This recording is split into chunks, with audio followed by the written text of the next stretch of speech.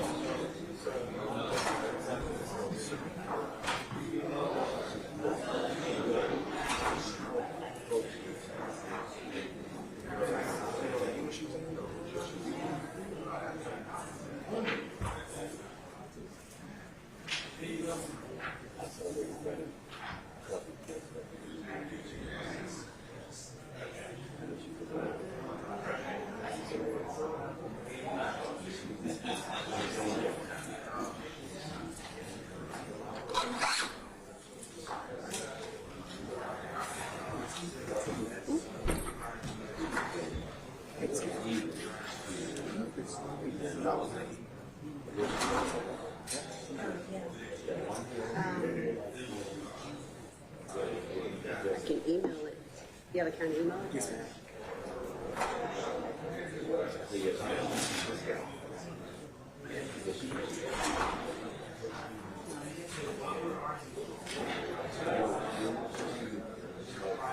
So the name is going to be like SCEA.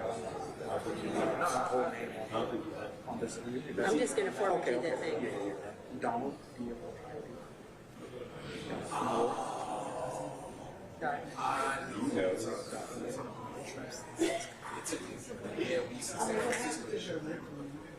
Donald Trump company. That's disturbing. I hate that.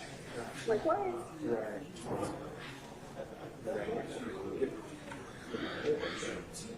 I think.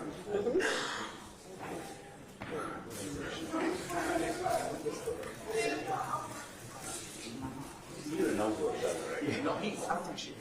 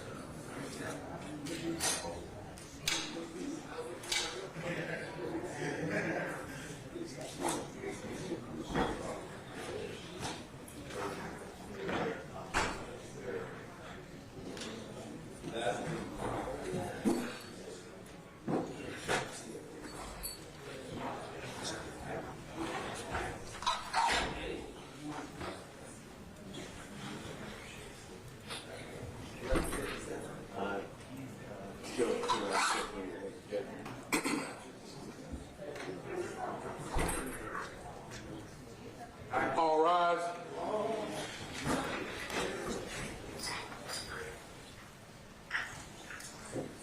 Superior Court of Fulton County is now in session. Honorable Chief Judge Drew Lamar presiding. Good morning, ladies and gentlemen. Please be seated.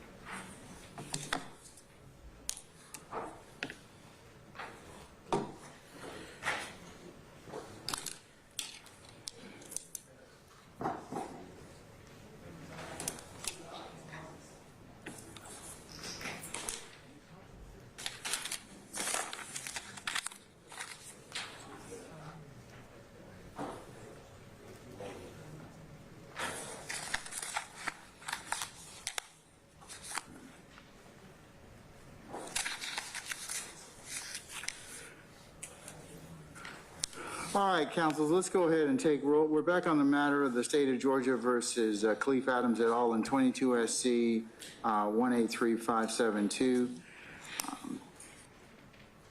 Mr. Beebe and Mr. Partridge, good morning. Good morning, Judge. Mr. Stillwell and Mr. Botts and Mr. Sharp, good morning. Good morning, Judge. Mr. Farley and Mr. Menendez, good morning, gentlemen. All right, Mr. Williams, Mr. Steele, and Mr. Adams, good morning, gentlemen. All right, Mr. Mender and Ms. Fagan, good morning. All right, Mr. Kendrick and Mr. App, good morning, gentlemen. Good morning, Mr. Huey and Mr. Matthews, good morning.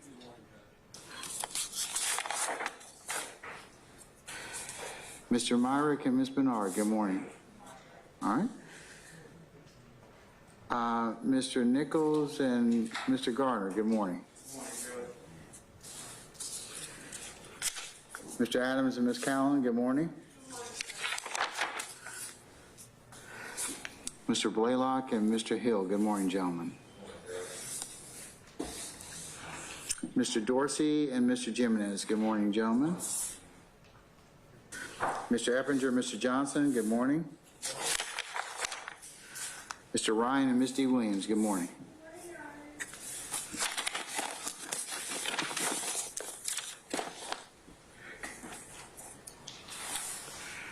Okay, we got Ms. Love, Ms. Hilton, Mr. Floyd, and who's the interloper at the table? This is Alex Burning. What's your name, sir? Alex Burning. Spell your last name for us, sir. E-R-N-I-C-K. Okay, just like it sounds. Welcome to the table and good morning.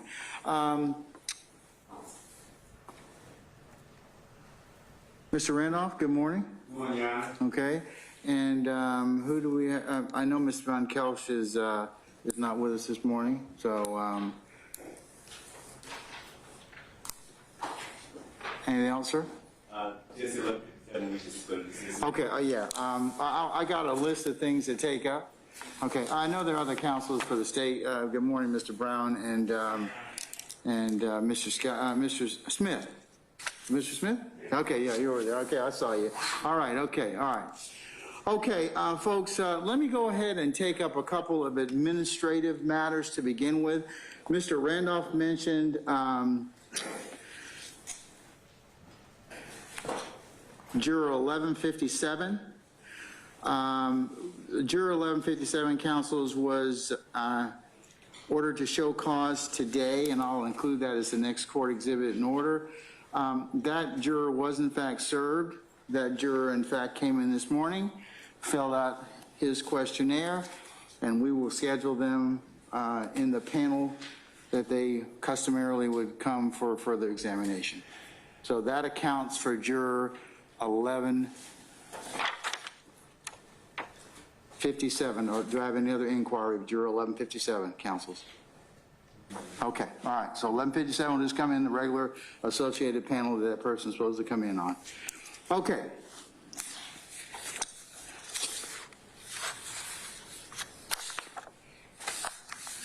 Next two things are just follow-ups on other business that we held a little earlier.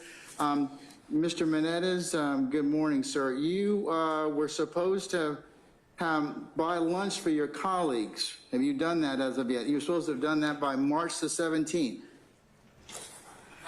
Did you go to, I told you Jason's Deli.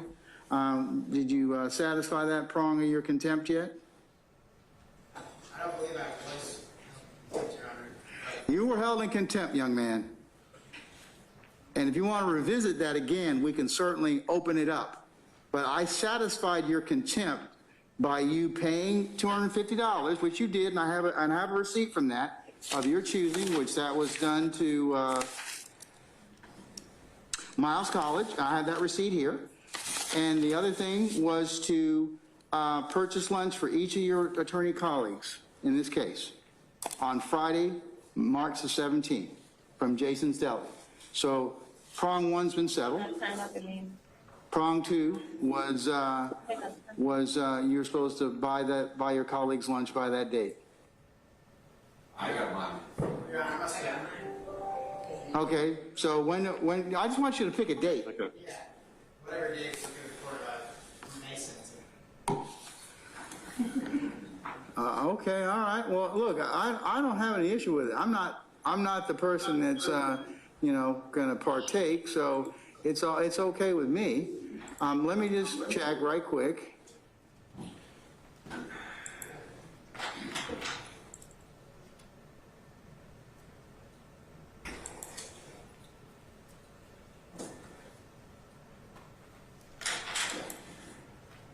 Here, I think that's the week that we're gonna have off for May 19th. Maybe I should just do May 19th for the day that we watch the video. May 19th would be fine. Most of your colleagues would be here anyway, so does that work for you, sir? If that works for me, Judge, and also I never saw the contempt order. I misinterpreted the whole thing. I have it, and I haven't, we have not entered it because I want you to satisfy it first, because then I don't have to include the incarcerated portion of that, okay? Judge, I did misinterpret it, and I want to appeal that. I apologize for being independent, wasting people's time. I don't admit that I was in contempt, so I do want to appeal that. Also, I have a hunch. Hold on one second, sir. I just turned mine off. I'm sorry.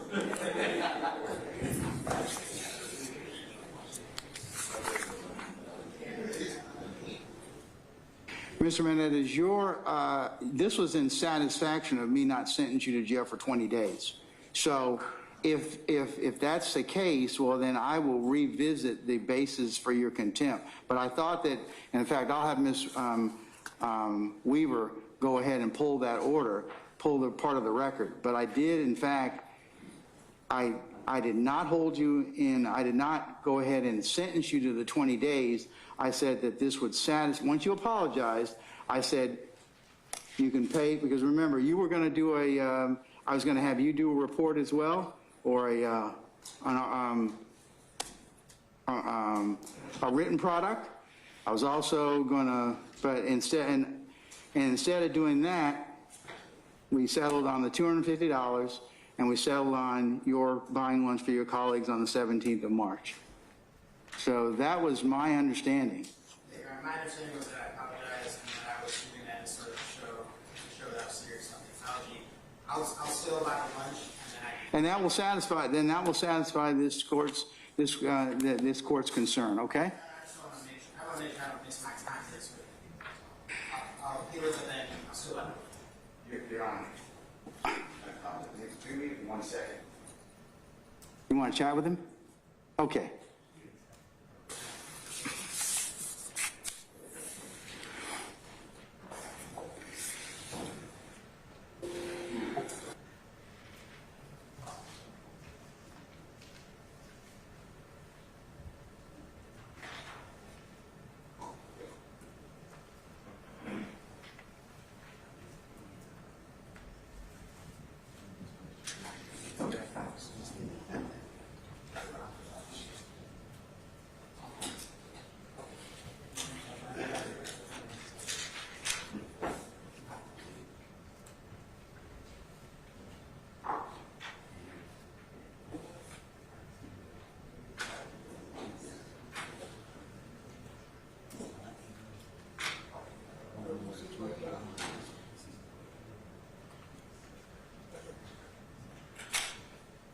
Mr. Steele, we good?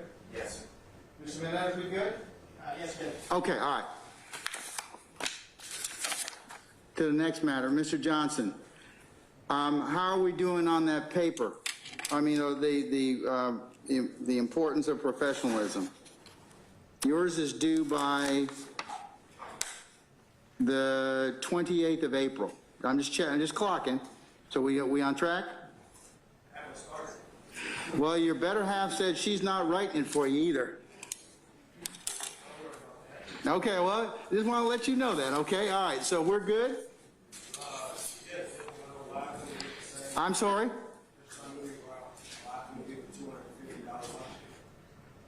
Because that wasn't offered to you. You already asked me, could I pay the $1,000? I told you no. Well, I know you would, but that's not what's on the table. So, you said 20, right? 28, yes, at noon. Or you do 20 days. It's 17-page paper on the importance of professionalism in the legal field and treating one's opponents with civility. Paper is to be published quality in APA format and at least 10 primary and 10 secondary sources. Means that we should be able to send it to the to either the Georgia, any one of our law, or actually law review or any other place that accepts publications, and it should be acceptable. Say again? Say again, Mr. Jimenez? It's very difficult to get published, you know. I've never been published. Okay, all right, okay. But that's another issue that we're not going to deal with today. But anyways, okay, so Mr. Johnson, are we good with that? I mean, it needs to be a scholarly quality, basically, okay, that you would, it's error-free and that you would turn in to satisfy a writing requirement. So you're saying I should, what about just trying to pass the class?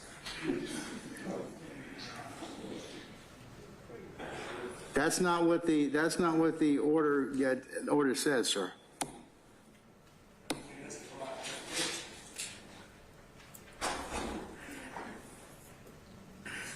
Well, I'll put it this way. As long as you write it yourself and it is completed in the format as dictated, APA, at least 10 primary and 10 secondary sources, that will satisfy the contempt. I mean, I'm going to read it, and I mean, and if I don't find it to be of suitable quality, you'll redo it. But the other thing is, if you don't do it, the other option I have is to jail you for 20 days because it's not satisfactory. So I would suggest that you write it in a satisfactory manner. I'm not, you know, lawyers, we talk and write. That's our trade and stock. So I think you'll be able to do it. I know you'll be able to do it. You pass the competitive examination, you're a licensed lawyer, you have a 6-digit bar number. I am certain that you can do this assignment. Any other questions, sir? Okay. All right. Third matter of administrative. Mr. Chamberlain has the thumb drives with this last group of Group 5, I believe, their responses. He's going to hand those out at this point in time. So as we start taking care of our business, if I could call on the services of Jimenez and Associates IT Tech Company to go ahead and check those. And if you have any issues with either reading or copying, that we know, so that by the conclusion of these proceedings today, I can take up on the record that everyone does in fact have a copy that is readable. So we're going to work on that right now.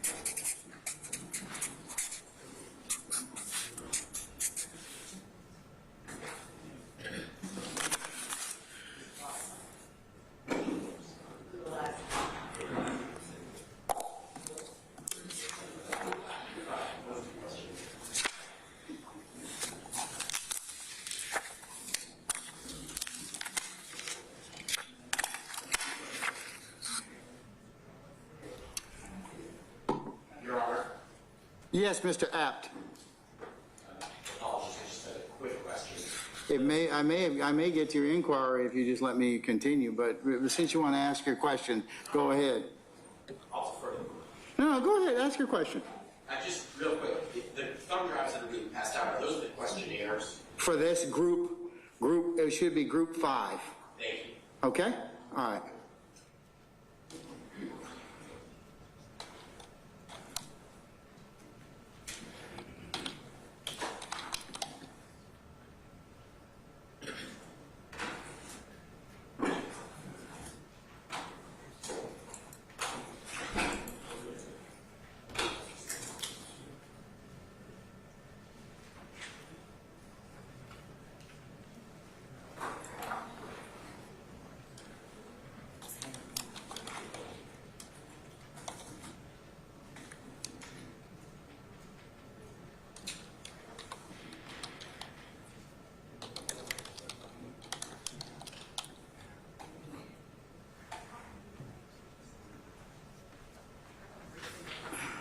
Okay, the next matter of administrative I want to take up is, or at least kind of just in terms of scheduling, is I have Misty Williams. Good morning, madam. Again, I'm in possession of your motion to withdraw as counsel that was filed on the 10th of April of 2023. I would like to schedule that motion at this point in time. So,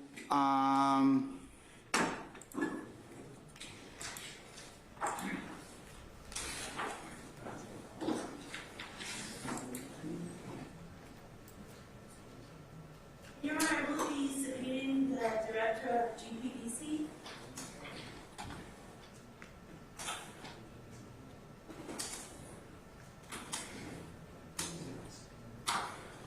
They'll need at least 10 days so I can serve her.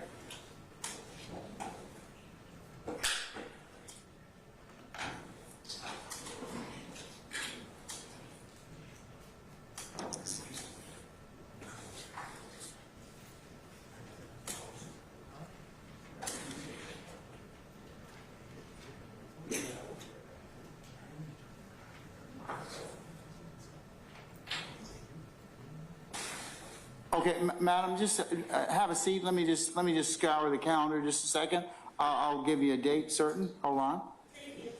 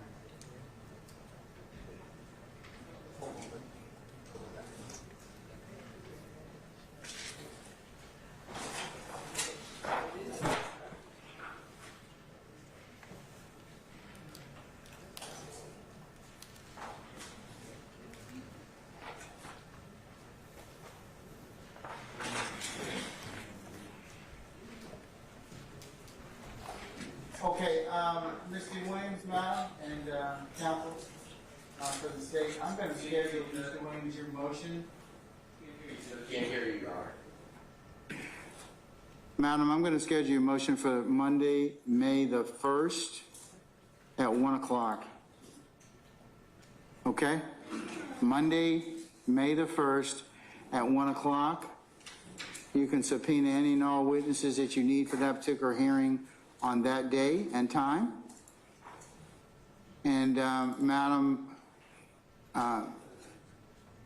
and Ms. Lowe, I include you on the message from General Counsel, Ms. Glazer from the Georgia Public Defender Council. I will send her a note copying all of you, telling her that date she probably want to be there at that time on the 1st.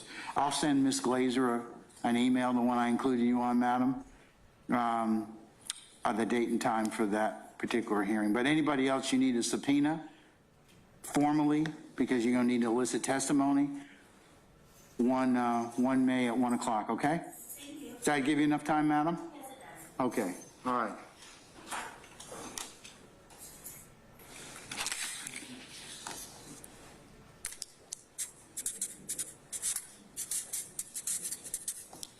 And we'll send out the notice today.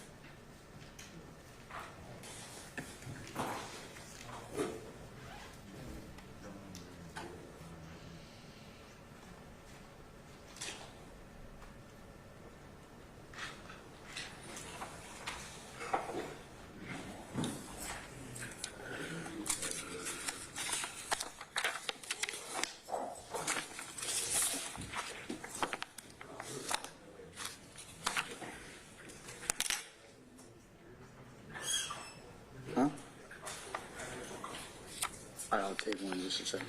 Just give me 1 second. Okay. All right, councils, let me go ahead and just take up one more thing, and then I'm going to recess for a comfort break, and then we'll come back and begin our substantive motions, breaking for lunch as necessary. Folks, it has been brought to my attention that some of you at various times have gotten cross purposes with other of our court personnel in here, okay? And this falls under the general category of just professionalism and our obligations as counsel. I've told everybody before that our deputies are responsible for good order and discipline, but I've also indicated to you as well that please do not provide any extra items in contravention of the things that our deputies have told you, meaning that I know that you want to be nice and give candy and drinks and use your phone and everything else, but that is not acceptable. So you can be charged with obstruction just like anybody else. So I'm just going to tell you, I'm not threatening anybody. I'm not just trying to tell, but just think about your professional obligations as a lawyer, okay? And just follow our deputies' asks of you in terms of just what is acceptable, because they're in charge of the security and other things. If you have a problem, put it in the form of a motion, let me deal with it. Or just come up to the bench and I'll see if I can maybe work out something with those. We have a pretty decent relationship with everyone in all concerned. So, but let me handle that, and if it needs to be addressed, but on a basic level, folks, all of us are still subject to the rules, to include the court. So please don't put yourself cross purposes with that, and that's all I'm going to say in regards to that. All right. I'm going to take 10 minutes for comfort, and then we'll go ahead and begin with our substantive motions for the morning and the rest of the afternoon. All right, so we're in recess.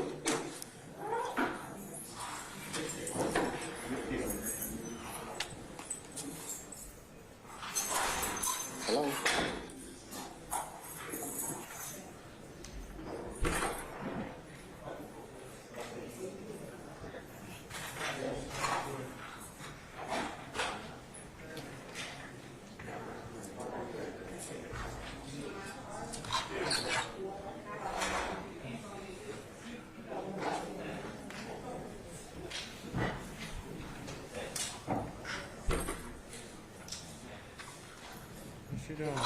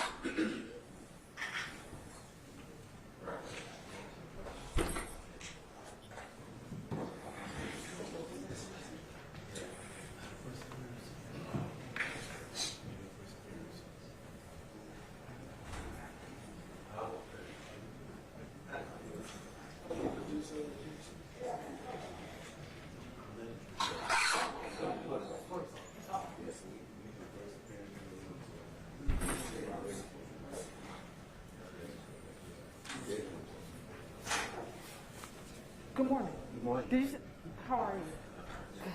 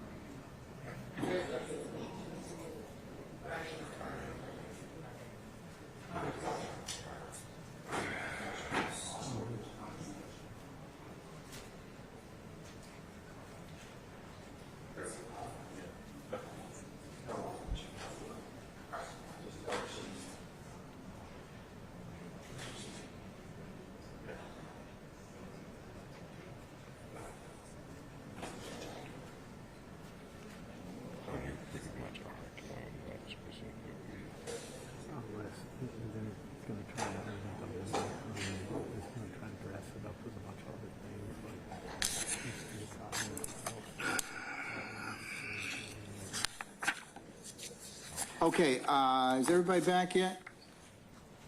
Yes, sir. Okay, lawyer lobby, let's see, everybody back? Okay.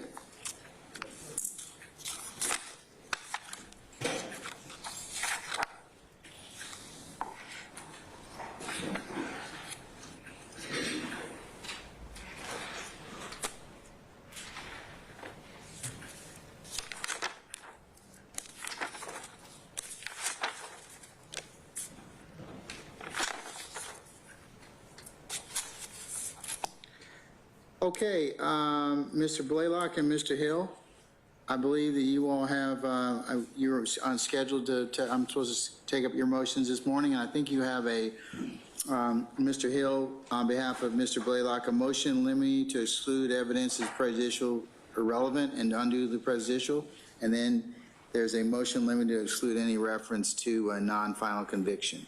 Yes, Your Honor. Okay, the floor is yours, sir. If you want to come to the podium for me, please.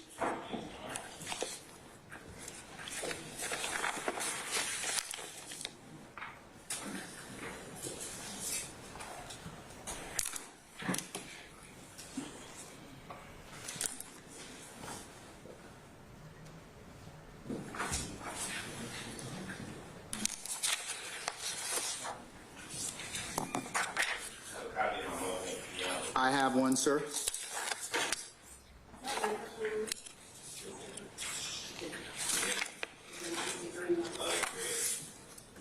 Now it's green. Okay. Do y'all need a copy of the motion? Okay. I'm sorry? Oh, yes. We'll mark that as the next court exhibit in order, Christina, since he's going to offer you a copy.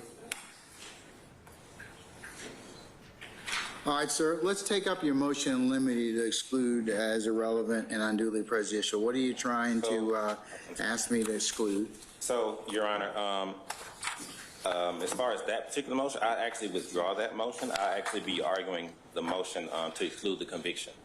Okay, so the one that the motion limited to exclude evidence is irrelevant is withdrawn? Yes, this okay. is only the motion to exclude the conviction. All right, sir. We will mark that as withdrawn. And Mr. Kearns, if we do a suit of order, just memorialize that for the record, please. Certainly, Judge. Okay, all right. And then, okay, all right, so we have, all right, so what is your motion limited to exclude any reference to a non-final conviction? We can go ahead and take that up. Okay, Your Honor. Good morning, Your Honor, my colleagues, and all interested parties. So, Your Honor, the purpose of this motion is to get any reference to Mr. Blaylock's prior and wrongful and non-final conviction in this case. Is this the matter involving 19 SC 168236? Yes, Your Honor. Okay, all right. Okay. Is that case on appeal at this point in time? It's currently on appeal pending a motion for new trial. Who's that case pending before? I'm not sure. Which judge? Judge Ingram, I'm sorry. Have you scheduled your motion for new trial as of yet? So I'm not representing Mr. Blaylock in that new trial. The Honorable Mr. Steele.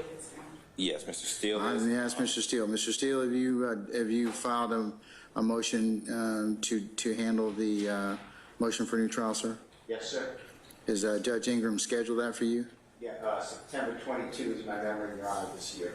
September 22nd, okay. Co-defendant, obviously, who's here, represented by a very fine lawyer. That lawyer just got on the case, and that lawyer needs additional time, so I'm assuming, this is my assumption, Your Honor, that it's going actually after our trial. Okay, all right, sir. Thank you very much for the information, Mr. Steele. All right, Mr. Hill. Okay, so anything else, sir? Yes, Your Honor. Okay. So just as a brief history, so I'll start off. First off, Mr. Blaylock is innocent of all charges in this indictment. On or about Indictment 19 SC, because you Now you distinguish because, Okay, I'm sorry. okay, because you That got one- our indictment, you got the prior indictment. sorry. So you're saying of 19 SC 168236? I'm referring to that one as well as the instant indictment, the 22. All right, the matter in 22 SC 183572. Yes, Your Honor. Okay, all right. On or about October 1st, 2021, Mr. Blaylock was wrongfully convicted of 1 count of murder and 2 counts of aggravated assault with a deadly weapon. And that was case number, as the Honorable Court said previously, 19 SC 168236. And those three wrongful convictions formed the basis of overt acts number 78 through 81 against Mr. Blaylock, alleged against Mr. Blaylock in this indictment. On December 9th, 2022, the state filed its notice of intent to impeach Mr. Blaylock with these prior convictions and notified Mr. Blaylock of his intent to present a certified copy of this conviction in case number 19 SC 168236 as impeachment evidence. And as we just discussed, Mr. Blaylock's conviction in case number 19 SC 168236 is currently on appeal pending a motion for new trial. Therefore, that conviction is not final at this time. Now, there are... But it also depend upon whether or not Mr. Blaylock decided he wanted to, in fact, present any testimony. Would that depend on whether or not these convictions are, in fact, usable? So when it comes to the testimony aspect of Mr. Blaylock, that's actually the second part of my motion. Part 1 would be to get any reference excluded generally. Sure. I mean, that's just generally accepted impeachment. If he testifies, which he has a right to decide whether or not he wants to do or not, then and only then would those impeachments be it could be used against him. Is that Okay. So as far as do you like me to go ahead and address the impeachment issue? Because I had... Sure, but generally, is there something I'm missing? Because unless the state can't just introduce him just because, your client would have to put himself in a position to, in fact, for them to be admissible. Okay. They just cannot be saying, hey, they can't introduce him in their case in chief. Okay. Okay? Unless there's some other basis. Might be on the RICO matter, but I haven't gotten to that issue. You're just talking about straight out impeachment, right?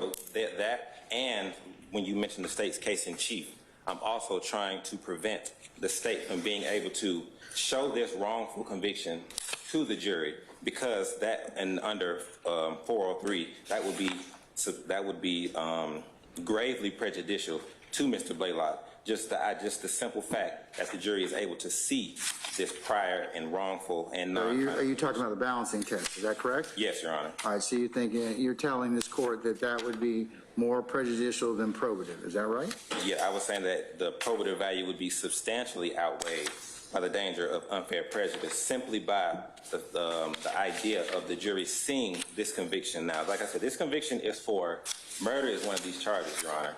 Murder is arguably the most serious crime that's out there. Just simply the jury seeing this will essentially convict Mr. Blaylock. And I would like to direct the court's attention to an 11th Circuit case. That's United States v. Harriston. That's Harriston, and that's 329 Federal Reporter 3rd Edition 779. In that particular case, Mr. Harriston was convicted of RICO conspiracy, and one of those predicate acts, among other things, was murder. And the additional charges that he was charged with in there was conspiracy to violate, conspiracy to distribute cocaine, and marijuana. At some point during the trial, the government introduced evidence that Mr. Harriston had a prior murder conviction, and immediately the district court informed the prosecution, and this court is on page 786 in that case. There are some explanations for events that simply can't be made in front of a jury, and you have put before this jury a conviction of a homicide of a defendant on trial where one of the allegations is murder. I have never seen a more ill-advised move. In this particular case, the district court originally granted a partial mistrial as to 2 of the predicate acts in the indictment and left the other allegations against Mr. Harrison untouched. In this case, Mr. Harrison ended up being the only one of his co-defendants who was convicted of any charges in the indictment. On review, the 11th Circuit concluded that the testimony about Harrison's murder conviction not only was unfairly prejudicial to Mr. Harrison on the two predicate racketeering acts, but was also unfairly prejudicial on the RICO conspiracy and the drug conspiracy counts as well. The court noted that the murder conviction was equally prejudicial on the RICO charges as well as the drug conspiracy charges and the two predicate acts.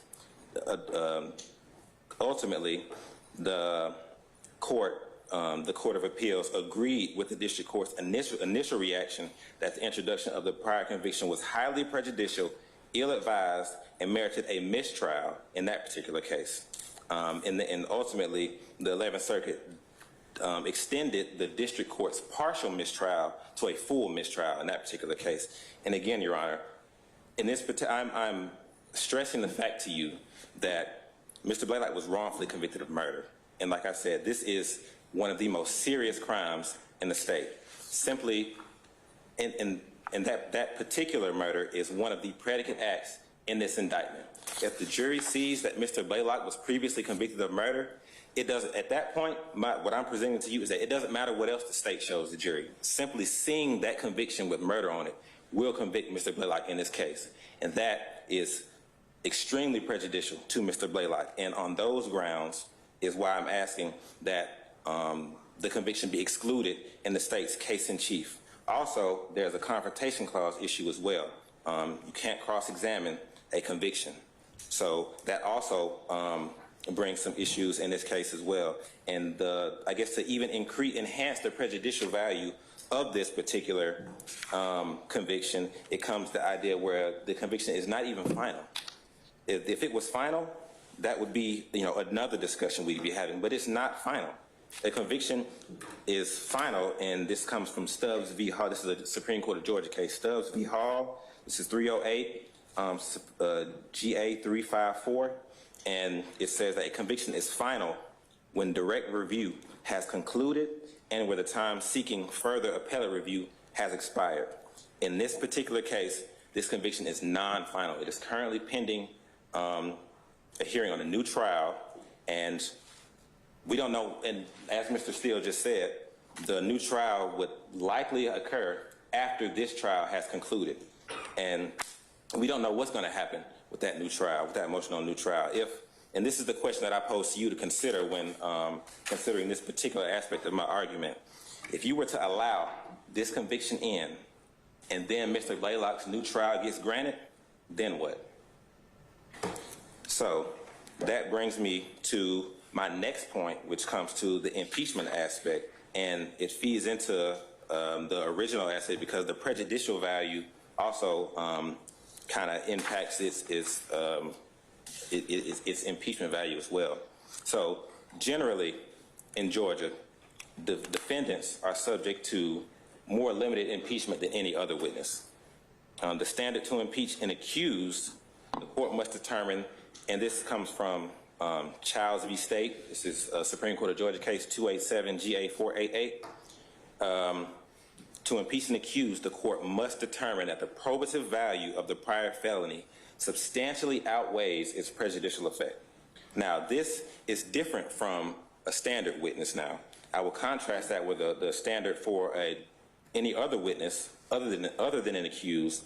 To impeach a witness, and this is also from Childs v. State, to impeach a witness other than an accused, the court must determine that the probative value of the prior felony simply outweighs its prejudicial effect. So in this particular case, because Mr. Blaylock is the accused and the state is seeking to introduce evidence to impeach the accused here, the court must make a finding that the probative value of the prior felony substantially outweighs its prejudicial effect. And what I'm putting forth to the court here is that that is not the case. This is a much more stringent test, and the Supreme Court of Georgia has given the Honorable Court 5 factors to consider when determining the probative value versus the prejudicial effect. And this comes from Clay v. State, 290, the Supreme Court of Georgia, Clay v. State, 290, GA 822. And this analysis includes the following factors: the nature, i.e. impeachment value of the crime, the time of the conviction and the defendant's subsequent history, the similarity between the past crime and the charged crime, so that admitting the prior conviction does not create an unacceptable risk that the jury will consider it as evidence that the defendant committed the crime for which he is on trial. That's a big one right there. The importance of the defendant's testimony and the credibility and the centrality of the credibility issue. Now, this list is not exhaustive, but the court has determined that these are the key factors to consider when determining whether to admit a conviction to impeach an accused under OCGA 24-6-609. Now, the three factors that are most pertinent here, I would say factor 1, 3, and 4, and that would be the nature, i.e. impeachment value of the crime, the similarity, so that the jury will consider it as evidence that he committed the crime for which he is on trial, and the importance of Mr. Blaylock's testimony. Now, first, to the nature or the impeachment value of the crime, the impeachment value is extremely low. This is the convictions here are for wrongfully convicted of murder. He was also wrongfully convicted of 2 counts of aggravated assault. None of those are crimes of dishonesty. None of those speak to any way Mr. Blaylock's propensity to tell the truth. And as I said previously, particularly the murder, that is arguably the most serious crime in the state. The only thing that this will do, once the jury sees this conviction, it will just essentially convict him in this case. He will have no chance here.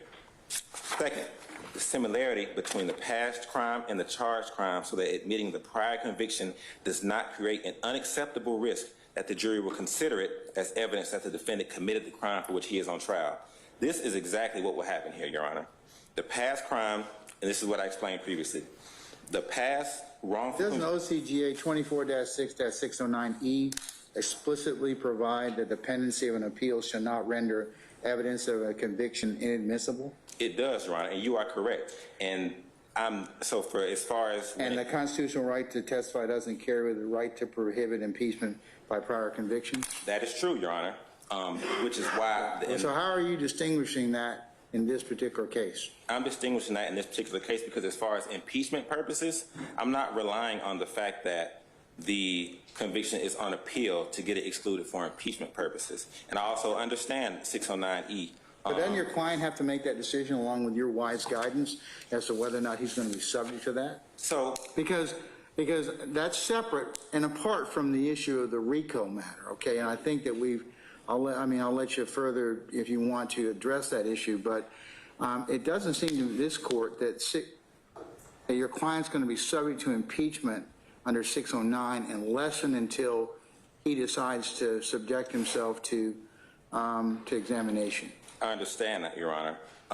However, I guess what I'm presenting to you is that these prior convictions are so prejudicial, no one would testify in this particular situation. If you were on trial for anything, to be honest, and you knew that if you just simply took the stand that the state could present a conviction of murder to the jury, I wouldn't testify.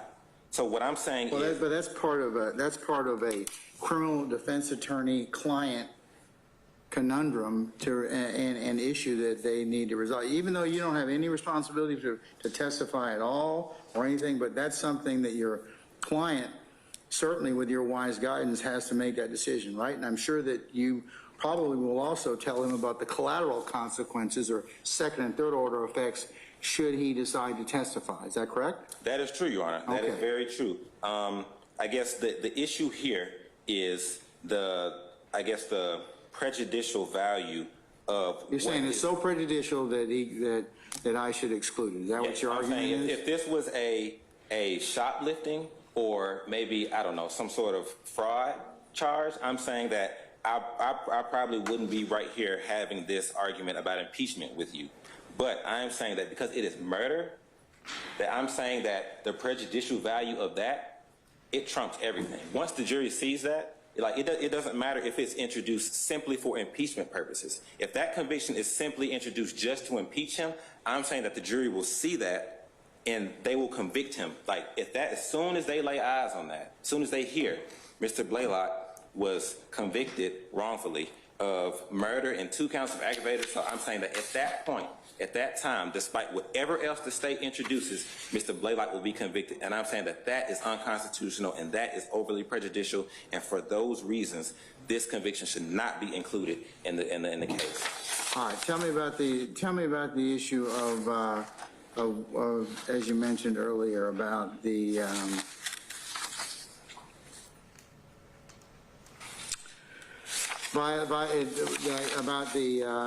about how introduction of this potential conviction would violate the double jeopardy issue. So as it pertains to...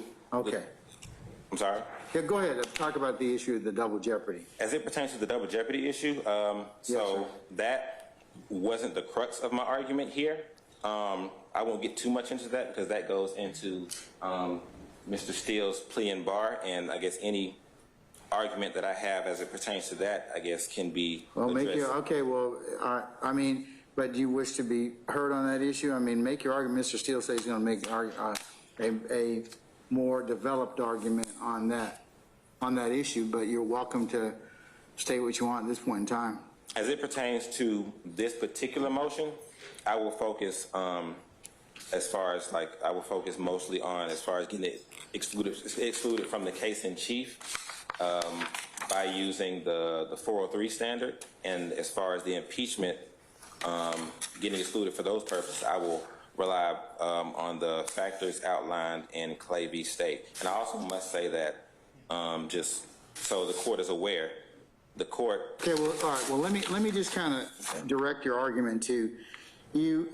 There's a lot of authority, and the states mentioned this as well in their reply response to the court about, there's a lot of case law which kind of holds that a RICO conspiracy conviction may be used for acts where a defendant has been previously convicted. All right, and they talk about that in Rogers versus the state at 201 Georgia Appeal 426 and 427, 1991. United States versus Gonzalez, 921 F second, I should say, 1530 from the 11th Circuit, and U.S. versus Link, 921 F second, 1523 from the 11th Circuit, in particular, as well as some other cases that talk about that issue. So you want to address that issue so that I can hear from you? All of those cases, those are different from what I'm arguing, because as you... How so? Because as you look at the state's argument, and they mentioned Blockberger and the drinker test, so for purposes of this instant motion... But that's for double jeopardy. Yes. Okay, we're not going to talk about double jeopardy. You're going to let Mr. Steele talk about that, right? And that's what I'm saying. But let's move on to the RICO aspect. So if you're going to yield your argument to Mr. Steele and let him handle that, then I'll acknowledge the fact that you have it in your pleadings here, but that Mr. Steele is going to more develop that, okay? Okay. All right. So, but I'm asking you to just to finalize your argument on the issue of the RICO. Okay. Okay? So, and in finalizing my argument on the issue of the RICO, what I'm saying... Yeah, your argument seems to, from the state's contention, not address the issue of a RICO conspiracy conviction may be used upon acts for which a defendant has been previously convicted. You're saying no because it's not final, no because, but they're telling me yes, well, they can use it, and they're telling me there's a lot of well-settled law in regards to that. So what would your argument be to that issue? Okay. My argument to that, if I could, can I get 1 second, Your Honor? Sure.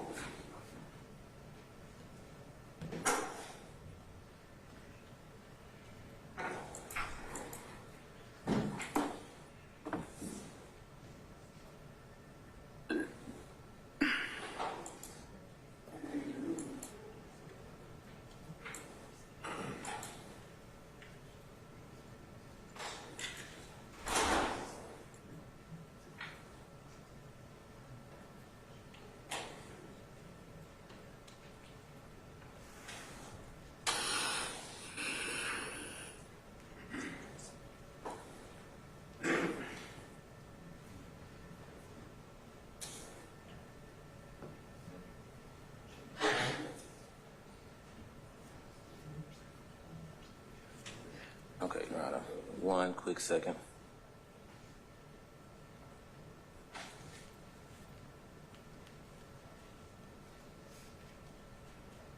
Okay.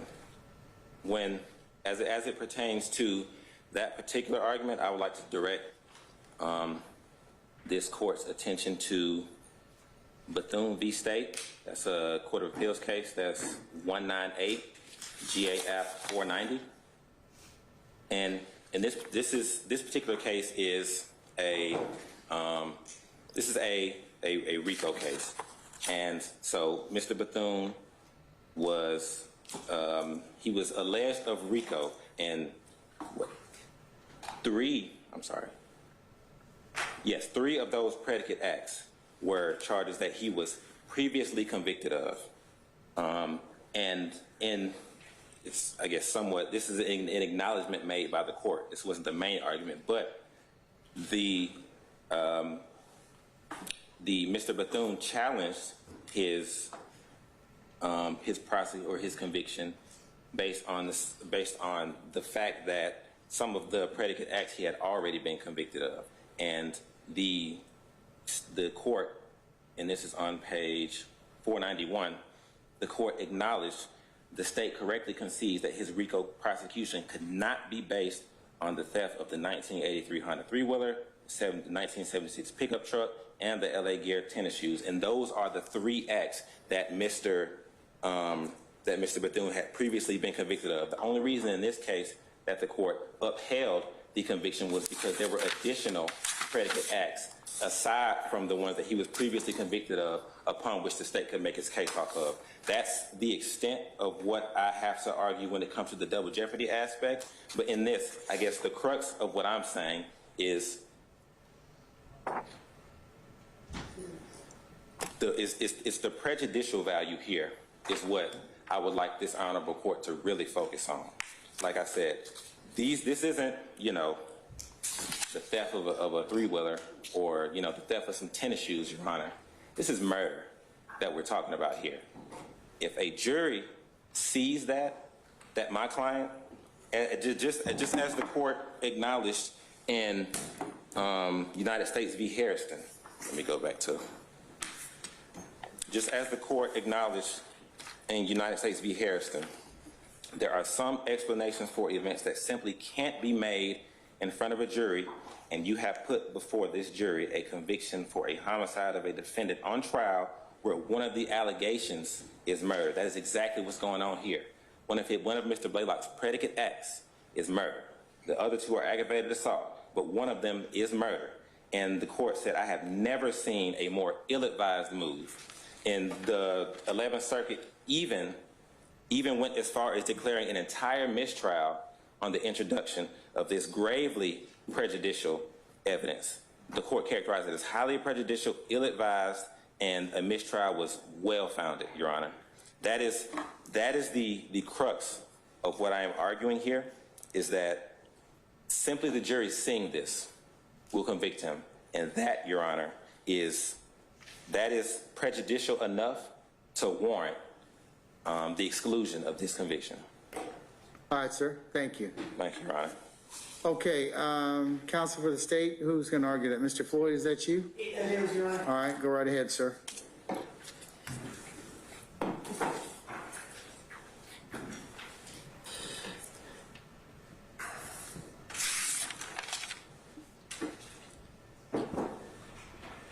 So, Your Honor, a number of things. First of all, as you pointed out, I think in reference to the brief that the state filed last week, the idea that the pendency of an appeal renders the conviction inadmissible is simply wrong. The idea that the that the conviction is not final is simply wrong as a matter of law. That's controlled by case law and statute. So that cannot be a basis. Simply saying the conviction is wrongful doesn't add anything to the equation. It was said over and over again, but no basis was provided for it. There's no reason to believe that that conviction was wrongful in any form or fashion. The evidence is relevant. as to, two arguments were made here. One is to keep the evidence out of the substantive case in chief. The other is to prevent impeachment. Your Honor's analysis as to the impeachment question is exactly correct. The defendant has to make a decision about whether to take the stand or not. He'll be advised by counsel as to what the implications of that will be. If he takes the stand, he is subject to impeachment. And the Georgia case law is clear on that, and we've cited that in our brief. So I really won't belabor that. The 403 argument is not in his motion. There's no reference to 403 in the motion. That's completely new. But I would have to take it up anyways as part of my analysis. Even if he didn't bring it up, I still would have to, on my own, as the court gatekeeper function, I would have to, even if he didn't bring it up, I would have to do that analysis. At that point in time, yes, but we're well before trial. I understand. Okay. If he made a 403 objection at that time, I agree with you. My point is that this was not something that was put on the table for us before today. Yes, sir. And so the analysis, I just can't agree with. As far as I understand this, it is basically that evidence of a murder that is alleged as an overt act specifically in this case is somehow inadmissible because that evidence is too powerful. I honestly, I can't, I have trouble wrapping my head around that one. So I tend to look at the statute itself, and 1614(3) sub 5 is what defines racketeering activity for purposes of this statute. And it not only makes murder an act of racketeering activity under 5A, under 5C, it makes any act involving murder an act of racketeering activity. The Hairston case that I looked at it's a per curiam decision. It's not signed by any of the 11th Circuit judges. And the problem appears to have been the introduction of a murder conviction on impeachment that the defendant didn't know about. And it, as best I can read it, and it is not the clearest opinion I've ever seen, I'll just admit that up front, it looks as though it was not part of the alleged racketeering activity. That's in sharp distinction to what we have here. And there you were dealing with conspiracies that were on both coasts of the United States. Everything we're talking about here is in Georgia. So we don't have something irrelevant because it's geographically distant from the other conduct. Also, the acts we're talking about, number 79 is a murder that took place on February 23rd, 2019. Number 80 is a assault with a deadly weapon, same date. Number 81, assault with a deadly weapon, same date. Each of these occurred, in each instance, Mr. Blaylock is alleged to have acted with another associate of YSL, Mr. Ryan. So that ties it directly to the enterprise in question here. It's within the date frame of the conspiracy, and notably in Act 82, which was not mentioned, the day after the murder and the two assaults, we have Mr. Blaylock posting on social media. It's his photo. He flashes a YSL hand sign, the caption "slime over sluts" with a green heart emoji and green snake emoji. And the indictment specifically alleges that a green heart emoji and a green snake emoji are identifiers for YSL. So this is not some tangential thing. This is right in the core of the case. As it happens, he has already been convicted of these offenses, and that takes us to the double jeopardy analysis. And I'll just touch on that because I think we're going to have more of that later. But as you pointed out, Your Honor, the case law is quite clear on this, that prior convictions can be introduced into evidence in support of a RICO conspiracy case. And we've cited you, I believe, at least half a dozen 11th Circuit cases that did just that. Those are cases both before and after Hairston. Hairston did not purport to disapprove of any of those. And so that Bethune, which was the other case, is not to the contrary, because Bethune is a 1991 case. You were read the citation, volume, and page. You were not read the year on that case. That's 15 years before Drinkard overruled Estevez and changed the whole analysis for double jeopardy. So Bethune doesn't do anything because Bethune relied on an analysis that has since been repudiated by the Supreme Court. So under the circumstances, the conviction is final. It is admissible for purposes of impeachment. We submit that under the circumstances, the way the 403 analysis has been presented is premature, but even if it were not, that is not a basis to exclude this evidence. Evidence is presumed to be admitted, and we don't see any example of a case cited by the defense where the murder is one of which the defendant has been previously convicted. It is alleged to be an overt act in furtherance of the conspiracy, specifically here, and it is directly tied by geography and relationship to other defendants. And therefore, the probative value greatly outweighs the prejudicial impact. All right, sir. Thank you. Okay.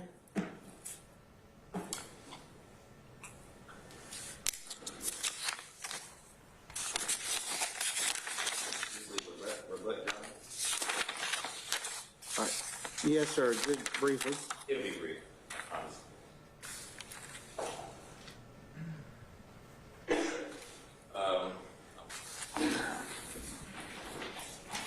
So, I will start by saying that this assertion that I did not mention the 403 argument.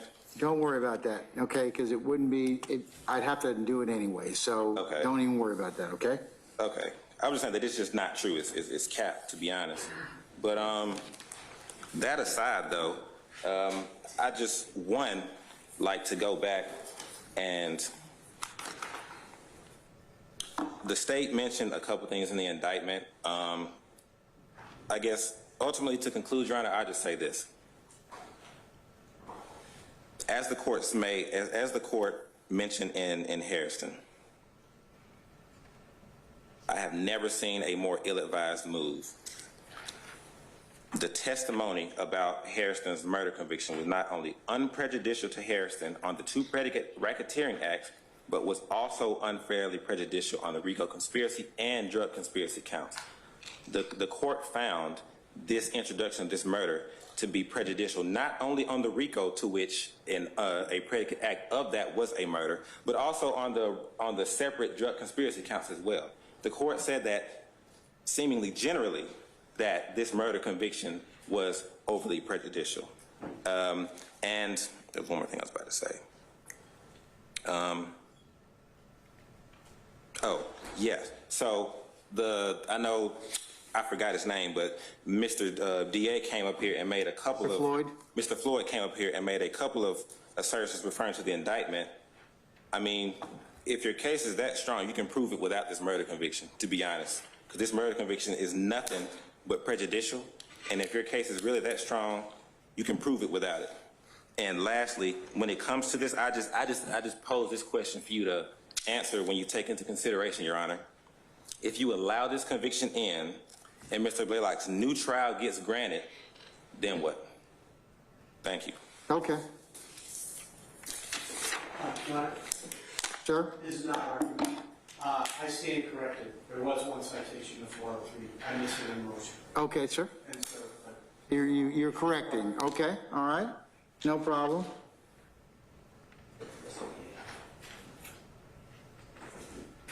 Okay. In terms of Mr. Blaylock's motions, motion in limine to exclude evidence is irrelevant and unduly prejudicial is withdrawn, and the court and its staff will do an order to that effect. In terms of the motion in limine excluding any reference to the non-final conviction, Mr. Blaylock, in case number 19 SC 168236 is the same and currently in the arguments related to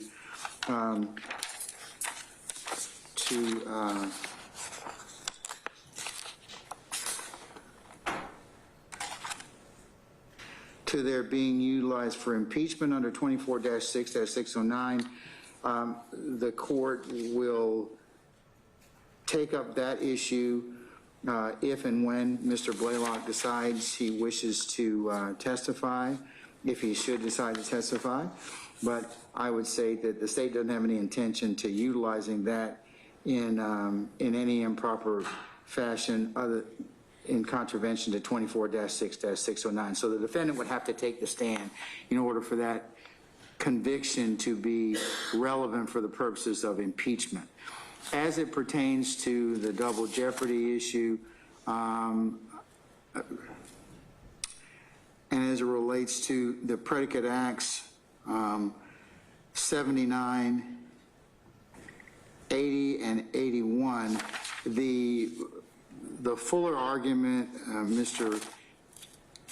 Hill is going to yield to Mr. Steele's argument later in regards to the aspect of double jeopardy, but he does mention the blockbuster drinker test, which the court has in fact is very familiar with. And then pertaining to whether or not this conviction can be utilized in a fashion in terms of RICO conspiracy conviction, the court disagrees with Mr. Hill in the sense that it may be used. So I'm going to deny Mr. Hill's motion to in limine for the above mentioned reasons. Mr. Floyd, if you do a suitable order for the court, memorializing that and sending Mr. Hill a copy of that. Sir, if you could get that done.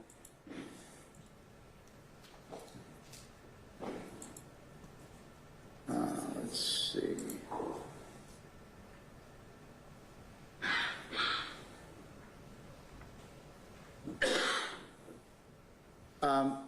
How's by 3 May, sir? Does that work for you? Okay. All right. Thank you, gentlemen, on that issue. Okay, let me just pause right a second, it being close to the noontime hour. Deputy Ingram? Yes, sir. Do we have lunch? Is it available at this point in time? It wasn't 2 minutes ago. It wasn't? 10 minutes ago. It was not? Right. Okay.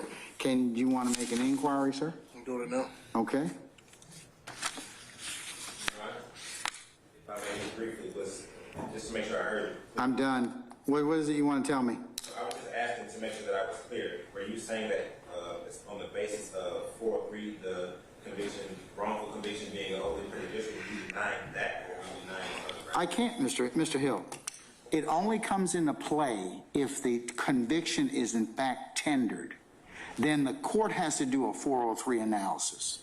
Okay? To make your argument of unduly prejudicial relevant at that point in time. I cannot just ignore 403. Okay, and I won't. Okay, but it only that particular part of your argument only comes into play if your client decides to testify, and then you would advise him accordingly, and then he would probably be subject to impeachment by prior conviction. If the state had that in a proper format, then I would take into account before its introduction, I would do that 403 analysis. Even the introduction of the conviction in the case in chief, like how you just said. You already told me that. You already argued that for the purposes of the indictment, correct? Yeah, and that's what I was asking if you were. Yeah, I'm denying that too. Okay.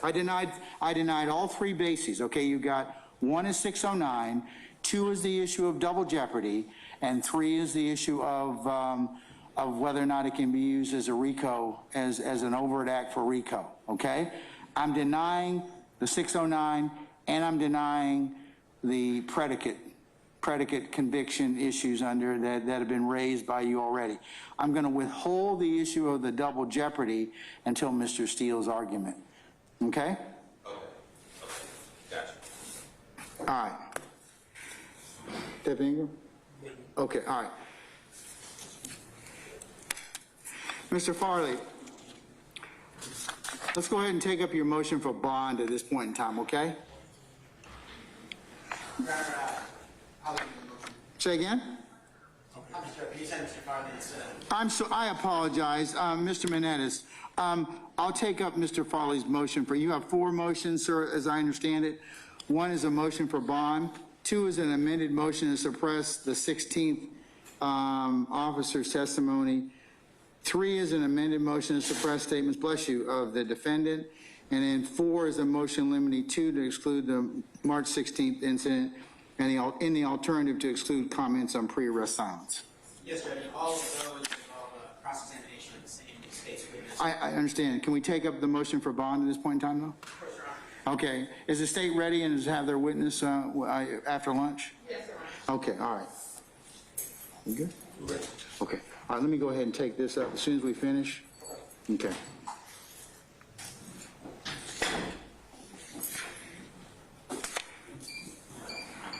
All right, sir. Floor is yours in terms of the motion for bond.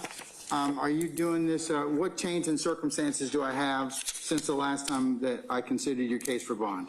Your Honor, there have been a lot of change in circumstances. For one, the defendants who the state previously proffered to this court were too dangerous to even be allowed a bond, were offered probation in exchange for some proffers. Well, that doesn't have anything to do with this matter.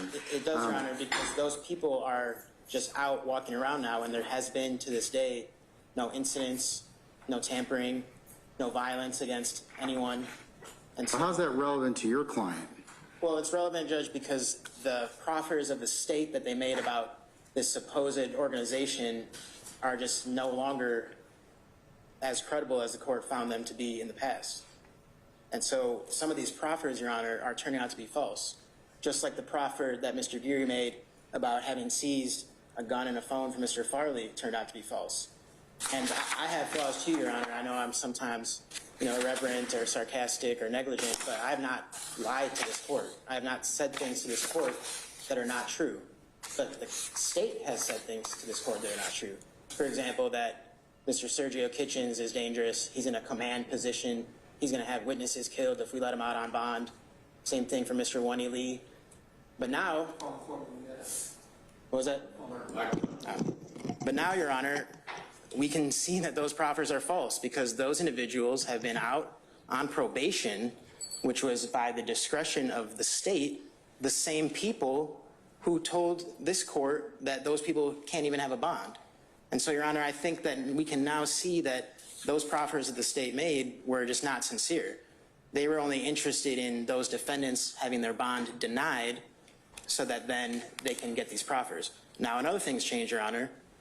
Had Mr. Farley agreed to make false statements that Fonnie Willis wanted him to make, he'd be out today. He'd be out months ago. But arguably, under the rules of professional responsibility, you can't do that, though. Your Honor, I understand, but what I'm saying to you is that these proffers are just disingenuous. If they're going to oppose bond, they should also oppose someone being out on probation. Okay, but a proffer is just what you expect the evidence to show. It's based on counsel's best efforts to verify information. It's not under oath. Is that correct? Other than your duty as an officer of the court. Is that correct? Correct, Your Honor. And what I'm trying to present to the court here is that the court, this honorable court, is to consider proffers and to find them true if the court finds them by preponderance of the evidence standard to be true, right? Okay. And so, Judge, I feel like in the prior denials of bond, that was denied just by a hair. And so now I think that those proffers are much less credible than the court found them to be before. And if you remember, Judge, it felt like Mr. Farley was just about to get a bond. He's an HBCU graduate who started an LLC in the Cleveland Avenue area where he's born and raised. He's not hanging out there, as the state says. He's living there, as we all live where we live. And then they brought up these jail calls supposedly talking about trying to conceal something, trying to get rid of things. And then the court heard those, had a different interpretation of them than me, and then just by a hair denied bond. And so now, Your Honor, I'm asking this court by a hair to grant Mr. Farley a bond. And that's not the only changed circumstance. We're also now on Discovery Dropbox link number 10. There have been 10 releases of discovery, and to this day, no articulation of what did Mr. Farley do to participate at all in the death of Mr. Drinks. And so here we are again. Bond was denied by a hair. Discovery is not complete, still not complete today. But again, we now have multiple releases of discovery and nothing incriminating about Mr. Farley, which again, Your Honor, suggests to me that by a preponderance of evidence, this court can now conclude that Mr. Farley is charged for the purpose of trying to extract false testimony from him. I present to this court that I know the state's going to say what they're going to say, but I know that in their heart and in their minds, they don't even believe that Mr. Farley is guilty. He's innocent, and they know this, but they continue to oppose his bond, and they've charged him in bad faith because they want him to do what Mr. Kitchens and Mr. Lee have done. And he will not do that, Your Honor. He's principled. He's going to assert his Sixth Amendment right. He's not going to say things that aren't true. Well, I would hope that he wouldn't, and you wouldn't counsel him to do that. Of course, Your either, Honor. right? So, And okay, that- it goes without saying. Right, Your Honor, and that's why Mr. Farley is sitting over there right now, and he's going to be sitting there for quite a long time until he's exonerated. He's innocent, and we didn't know that this was going to take this long, Judge. We were talking about 6 to 9 months, 2 months voir dire. Now we're all the way into voir dire. We don't know how long it's going to take. We don't know how the potential jurors will react to the individual questioning, how long that's going to take. And then if we want to gauge our estimates, you know, we sort of underestimated the length so far, so maybe even that 6 to 9 month number is an underestimate. And all that time, Mr. Farley is being punished for something he didn't do, a supposed criminal organization. That's up to the other attorneys, but even so, Mr. Farley never acted with the intent to benefit any organization except the LLC that he founded with his business degree and no criminal record, called Make America Slime Again. That's what he acts with the intent to benefit, not anyone else. Just like we all act for our own benefit, and when you're a business owner, you act for the benefit of the business. And so, Judge, there's again another changed circumstance. We now know that the trial will last much longer, and bond is not meant to be punitive, but it's going to be punitive in this case. When me and Mr. Farley walk out the front door of this courthouse together, he's not going to get those 3 years of his life back. And that's why we have bond, Your Honor. That's why we have the presumption of innocence, especially for someone that has absolutely no criminal history whatsoever. And again, Judge, that's not the only changed circumstance. There was a lot of talk about a supposed gun, a supposed trying to get rid of a phone, when I contended this court that he's actually having a private discussion with a former intimate partner, the mother of his child, who's here watching the proceedings. He's an infant. That's also not true. We have, again, Dropbox link number 10, and nothing in any of the discovery has anything to do with anything in Miles Farley's phones or him having a gun used in an unlawful way. And to make it even worse for the state, Mr. Farley's gun, we tried to give it to them. I told them who has it. I told the state's lead investigator to please go get it because it seemed like that was getting in the way of Mr. Farley having a bond. And yet again, Your Honor, I think by preponderance, the court can see that the state doesn't even think that Mr. Farley is guilty. If they did, they would have gone and gotten the gun. They never even went to get the gun that they're telling this court is being concealed. Well, if that's your problem, go get it. And they haven't, Judge. Another changed circumstance. So they know where the gun is. They won't go get it. Nothing in Discovery 10 or any of the others says anything about Mr. Farley unlawfully using a gun or possessing a gun or anything unlawfully used by his phone. And all these supposedly bad candidates for bond are out on probation. Nothing bad has happened. So, Your Honor, that coupled with the fact that there's a light at the end of the tunnel for Mr. Farley, but we don't know how long that tunnel is, and it's going to be incredibly long, in my opinion, even longer than what we estimated. And that now is going to create a punishment on him that shouldn't be there. And so if the court denied bond by a hair before, now I'm just asking this court, this honorable court, please to grant him a bond under all these changed circumstances and limit this unlawful punishment of someone who has done nothing wrong, but he wants to have his Sixth Amendment right to a trial. And I appreciate this honorable court for giving us that. It's just going to take a very long time based on the nature of the state's decisions and this court's interpretation of our motions to sever. And Your Honor, we'll do anything. We'll submit to anything. House arrest. I even have an extra bedroom in my home with a full bathroom. He can confine himself in that room on video surveillance with no technology and drive with me and back to court every day.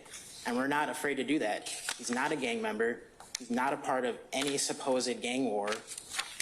We're not a part of any of this, whatever the state or the defendants are going to try to say it is. And so, Judge, that's another changed circumstance. He'll be on house arrest at my house and come here with me and wear an ankle monitor at his own expense. And it will save money for the security of the deputies, Judge, and the transport and everything. So in the interest of judicial economy, Mr. Farley's innocence, and constitutional principles, we would just please ask that you grant him a bond of any amount and any conditions, Judge. All right, sir. Thank you. All right, State. Who's going to argue that? Mr. Smith is, Your Honor. Mr. Smith? All right, sir. Good morning, Your Honor. All right. Not done anything wrong. So, contrary to counsel's argument, it's the state's position that Mr. Farley is not entitled to a bond, and he's simply not a good candidate for a bond, Your Honor. Well, he's telling me he's got no prior convictions. You've had 10 discovery dumps so far. Is there anything in those particular dumps that would change the analysis of what you proffered to me to begin with? And I understand, Your Honor. Mr. Farley has been before this court not once, not twice, but on 3 occasions requesting bond. And each time this court has denied bond, citing all 4 of the IALA factors as its basis for denial. In fact, at the last bond hearing, December 19th, this court heard jail costs from Mr. Farley. And this court determined that those jail costs showed that Mr. Farley attempted to conceal evidence. At minimum, Your Honor, this shows Mr. Farley posed a significant risk. When was the jail call? Pardon? When was the jail calls? I'm sorry. December 19th. December 19th of 2022? Yes, Your Honor. Anything since then that you're going to present to me or proffer to me that that would indicate that he has, in fact, made any additional calls or anything that would be in contravention or that would address the IALA factors? Yes, Your Honor. And I think in addition, he's also been posting photos from a contraband cell phone. I think that was presented as well at the last hearing as well. It was attached to the state's exhibit. On the 19th of December? Yes, Your Honor. Okay, all right. Yes, Your Honor. Anything else after December the 19th?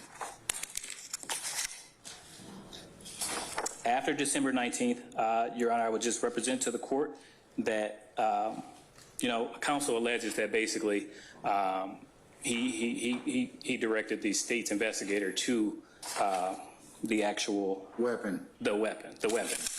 But from jail calls, there was also a phone that was concealed. He didn't provide that cell phone. And in fact, his words were, "Get rid of that mother." Those were the calls, Your Honor. Was this after December the 19th or is this before? This was still before. This was stemming from the actual cause, Your Honor. Okay. It's the state's position that Mr. Farley sits before this court today in the same position that he sat on the previous 3 occasions, Your Honor. There has been no change of circumstances despite counsel's argument, and we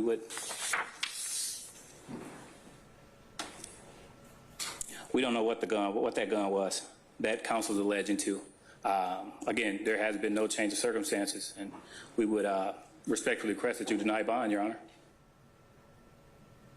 So the statement you made about, and I'm saying this is a statement you made on one of the jail calls, Mr. Farley's indicating, "Get rid of that motherfucker." What are you saying that's in reference to? That goes directly to one of the IALA factors, that he posed significant risk to obstruct the administration of justice, Your Honor, and concealing evidence.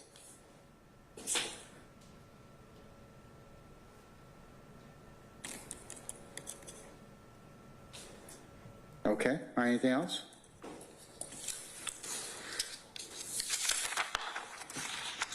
Not at this time, Your Honor. Okay.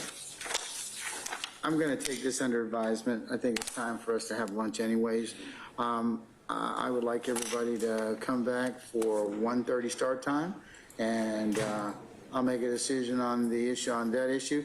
And Ms. Love and Ms. Hilton, if you would have your witness available for the other three motions that Mr. Farley is, we're going to take up at 1:30, that would be great, okay? All right, we're in recess.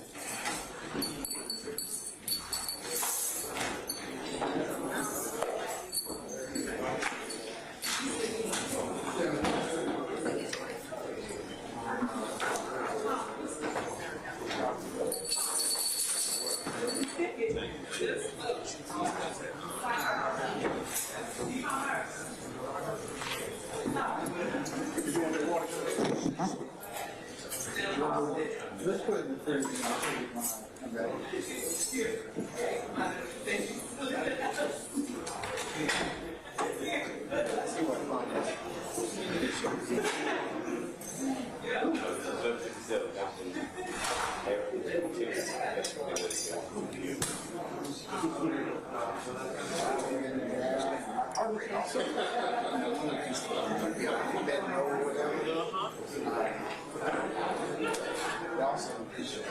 Yes. So for 2 hours.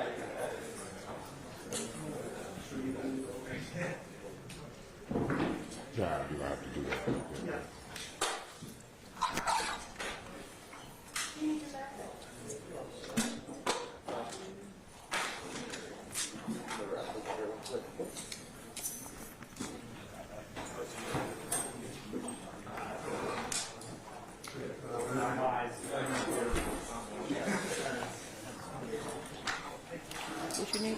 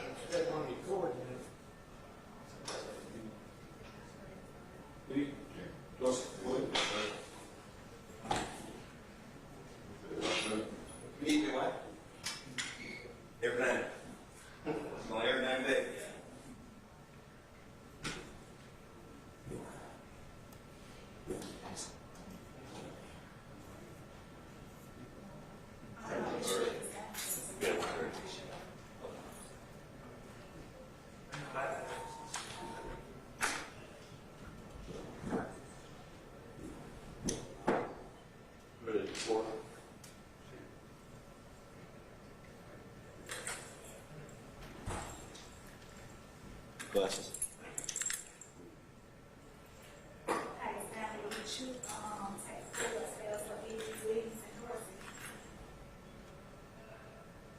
Oh, okay.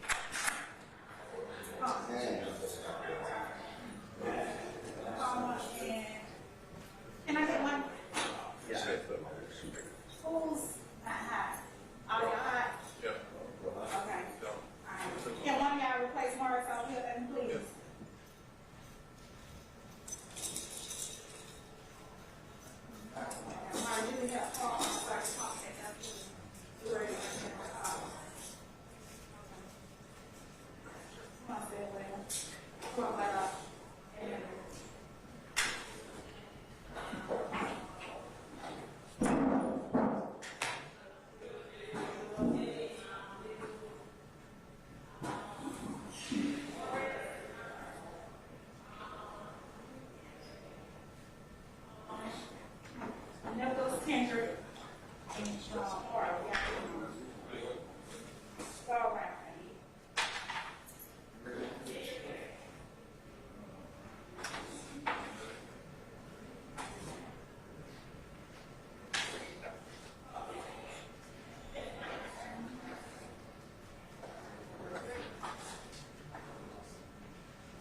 Come on, Ryan, Adams, and here you go.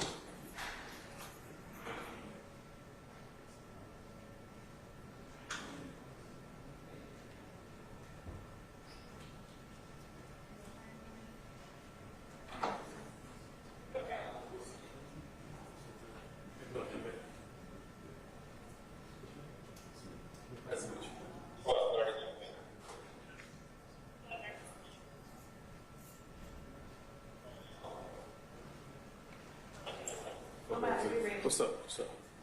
I think Where you gonna go? I want some. Where? What you want? We check it. It's your son. We Okay. can walk. That's fine. I'll be outside, Lou. I'll meet you out right here. Okay.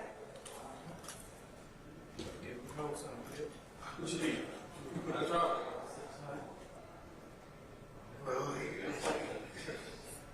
You know I work that Saturday.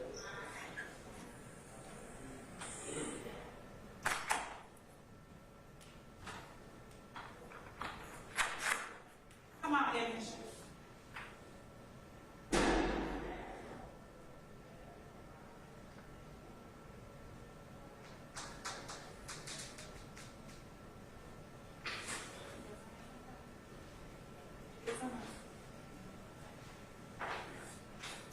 One night, come on, my head, place in me, please. You ready for it? Yeah.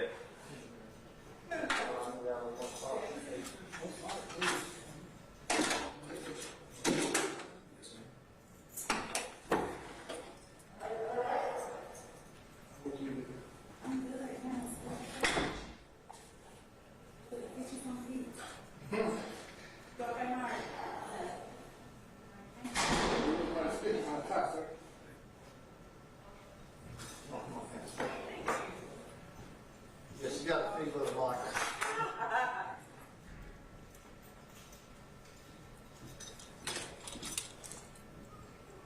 Where y'all want to go, Roach, to get something to eat? I don't know, I can find more extra ones in there. Or y'all want some raw chicken or something?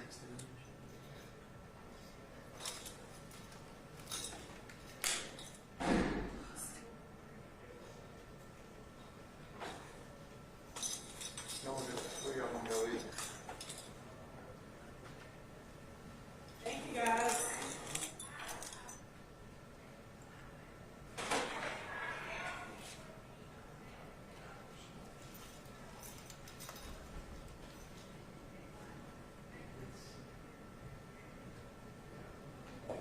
Hey, Smith, can you check make sure that door's closed? Question. So, lawyers can just leave phones? They ain't supposed to go out that door over there. Nah, it's I don't like some Don't be shy. Because I was sitting with, Yeah, it's Let good them be looking gone. out. Just Good let looking them- out. I need to talk to somebody. I got you. Yeah, I'll talk to him. Be home. Mr. Knox probably is. No, he's Mr. Knox already on. probably, I think he's suit. Okay. Quick. Thank y'all. Yes, Good ma'am. looking out. Yes, Good ma'am. looking out. Somebody want- You get a bang? They bang it? Yes. And I'll have to do it.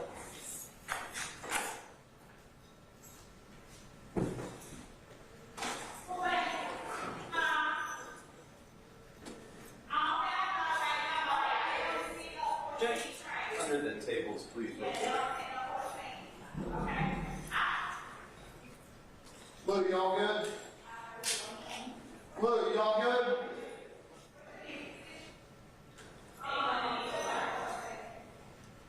I'm like,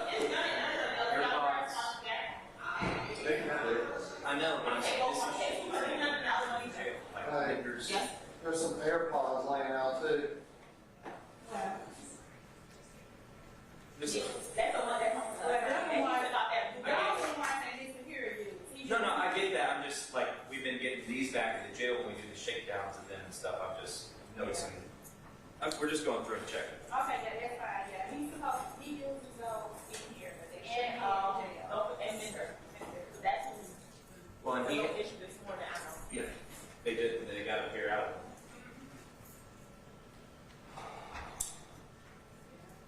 Did you think that's about time now? He's already on. Yeah, I already know, okay. Yeah, I got time.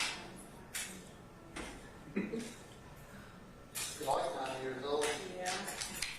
I said 88. Oh, is that the dude with the? Yeah. Right here. His phone rings every other week. He It's just, a very yeah, swooshy hair. he just Yeah, asked all us right. to, get him Yeah. get him out. Somehow, See this right here? Yeah, and so do they have, do we have access to information? No, they haven't. sorry, it's me, Mario. But they just leave them out. There's another one right there. I just don't want us to end up. No, I'm saying, I don't want us to Right here too. There's another pin right there. What time would you like us back, man? Yeah, he said 1:30, just said 1:30, did y'all bring y'all lunch, and y'all gotta go out and grab Probably it? about 1 more. So get, okay, But we'll have 2 bags by 1:30. okay, that's good. Yes, ma'am. LT, we may have to get, Yeah, come back.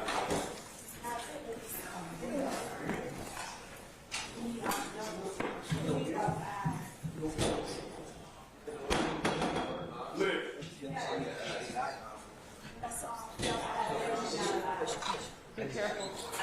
Why does it say lock? I asked Mr. Hills, he said he. Okay. Just, who's up back here?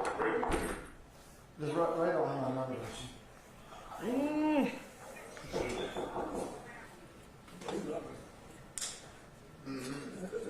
Oh, here.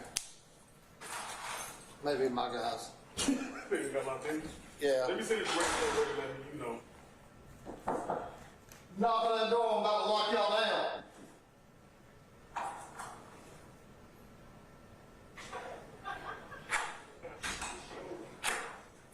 I appreciate you coming over that call. I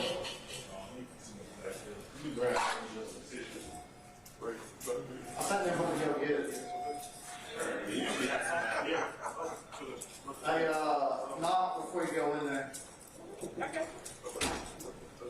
Oh, you take go, Hey, where y'all gonna go to Chick-fil-A anything? yeah, you go, I go Chick-fil-A. Which one? I just want, I register, register. Chick-fil-A. Yeah, you know what I'm about. I go to register. Hey, you know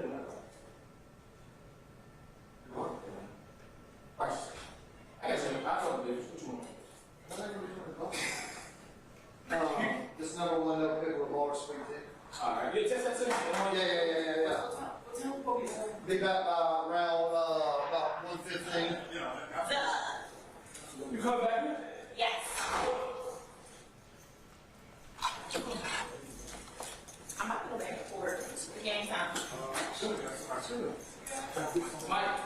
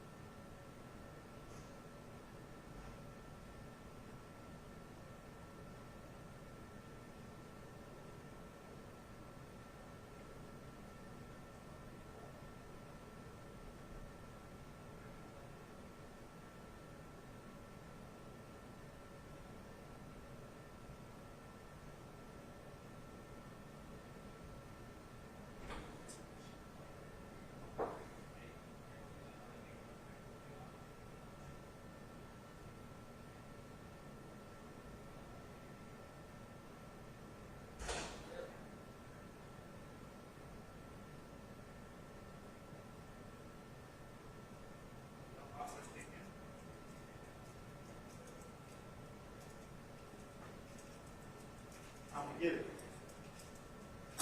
Look, I'm outside the door.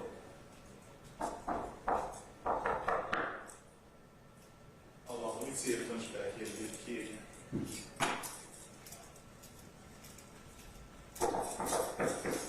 Hold on, I'm trying to get you out.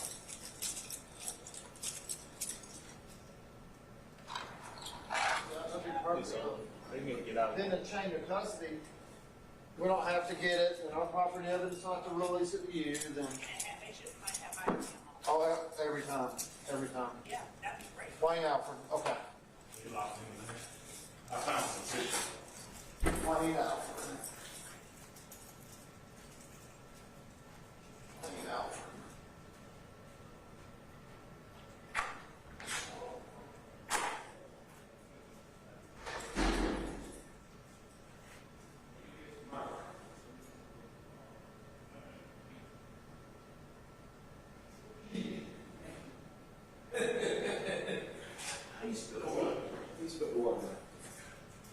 Who's still the water? He's cool, man.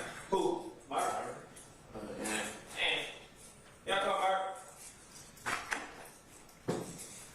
Number one, no pickles, iced tea. 115, let's go. Number one, no pickle with a orange sweet tea. I'm right up.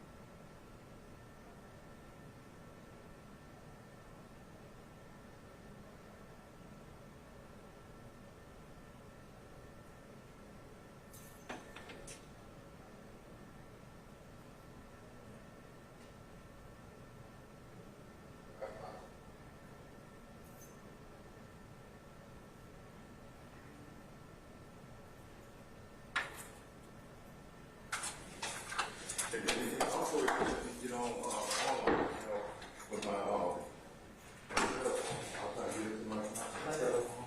You know, let me go. Oh, you bad, right? All right. Yeah.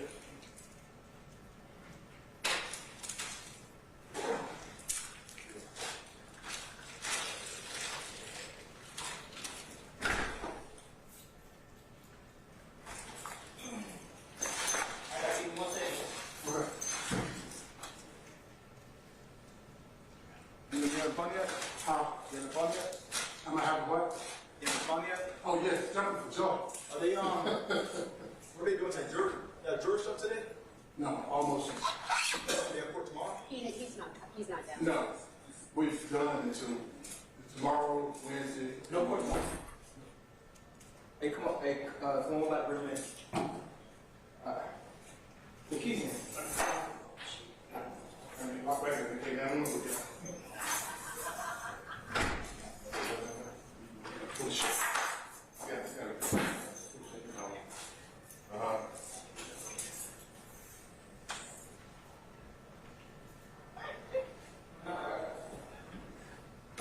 Come out. Okay.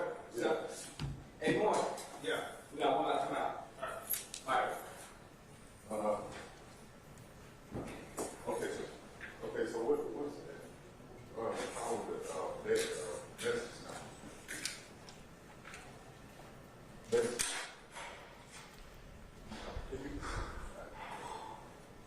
If you don't see anything, okay, I'm gonna have to call you back in a minute. You can hurry up a little bit.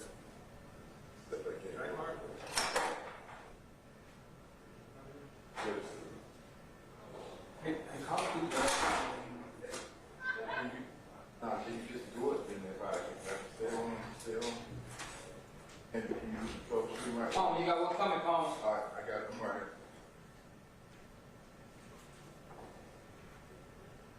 Can you send it to them now?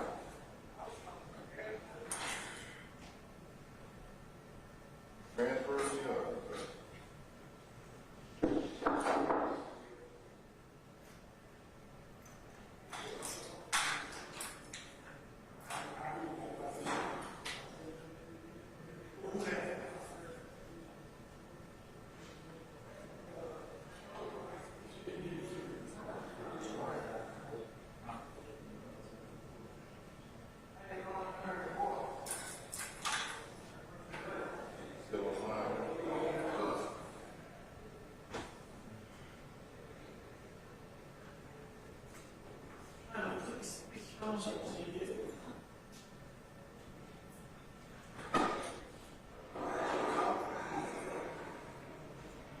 Did it?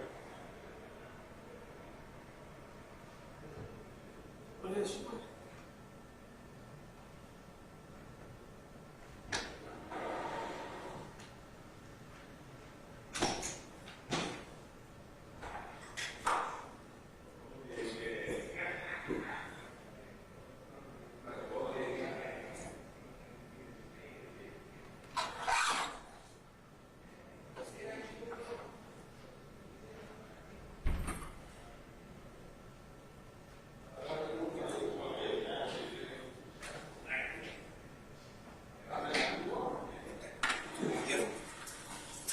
Hey, Carter.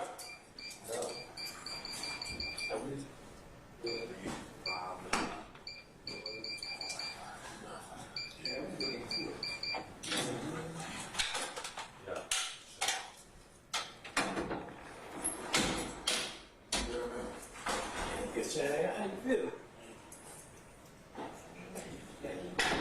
Oh, yeah. Who's up today? John.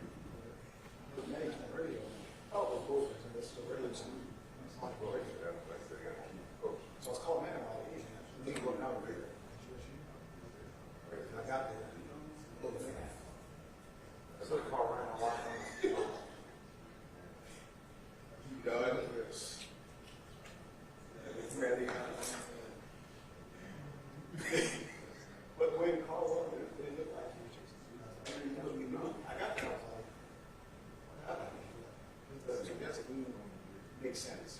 I got to stop and pull that front on we'll make it out. Oh, that's what I got it. Don't go coming on me.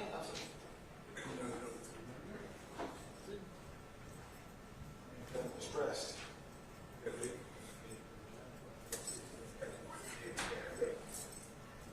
What's that car? There's a mobile message board. Yeah, that pay you to go around.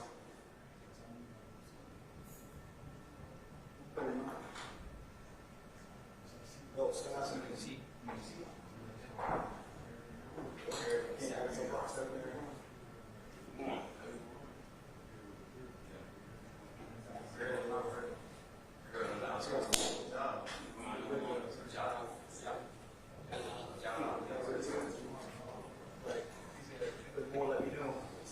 You know what's the score, son? They said that Falcons may try to move up to get Jalen Carter out of Georgia. No. What do you young man? What? Defensive end, I think.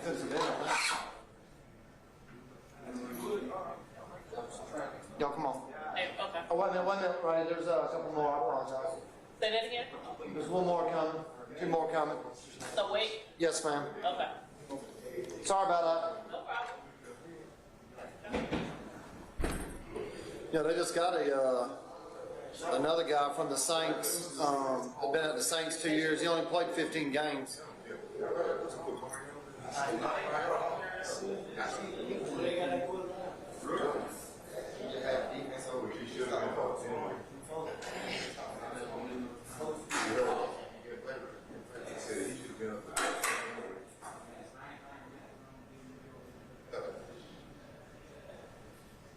So I thought they were going to go after Anthony Richardson, but hell, they're saying Richardson, Stroud, and that other guy out of who's that one out of now, Alabama? Young. They're probably going to be the top 3 quarterbacks to go. And he said that Kentucky quarterback.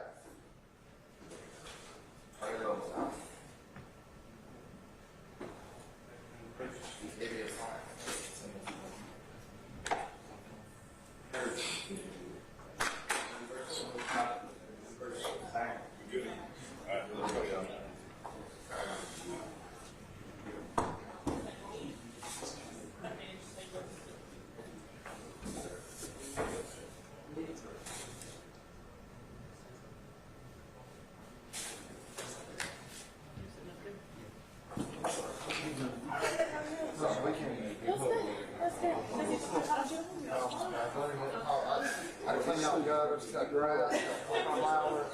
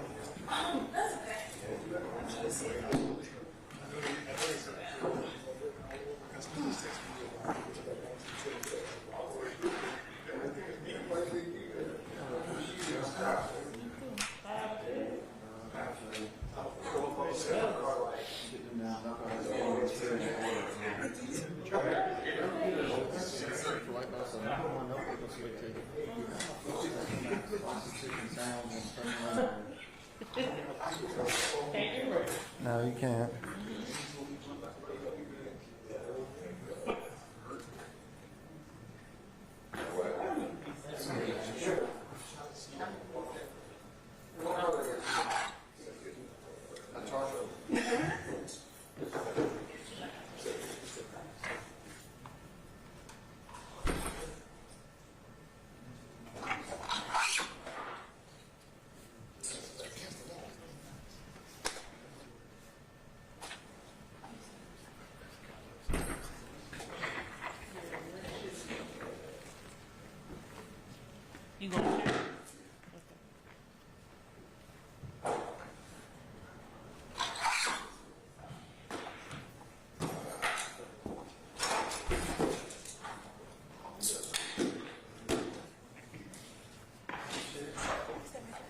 So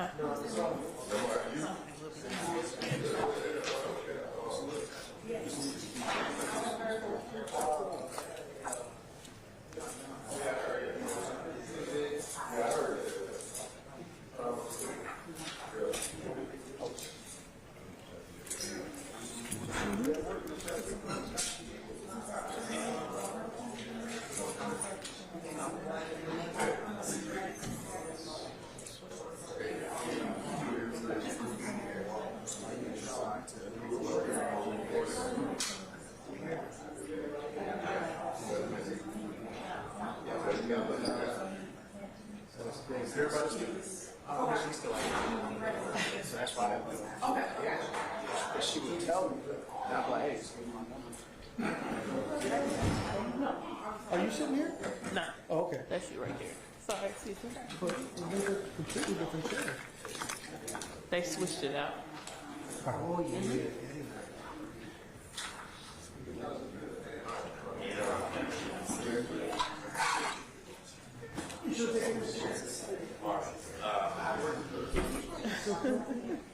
Get glasses too.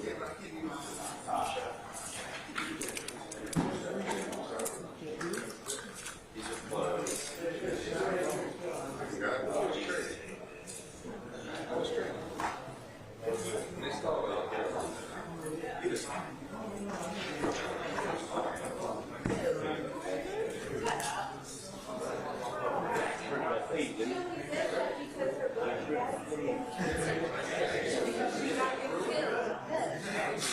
She didn't call.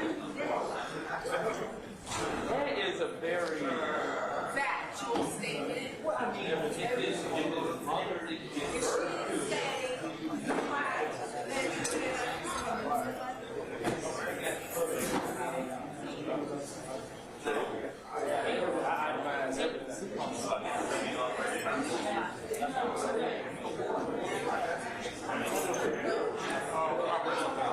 I gotta go first.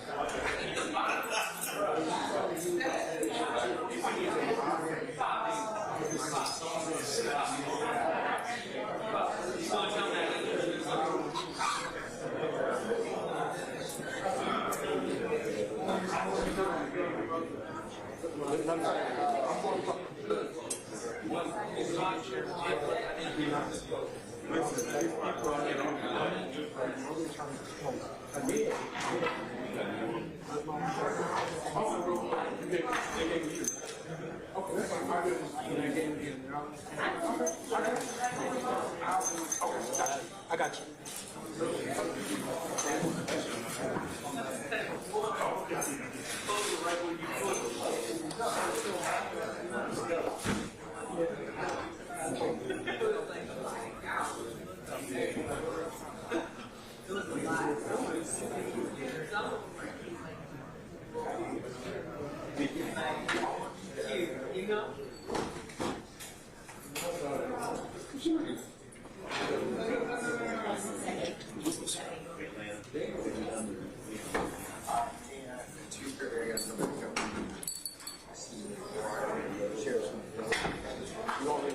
No, they're good. They're good, right? I got you. I got you.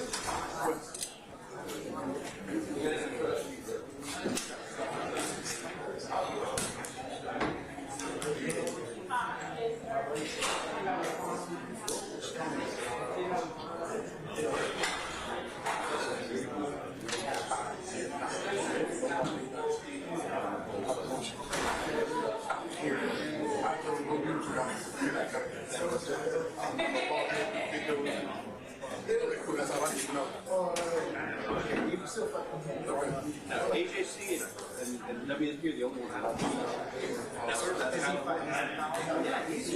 Yes, he's had one since the beginning. But you know, the AJC.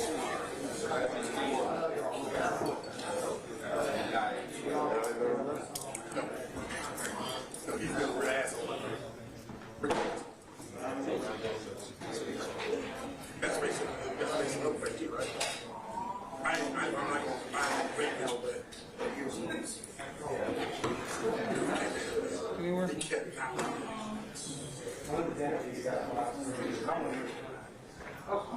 That's fine. I'm gonna make your producer for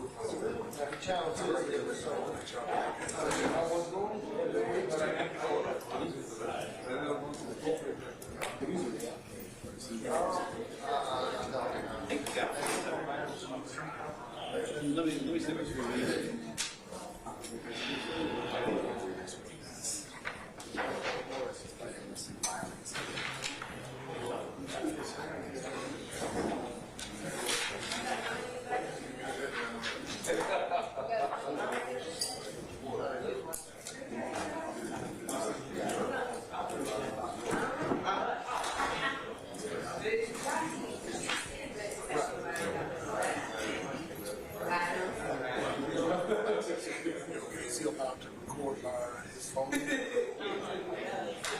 he record the proceedings by his phone? I think it's still photos. Audio. Still phone. Yeah. Those guys.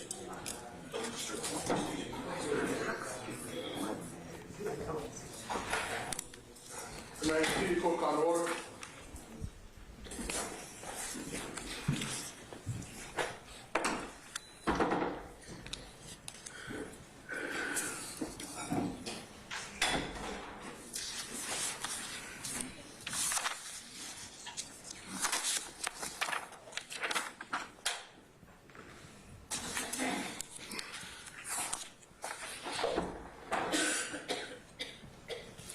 All right, councils, everybody here? Deputy Ingram? Yes, sir. Everybody's present. Okay, all right.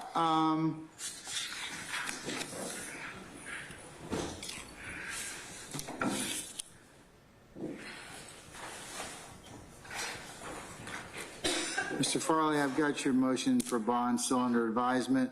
Let's go ahead and take up the next amended motion to suppress. With this and those two other motions related to that reference the March 16th incident.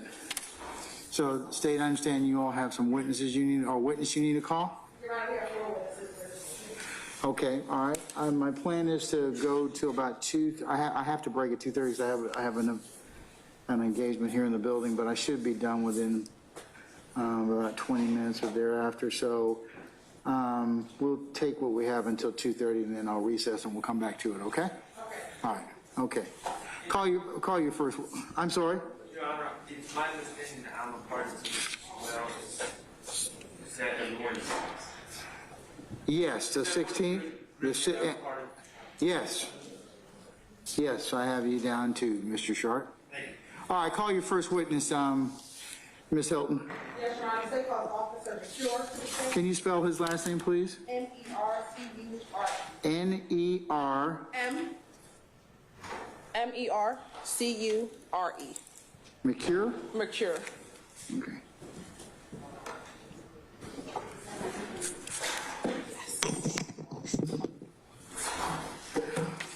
All right, Officer McCure, good afternoon, sir. Come to the witness stand if you wouldn't mind here, please.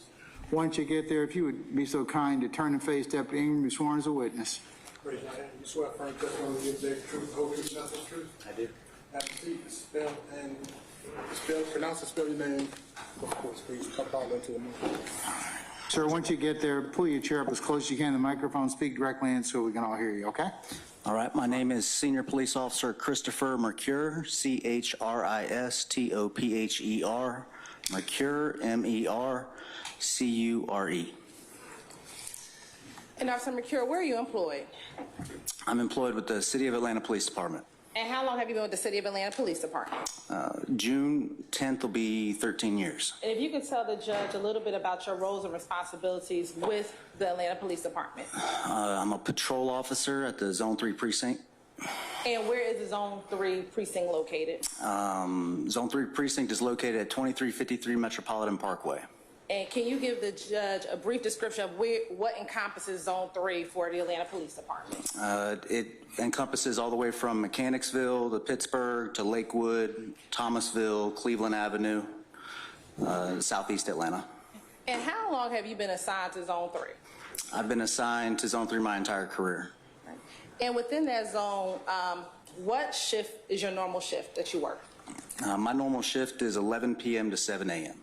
And how long have you been on the 11 p.m. to 7 a.m. shift? My entire career, except for 8 months, I was on the day shift back in 2014. Other than that, my entire career has been on the night shift.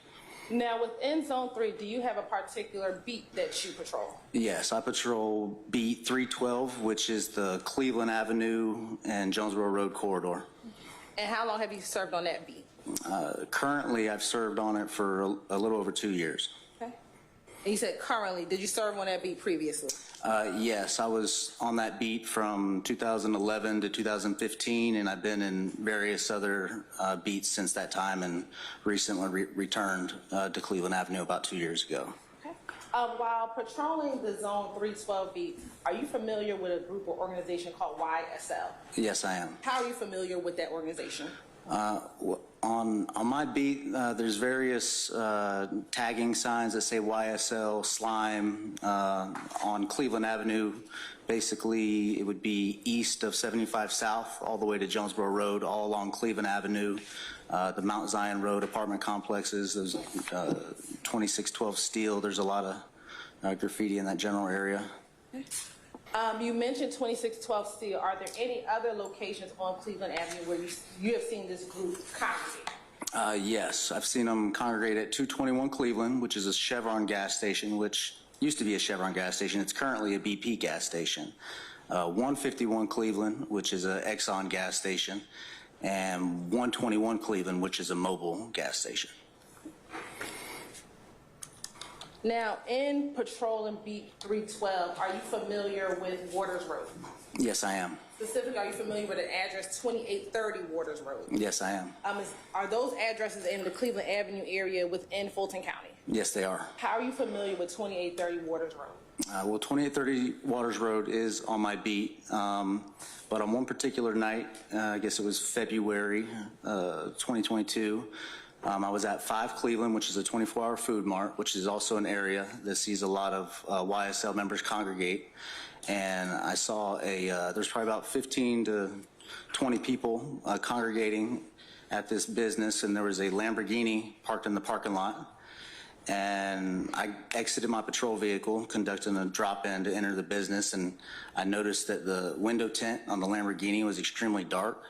So I started shining my flashlight on the driver window, and that's when the window rolled down about 6 inches. And that's when I saw Mr. Jeffery Williams sitting in the passenger seat. And I was just informing him that the window tint is illegal, just so you know. And at that time, I was intercepted, well, actually, Christian McMiller approached me, and he started talking to me, and he said they were all there because I guess they were about to go to a concert or something to that effect. Okay. Let me ask you this. You said Jeffrey Williams. How did you know this person who was the passenger in the vehicle to be Jeffrey Williams? For one, I ran the tag before I got out of the car because it's very unusual to see a Lamborghini on Cleveland Avenue at 1 in the morning. And second, I recognized him. And he was speaking. That's been my area for a while. Had you seen him previous to that night? Yes. Okay. In that area? Yes. Okay. What about, you said another name by the name of Christian McMiller. Yes. How did you know that individual? I asked him his name. He told me. And he was very friendly. We talked, and he was just telling me they were there because they stopped there before they were going to a concert. Okay. Once you were speaking with Mr. McMiller, and this is all at 5 Cleveland Avenue? This is all at 5 Cleveland, right by the front door. What happened as you were talking to Mr. McMiller? So I was talking to Mr. McMiller. The driver of the Lamborghini came out of the store, got back in the driver's seat, and took off at a high rate of speed down Waters Road. So I got in my patrol car to see where they were going due to the high rate of speed, also the illegal window tint I just told them about. And that's when I saw the taillights of the Lamborghini pull into the driveway of 2830 Waters Road and pull behind the house. And that was my first time I ever knew about 2830 Waters Road. That was my first experience with that address. And from then on, I started patrolling that area just to keep eyes on it, considering it was on my beat. Okay. And you said that was in February 2022?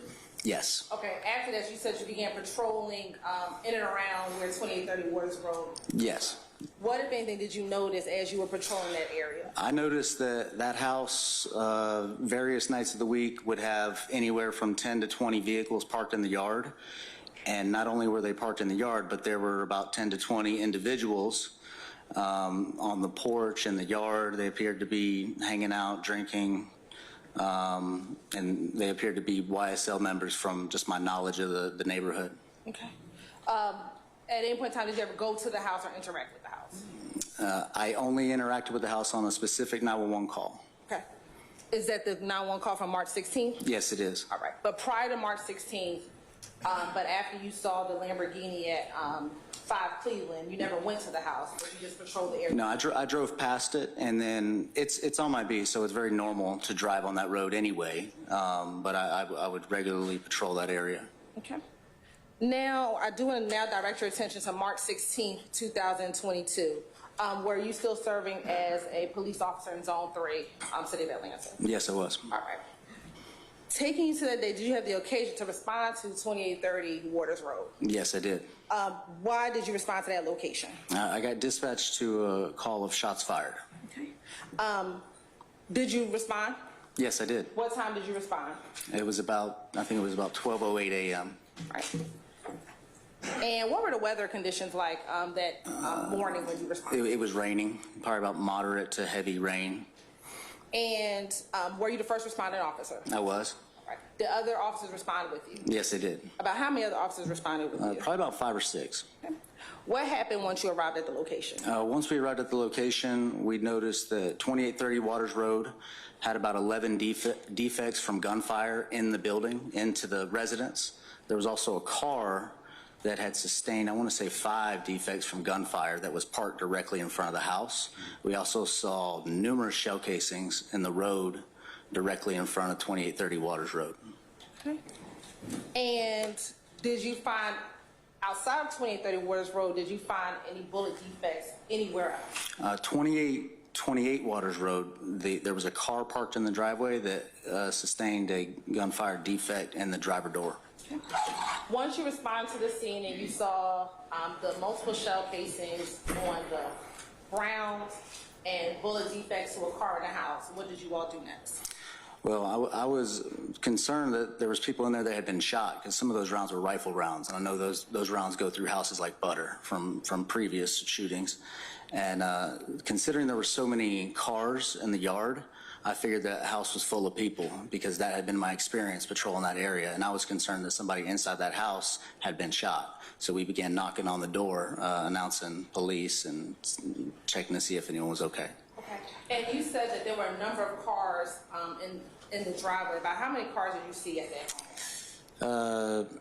I'm going to estimate maybe 6 to 8. About 6 to 8 cars? I'm estimating. It was a good amount.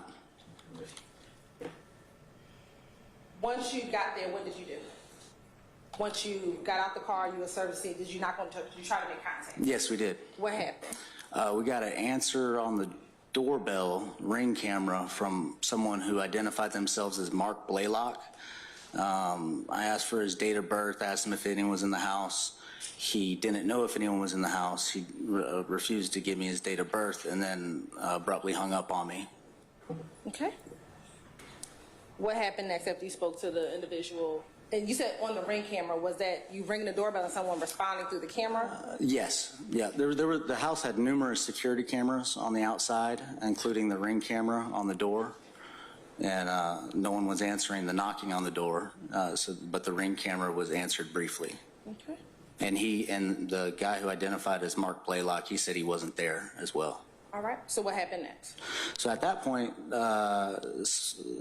someone, his name was Demikion Garlington. He came out of the wood line and started approaching officers. And he said that he heard gunfire and that he ran into the woods. Now that was odd to me because it was raining very heavily and his shirt was completely dry. Okay. So about how long were you on the scene before the individual, Demikion Garlington, came out from the wood line? I would estimate 15 minutes maybe. Okay. 10 minutes. And at that time, was there anybody else outside? No, there wasn't. Now, you said he came out from the wood line. Where was the wood line in relation to the front of the home? The wood line was just in the backyard. Okay. Mm-hmm. And he said when he approached you, he was dry. He was dry. And I think you earlier said it was raining outside. It was. Was it a light rain, a heavy rain? It was a medium to heavy rain. So was the way he dressed inconsistent with the weather? Absolutely. Given what he told you? Yes. Yes. What did you do once you encountered Mr. Garlington? I asked him what happened. He said he heard shooting and he ran in the woods. Okay. What happened with him after he spoke with him? After he spoke with him, we detained him and I placed him in a patrol vehicle. Okay. Detained him with handcuffs and placed him in a patrol vehicle. When you say you detained him, was he under arrest? He was not under arrest. Okay. Why did you detain him and place him in a police vehicle? For two reasons. One, we were further in our investigation, determining what exactly happened, and the second is for officer safety, because we're still determining what's going on at this very active scene. Once you spoke with Mr. Garlington, detained him and placed him inside of the patrol car, what happened next? While I was placing him in a patrol car, the other officers noticed that there was a opened crawl space under the home, and they went and entered that open crawl space, which didn't, to ensure that no one else had been shot or there was anybody laying down that needed medical attention from the shooting. And once they went in the crawl space, they located Shannon Jackson and Craig White.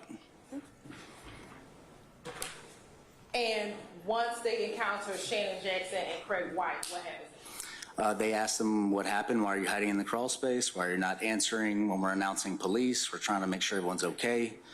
They gave very vague answers, said that they heard shooting and just ran into the crawl space.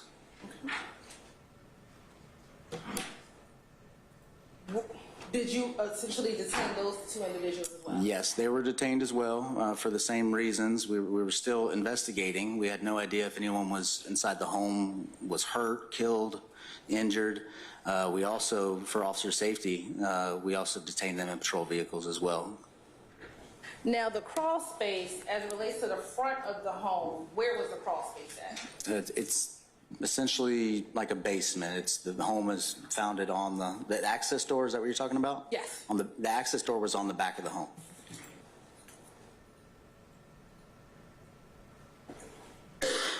Once you were able to get Mr. Garlington, Mr. Jackson, and Mr. White, what happens next? What happens next is Officer Golden, so they're detained in patrol vehicles, so everyone's in separate vehicles at now while we're still investigating, and Officer Golden looks into the blinds of the windows. It's kind of a damaged blind so he can see into a bedroom, and he sees feet laying on the bedroom floor. Your Honor, I'm going to object to... Basis? Here's that. Did you... Respond. Hold on. Respond. Your Honor, he's not telling us what he saw, what he heard. Did you see Officer Golden? Yes, I was standing right there when he said, hey, there's a body on the floor. Your Honor, have you heard? No. Okay. Thank you. I was about 20 feet away when he was standing there. After... So, say again? We can't hear in the back, Judge. You can't hear her. Okay. After you heard Officer Golden say that... Officer Golden, yeah. Officer Golden say that he saw feet, what did you do? We said, well, we're thinking there's a body in there that rifle rounds just ripped through, and Sergeant Suazo kicked in the front door. Did you ever go over to that window? Yes. Okay. Did you see the feet as well? Yes, I did. All right. Once you saw the feet, what happens next? Sergeant Suazo kicks in the front door. We announce police. And at that point, that same bedroom that we saw the person laying down, we found out that they weren't injured at all in the room. Quatez Arnold walked out of the room, Miles Farley, and Cavante Battle came out of the room. Okay. And we asked them, hey, are y'all hurt? Are you injured? We thought y'all were killed. What's going on? And they all said they were just scared and they heard gunfire and hid. And that's why they weren't coming to the door when we were trying to check on their welfare. Who did you say came out of the bed around the room? From out of the room, I don't know who was the actual person laying on the floor because we only saw their feet. But the people that came out of the room was Quatez Arnold, Miles Farley, and Cavante Battle. Yep. Now, once they came out of the room, how far in the house did you have to go to before you saw, where was the room located? So as soon as you enter the front door, the room is to your immediate left, maybe 3 feet, and then make a left. So right past the front door. Once they came out of the room, the 3 individuals, was there anyone else inside of the home? No. Okay.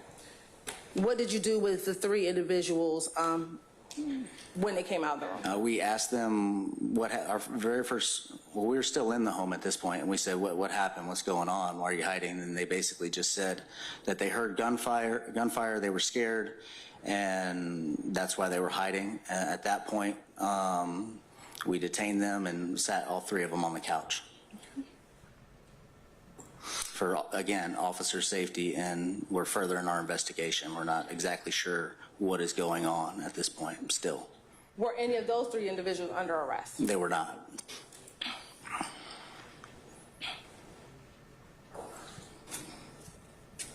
Now, while in the home, did you have any further conversations with any of the 3 gentlemen inside of the home? I did.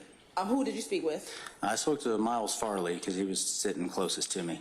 Okay, and what was the context of your conversation? I just told him I was sorry about his friend, Christian McMiller. I had talked to him a couple times at various gas stations, and I was genuinely just saying, hey, I'm sorry about your friend. I'm sorry that happened. And what happened to Mr. McMiller? He was killed on the interstate by a drive-by shooting. Okay. And this was on March 16th. When did that shooting occur? I don't know the exact date, but it was very recent. Very close in time to March 16th? Yes.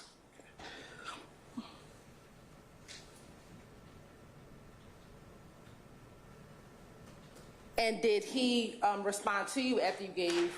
Yeah, he did. He said he appreciated it, and he told me about Christian had kids, and he was a good man, and I'd never had any bad experiences with him. I talked to everybody on Cleveland Avenue, and he was just another person that I had conversations with that I saw from time to time.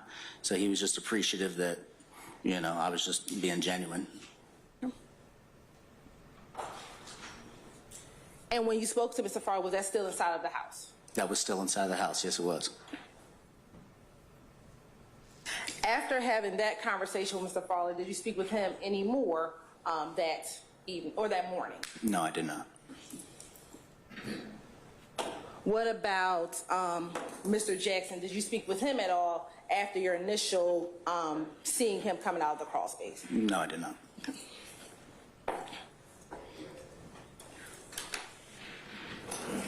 With this incident, were any of the 6 individuals ever arrested? No, they were not. Were they all let go that evening? All let go that evening? They were all released and let go. Yes, they were. Okay. And during this time, were these 6 individuals considered victims? Yes, they were. Okay. You're on permission to approach? I'm going to show you. Hold on 1 second. You can't hear her. I'm going to show you what's been marked as State's Exhibit number 17 through 92. If you can take a moment and look at State's Exhibit 17 through 92. Okay. Have you shown those to council already? I've shown them to Mr. Shard, and if Mr. Manetta's wants to come up, I will show it to him. We haven't seen the employee on it. Why don't you all come to the podium? We'll all look together. You all can take a look at it. Mr. Shard, hold on 1 second. Show that to you. And Your Honor, for the... Hold on, wait. As to this, what further objection, if any, do you have? I don't speak for everyone else. I don't personally have any objection. Okay, no, I mean, because I cut you off a little earlier. I didn't get a chance. We can't hear you. I said I cut you off earlier. It wasn't my intent to do so. What did you have some specific objection in regards to that? My objection was Officer McCure testifying as to what another officer saw when he looked into a window. And I think Officer McClure said he saw that. So he had personal knowledge to testify about that. Is there anything else? No, that was... Okay, all right. Okay, councilors, you all can come to the podium and take a look at Exhibits 17 through 92. And Ms. Hilton, if you'll pause before you ask any more questions and let your colleagues take a look at those, please.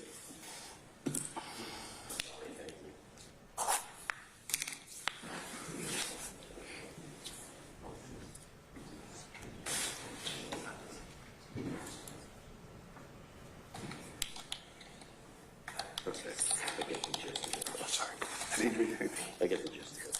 But I didn't get all 6 names either, because I couldn't hear. Did everybody get all 6 names? What?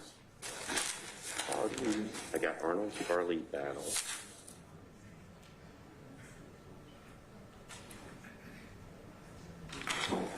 Garlington.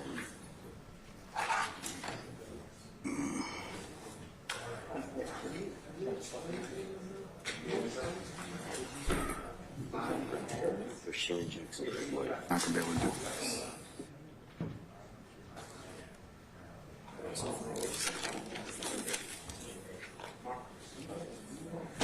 Okay, I got it. Thanks. Sorry.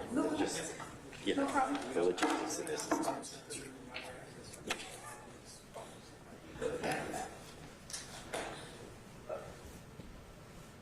All right, Ms. Hilton, those are exhibits 17 through 92, is that correct? Yes, Your Honor. Okay, all right, you can continue at this point in time. Lay your foundation. Okay. I'm showing what's from March 6 exhibit. It was been just shown the defense counsel, well, those who wanted to see, 17 through 92. Have you looked at them previously? I have. Okay. Are those, do you recognize those pictures? Yes, I looked at these previously. Yep. What do you recognize them to be?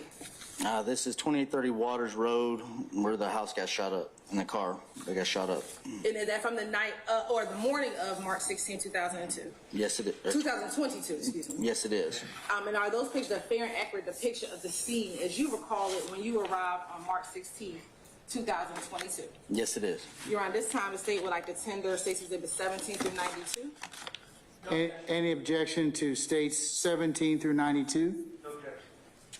Anybody else have any further objection? Officer McClure, they haven't been changed or altered in any way, correct? No, they haven't. Okay, all right. They'll be admitted. Permission to publish certain Yes, portions, Your ma'am. Honor. Just make sure you identify which one you, for the purpose of the record, please. Yes, Your Honor. Okay. First, Your Honor, State's going to look at State's Exhibit number 17. It should come up on this one. And you should be able to.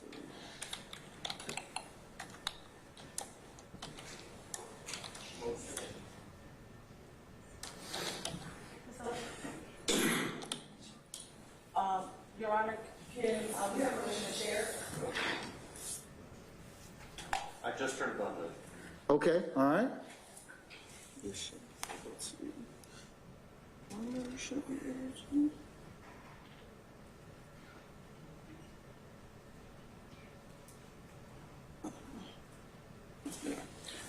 First look at State's Exhibit number 17.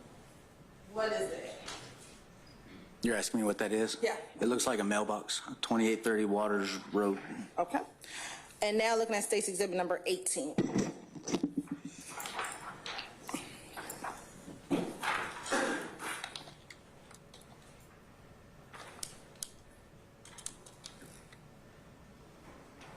And State's Exhibit 18, is that the home as it appeared on March 16, 2022? Yes, it is. All right. And looking at State's Exhibit 22, if you tell the judge, I know he can see it, but for the record, what are we looking at in State's Exhibit number 18? You're looking at the front of the house at 2830 Waters. That was the car that was parked directly in front of the house that sustained numerous defects from gunfire. You'd have to zoom in to see the defects on the house from gunfire. Okay. And we'll get to that in a moment. All right. Looking at State's Exhibit number 19.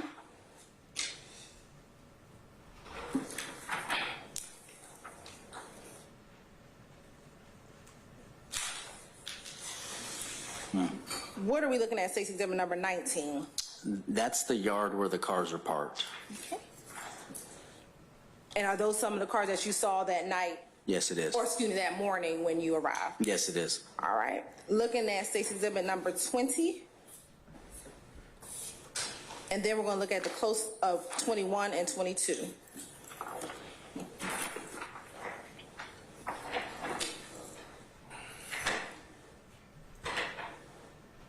Now, in State's Exhibit number 20, Is that a gate in front of the home? Yes, it is. All right, what are we looking at when we see the gate right behind the blue trash can? That's, what are we looking at when you see the gate? You see the gate, you see the car, and that's the front of the home at 2830 Waters Road. Okay.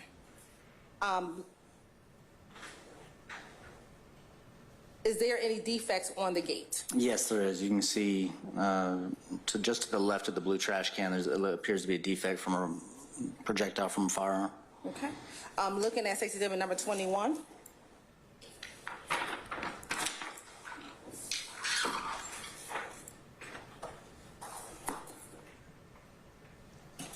Is that a close-up of that same defect? Yes, it is. All right. Now looking at safety exhibit number 23.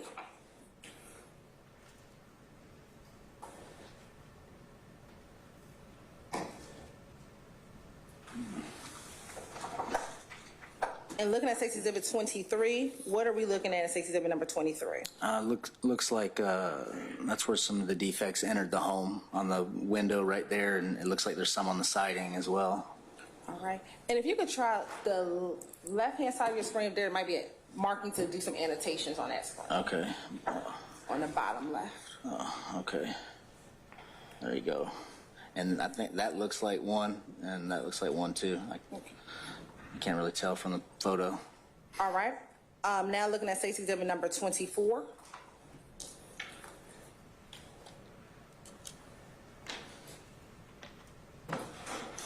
And you can clear off the red on that same bottom. Man. I hit that button. Okay. Now, is that a close-up of the defect that you just indicated on safety exhibit number 23? Yes. All right. And is that what you saw, one of the defects that you saw that morning? That's one of them, yeah. All right. Now looking at safety exhibit number 25.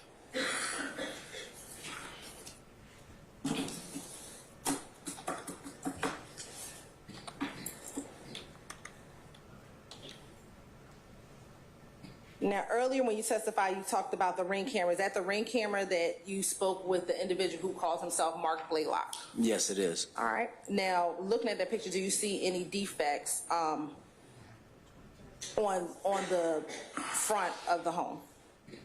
I believe I do. I believe that was one, and then possibly that one. I can't remember. All right.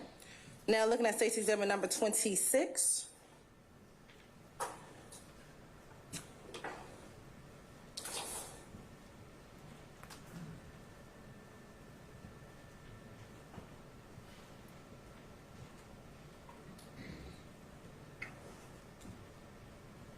What are we looking at safety exhibit number 26? That's the burglar bar door. Okay. It needs to be vertical though. All right. And if we can rotate it, and if we can zoom in.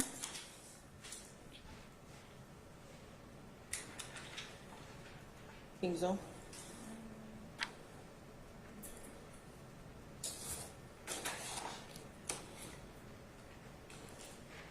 On the top portion of the door, maybe about at the top, is there a hole in the screen of the door? Right. Yes, there is. Okay. And was that, from your knowledge transfer, was that consistent with gunshots going into the home? Yes, it is. All right. Now, looking at State's exhibit number 27.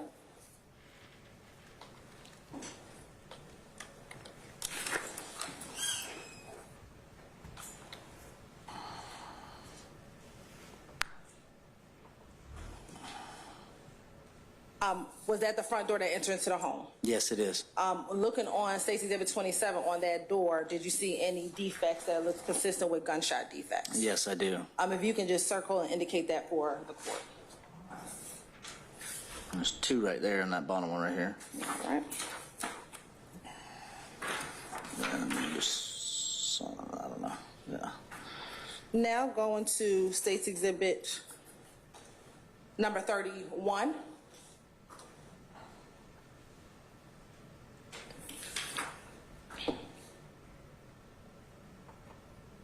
And are you able to clear off the Yes. pass for me? I think it's a little delay. There we go. Looking at State's exhibit 31, That's the car that was in front of the home. Yes, it is. From this picture, are you able to see some of the defects that were on this vehicle? Yes. All right, if you can circle where you see some of the defects.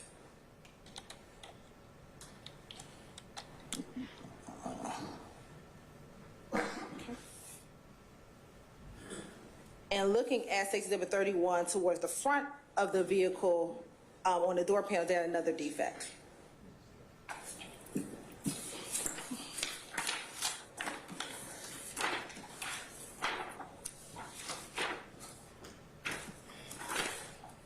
Now looking at State's Exhibit number 39.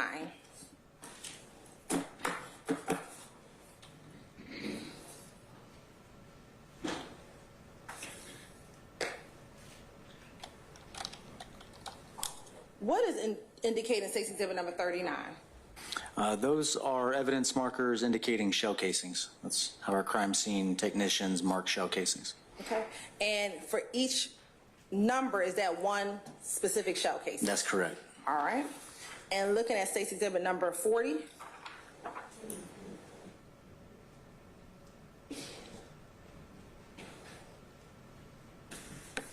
Would that be additional shell casings that were found outside of 2830 Waters Road? That's correct. All right. And looking at State's Exhibit 42.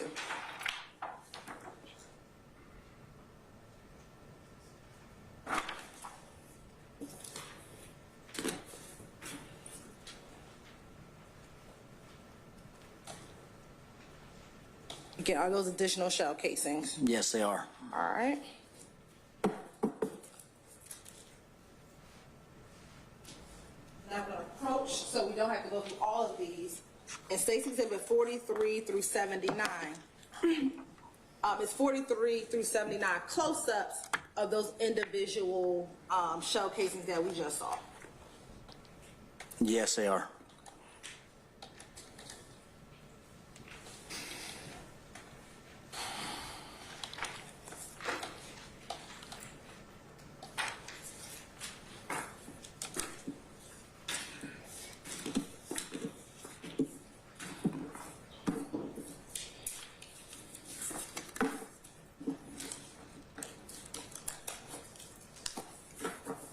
Court's indulgence for one moment.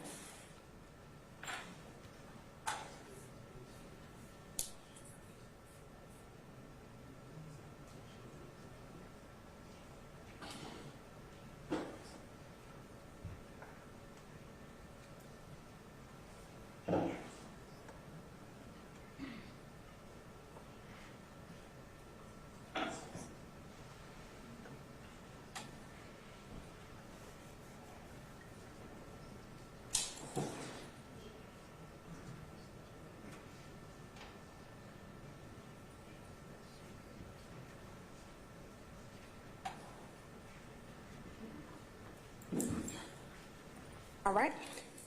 And Officer McCure, after, were you able to conduct or conclude that investigation? Yes. Of the home this night? Yes. Did any other officers from any other units arrive on the scene? They did. What unit arrived on the scene? The gang unit. Okay. And do you know who from the gang unit arrived on the scene? Investigator Dabney and Investigator Flores. And upon your investigation, in this case, were any of the 6 individuals ever charged in anything as it dealt with what happened in the morning of March 16th, 2022? No, they were not. Okay. Were they all considered victims for that particular incident on March 16th, 2022? Yes. Right. And were each of those individuals released after your investigation concluded? Yes, they were. All right. I have no further questions. Cross. Mr. Menendez. And then after that, Mr. Shaw, you'll go next, okay?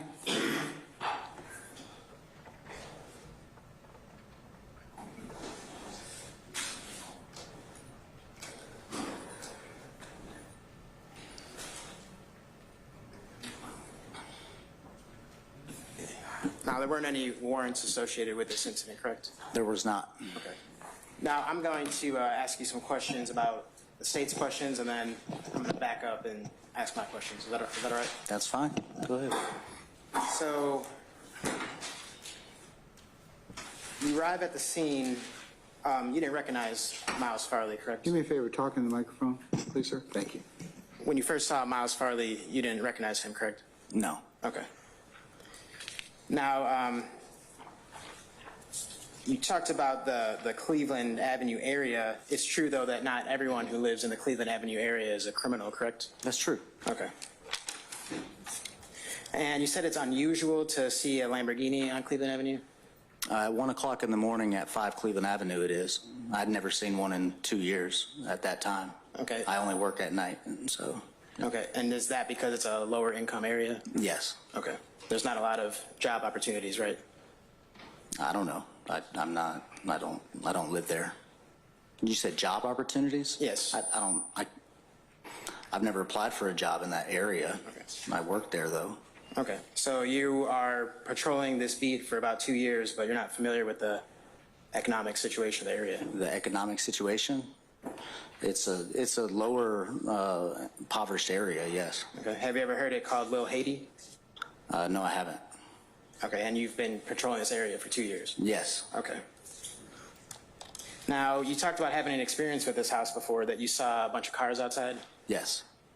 Did that make you angry seeing people having fun? No, it did not make me angry. Okay, did it make you angry seeing people have nice cars? No, it did not. I like my truck.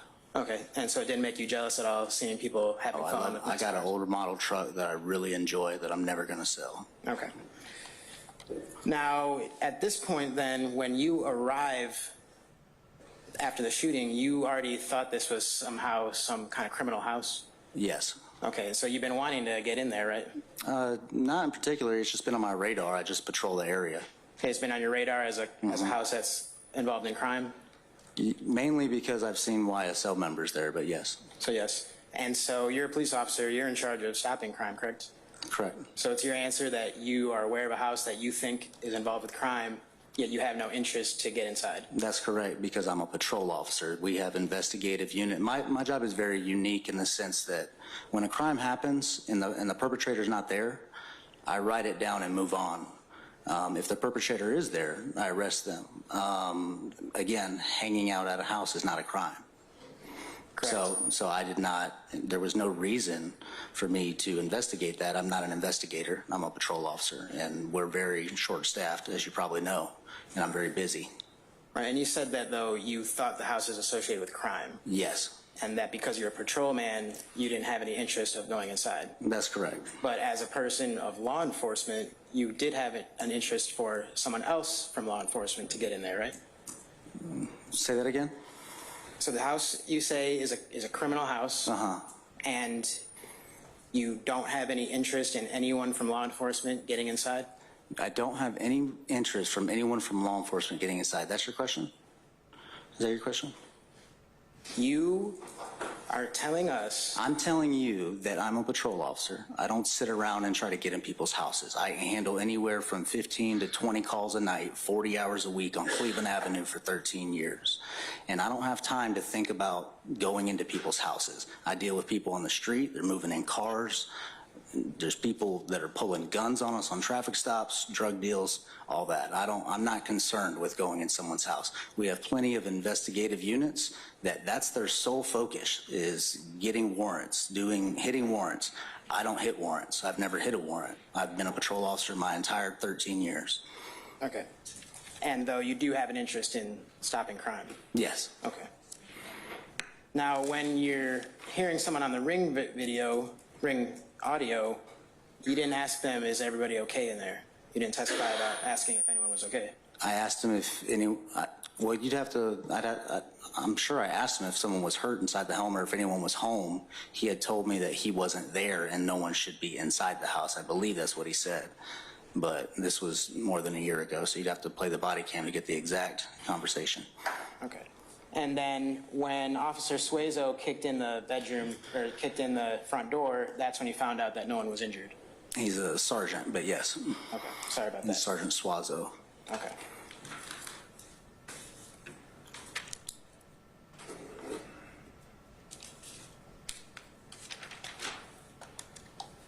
Now, you mentioned that the people inside of the house were victims. Yes. Is that typical for law enforcement when they're dealing with victims to just immediately detain them? It is when we're still conducting an investigation and when facts aren't lining up with the evidence we're seeing, such as you're saying that you're in the woods and you're completely dry, or you're saying you're not coming to the door for 20 minutes when we're announcing police because you're scared of gunfire. When we have inconsistencies like that, we do detain people, and I've done it numerous times throughout my career until we further our investigation, because officer safety is a real problem out there, especially at night when there's very limited resources besides the officer to your left and to your right. And especially because you already think that this is a supposedly criminal house, correct? Yes, I have seen, especially, because I've seen YSL members at that house on numerous occasions in the front yard, yes. And now by YSL, are you referring to Young Stoner Life, Young Slime Life, or Yves Saint Laurent? Well, I'm not really into rap. I'm not in the rap culture, all right? I don't do none. The only thing that I know is YSL. I see slime written everywhere. I see YSL. So to me, I guess it's Young Slime Life, but I don't listen to rap. I don't do all that. So to me, it's slime because that's what I see written on everything. Okay, and there were no bullet holes coming out of the house, correct? There's no evidence of anyone from inside the house firing out of the house. Once we were done concluding the investigation, I don't believe we found any bullet or defects coming out of the house. They all appeared to go in. Yeah. Okay. And then when you go into the house, Mr. Miles Farley comes out with his hands up and tells you that he's scared? I believe so, yes. And then you immediately put him in handcuffs? Well, we asked him what was going on. Why are you guys hiding? We thought you were dead. Like, why aren't you coming to the door? And they couldn't give us any answers. So we did detain them and sat them on the couch. Okay, Miles Farley told you, though, that he was scared. That's why he didn't go to the door? Yes. Okay, and is that normal when victims are in fear and they haven't shot at you or done anything wrong that you put them in handcuffs? Well, the thing is, we were out there for quite a while with blue lights, with probably 6 officers. We have blue lights blaring everywhere. We got crime scene tape up. We're pounding on the door. I mean, to still be scared with that much police presence, that is highly unusual from drive-by shootings on residents that I've handled in the past. Okay, now I'm going to back up to the beginning and ask my questions, okay? Okay. All right. So now you are trained in writing reports, correct? Yes. And you're very experienced in writing reports, correct? I am. Okay, and that's because reports are important in law enforcement? They are. Because they help you remember what happened later on at trial? Yep. Okay, and they're actually relied on by others as well, correct? Yes. And they're... Along with the body cam and crime scene photographs. Right. And we did have body cam in this case, correct? Correct. And no reason to think that the body cam was changed or altered in any way? There's no reason to think that. And these reports are written soon after the incident, correct? Correct. And that's what makes them reliable? Yes. Okay. And they're relied on by other police officers, right? Yes. And prosecutors? Yes. Okay. And they're also relied on in case you're not around to testify, correct? Correct. If maybe you move away, or if you retire? Correct. Or if, knock on wood, you're hurt or killed? Yeah. Okay. And you followed your experience and your training when you wrote the reports in this case, correct? Correct. Okay. Now I'm going to move on to you arriving on the scene. So how many officers in total arrived on the scene that night? 4 to 6, 5 to 6. I don't know. In total, you're talking about investigators, the night commander, right. Everybody? Yeah, just all law enforcement, gang experts, patrolmen. More than 10, probably. Okay. And about how long after those officers arrived was the door broken down? It was a while. I want to say 40 minutes, maybe 30 minutes. I'd have to estimate. I don't know the exact time, but it wasn't immediate. It was a while. Right, okay. Now, you already believed at this time that Christian McMiller was killed as part of some kind of gang activity? I believe that. Is that what you're saying? At the time, is that what you thought? I didn't have any formal information because I don't talk to investigators. Again, I work at night and I don't ever see them. I'm very I have very limited exposure to investigators, but I did believe that that was the case, yes. Okay. And you also believe that this house is somehow related to Mr. Jeffrey Williams? Yes, mainly because I saw his Lamborghini pull behind the house that night. And you're actually on the body cameras talking about Mr. Jeffrey Williams even before the door is broken, correct? Probably, yes. Okay. And just to check, there was no Ford Fusion on the scene? I don't know. Okay. Maybe like a white Ford Fusion? I didn't look at any of the vehicles. I was focused on the gunfire or the defects in the house. Okay. There may have been. I don't know. Okay. But if there was, that would be on the body cam? Yes. Which haven't been changed or altered in any way? It'd be on somebody's body cam. There's a lot of officers out there. I didn't walk around in the yard or anything, but if it was out there, it'd probably be on somebody's. Okay. A lot of officers, so a lot of body cams? Yes. Okay. And no one from inside the house called 911, correct? Correct. The 911 caller was actually an anonymous caller? I don't recall, but if you're saying that's what it was, then that's probably true. Would it refresh your memory if I showed you your report? My report? Yeah. I got it right here. Yeah. Where is it at? Don't read from it, but if you could take a minute to refresh your memory and then let the court know when your memory is refreshed. Yes, I see it. The second sentence, it was anonymous caller with no callback number. No callback number? Correct. Okay. So we don't know who called 911? Correct. Okay. So it could have been someone from in the house? I mean, it could have been. I don't know. I had no idea. Okay, right. And you didn't hear any screams coming from within the house? No. There's no blood outside of the house? No. There's no blood trail leading from outside of the house inside? No. There's no blood trail leading. Go ahead. Yeah, there's no blood trail from inside of the house outside of the house? No. Okay. And someone talks to you from the Ring doorbell, correct? Correct. And they don't ask for any kind of help or anything, right? I asked them if they were in the house. They told me they were not at the house. So I asked him, is there anyone in the house? And he said, I don't know. So he wasn't much help. And then I asked him for his information because I would need it for the report, and he abruptly hung up on me. He didn't ask you for help? No, he didn't. Okay. But he wasn't there either. He wasn't the one getting his house shut up inside the house. So you know what I'm saying? He didn't tell you that anyone was injured? No, he didn't. He wasn't there. Okay, and then some officers look through the broken blind and they see the legs of someone laying down. Yes. They don't see any blood inside the house. We saw from the bottom of basically from the bottom of the knee to the foot. So, and that very limited view, so the blinds are closed. One of the blinds is cracked, so we have a very limited view inside this bedroom, but we do see skin from the knee to the foot, and it's not moving. I don't know whose it is, but it ain't moving. There was not blood, but it was not moving, and considering we'd been there for 20 minutes at that time, that's very odd. So I'm thinking he took a round to the chest, whoever this is, laying in the bedroom. Because a normal person ain't just gonna lay there like that for 20, 30 minutes. So that's my mindset. So you didn't see any blood in the house? And no, I didn't see any blood, no. Didn't see any injuries in the house? You talking about once we got in? You didn't see any injuries within the house? Like after we kicked in the door or through the through that little blind we were looking through? You didn't observe anyone with injuries inside the house at any point during this incident, correct? That is correct. Nobody was injured. Okay. Now I'm going to move on to you encountering Mr. Miles Farley for the first time. Okay. All right. So when you enter the house, Mr. Farley is the first one to come out and meet you, correct?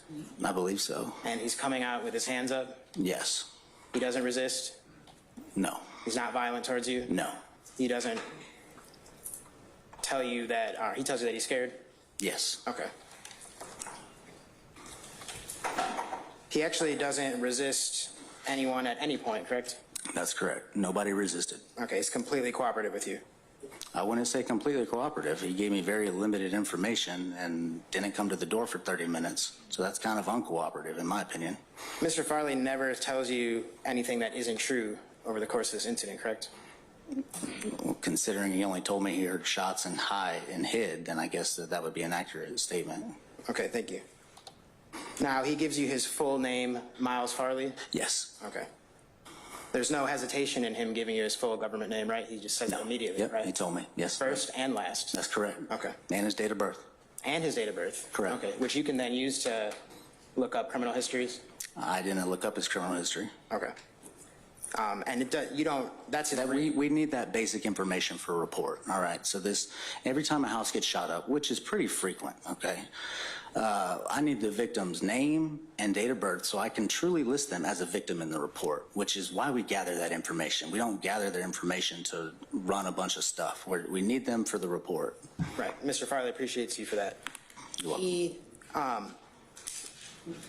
It turns out that is his real name, right, Miles Farley? Yeah. Okay. Yep. And after he gives you his real name and tells you that he's scared, you put him in handcuffs? Correct. Okay. And then you put him on the couch? Yes. And so can I elaborate on that? You put him on the couch in handcuffs, correct? Can I elaborate on that? Go ahead. Put him on the couch. Hold on. Go ahead. I can? Since it's me, Mr. Manette. Okay, I understand, Judge. Go ahead. Go ahead. So Okay. what else were you going to elaborate? So I just want to elaborate. So yes, we did handcuff him, but we did that because we weren't getting straightforward answers. We're furthering our investigation. They're hiding for 30 minutes, and also for officer safety. And I'm glad we did handcuff him because he had a loaded handgun in his pants that we had no idea about, which can be very dangerous for us. He had it in his pocket. So that's why, especially when we don't know what's going on, the initial stages of a very active scene that you could be killed in a second. I don't know if anyone's ever pulled a gun on you, but it happens very, very fast. So yes, we handcuff people when we don't know what's going on, when we're still diving into our investigation, and we just unhandcuff them once we determine what has happened for officer safety especially. And in that case, I'm glad we did. He definitely didn't have any ill intention, but he did have a loaded firearm in his pocket that we found out later about, which was given back to him after he was released. Okay, I'll get to that later.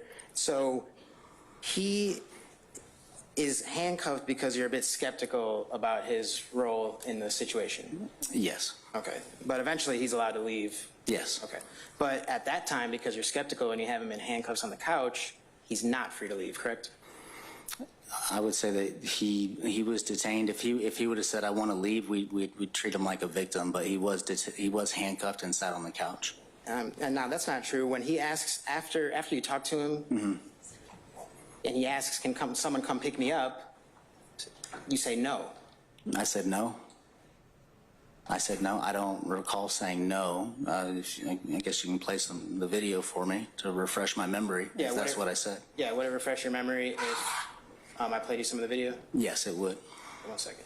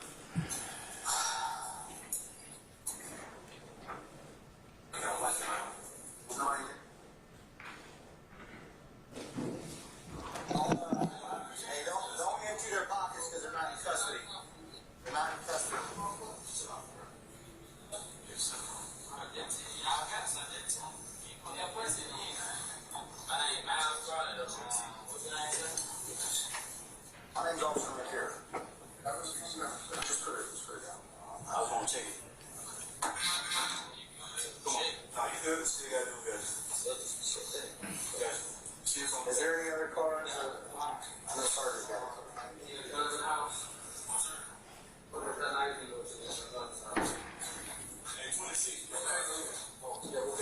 your car open? Is your car open? Yeah, it's open.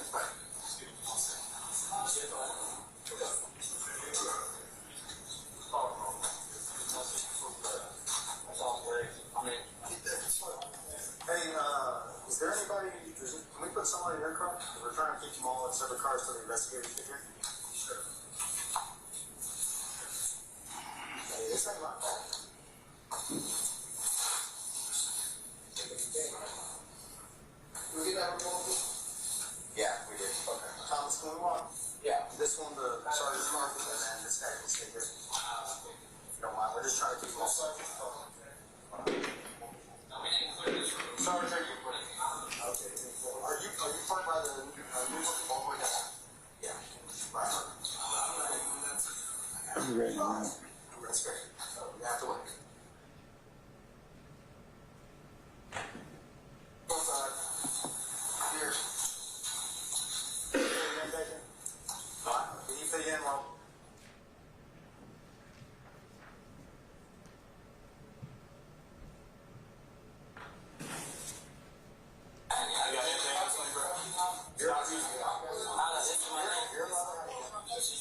Stop reaching, bro. And we're all reaching. What are you doing?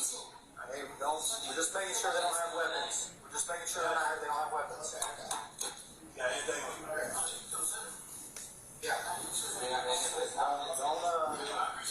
Don't empty their pockets because they're not in custody. They're not in custody.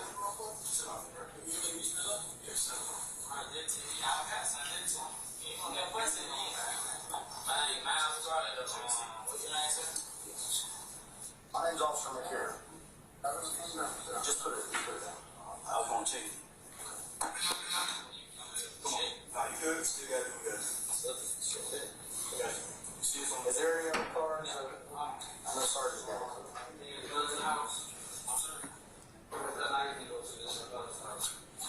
Hey, 26. Yeah, we'll get to that. Is your car open?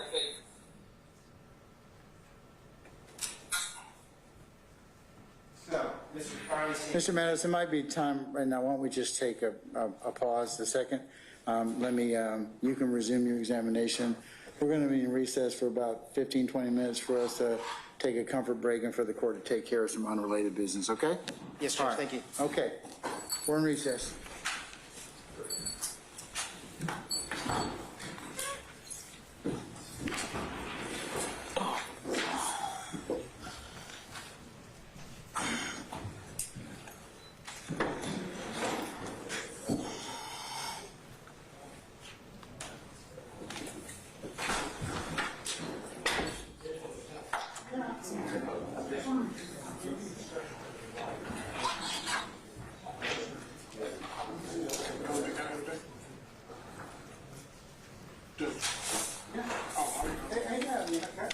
Oh, no, I didn't know.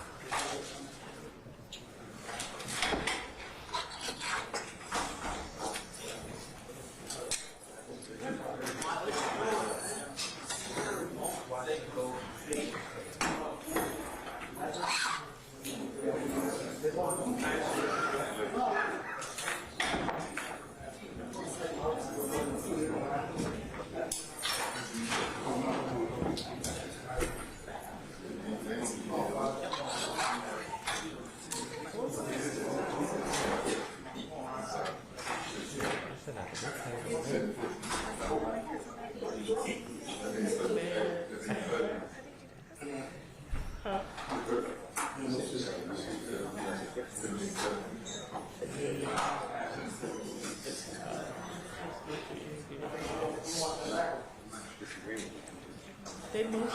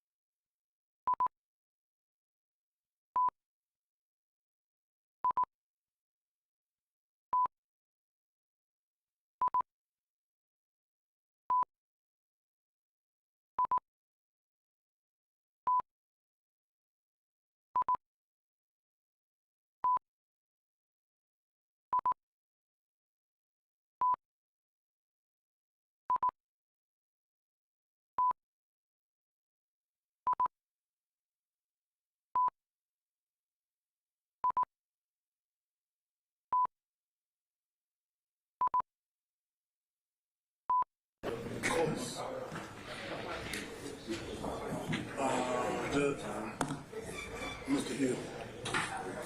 All right, do we have everybody back, Debbie Ingram? No. Okay. We do, no, still.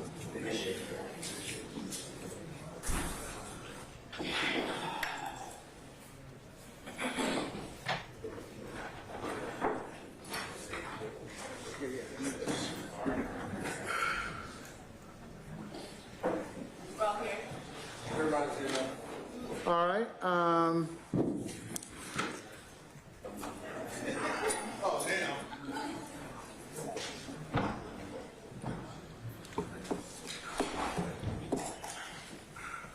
okay, Mr. Farley, you may, I'm sorry, Ms. Menendez, you may continue your examination this time, sir. Yes, Judge. My approach to resume refreshing his memory about my last question. Yeah, did you finish? I think you were walking away because you played the video for him. Yeah, I So you played want to pick up from there? Yes, Judge. I had played the wrong part because my notes were inaccurate, but I found it. Yeah. Why don't you fast forward to the particular area you want to show him? So we, okay? Yes, Judge. All right.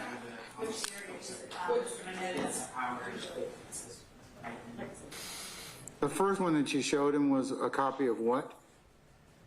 First video? It's quite a lot of characters, Judge, but it ends with X60303268. All right. Ed, when you all finish between the state and the defense, could you provide copies to Miss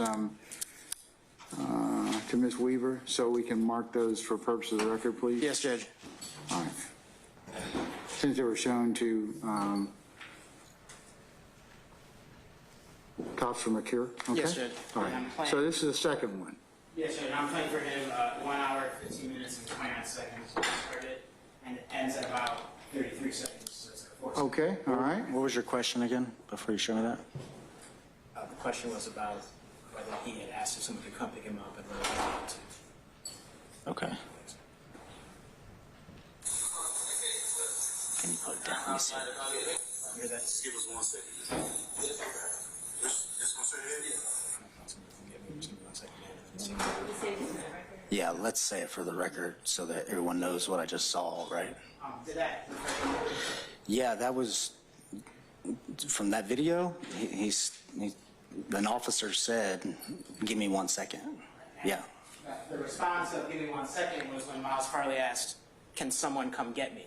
Right, and then that was Officer Hayes. He said, "Just give me 1 second, man." Right, and that's pretty much a no because he's not allowed to have someone come get him, correct?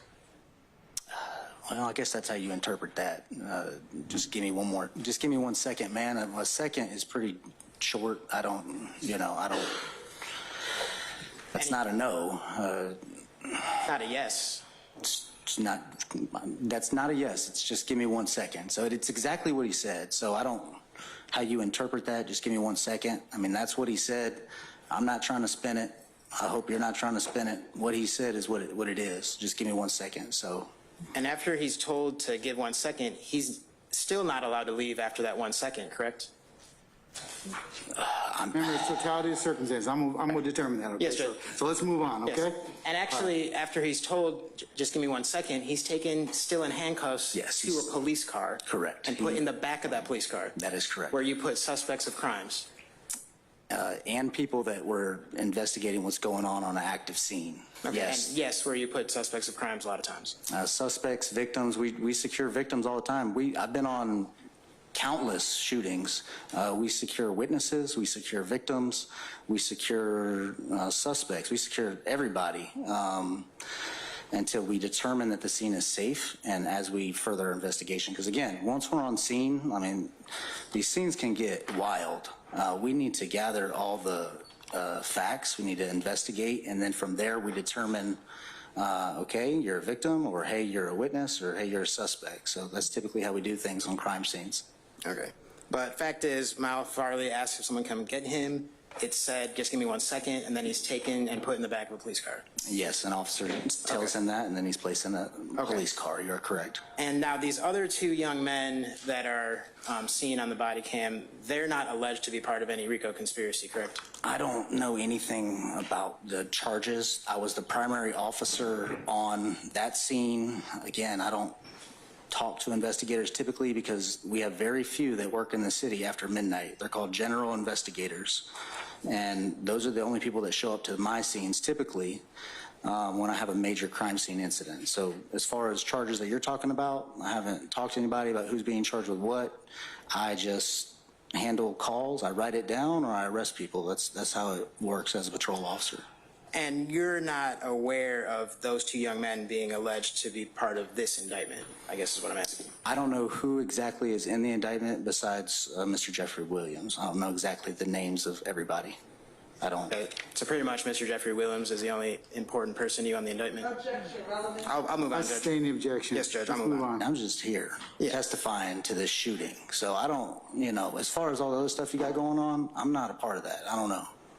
So I'm just here for that shooting that night because I was a primary officer. It happened to happen on my beat. So there I was. And once you found out that the person laying down was not actually hurt, you still stayed in the house, correct? Correct. Okay. And you engaged in a conversation with Mr. Farley, correct? Yes. And that conversation was about someone named Christian McMiller, correct? Yes. Who you We've already believe... gone through this already, Mr. Menendez. Right. Who you believe Mr. McMiller to be part of some kind of gang? Well, regardless of that, so I talked to everybody on Cleveland Avenue. I genuinely liked the guy. I had probably 3 conversations with him total, and that's because he was pumping his gas, and I went up and said hello, just like I do to everybody in Cleveland Avenue. They'll tell you. They're out there right now. And I had good conversations with him. I was genuinely sorry that his friend died. He shouldn't have died. It was sad.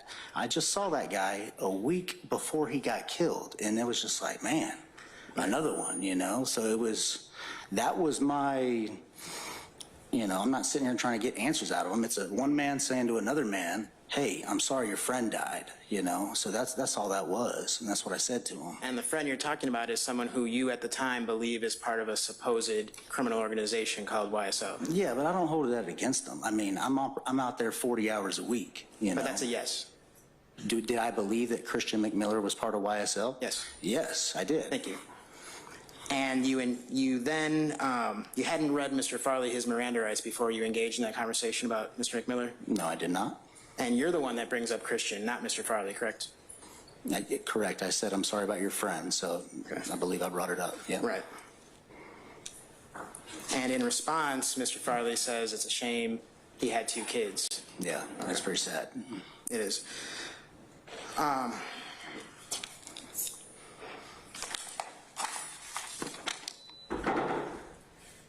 And then you also said that it's not a coincidence that the house got shot up? Did I say that on body cam? You'd have to play it for me. I may have. All right, I'll move on.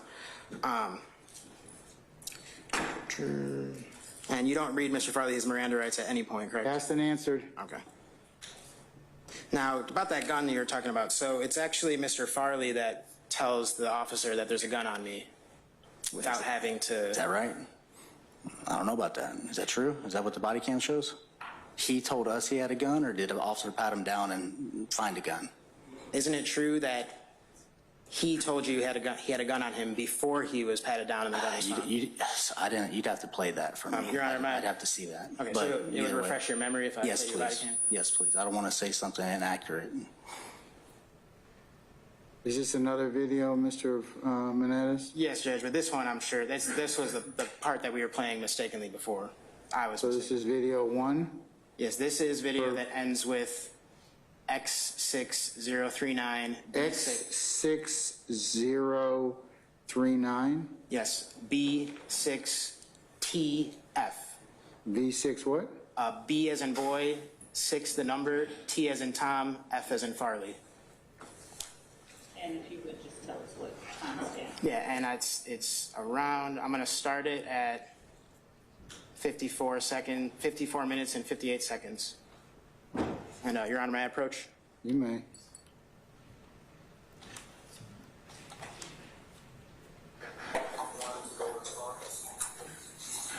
Listen, y'all are not under arrest, okay?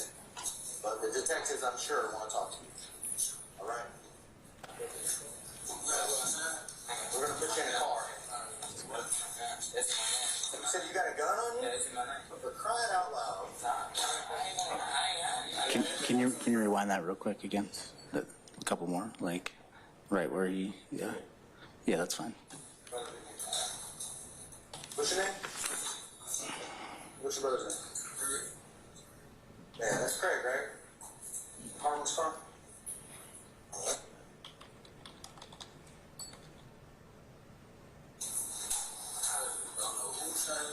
Hey, and I'm sorry about the loss of your friend. I actually know him.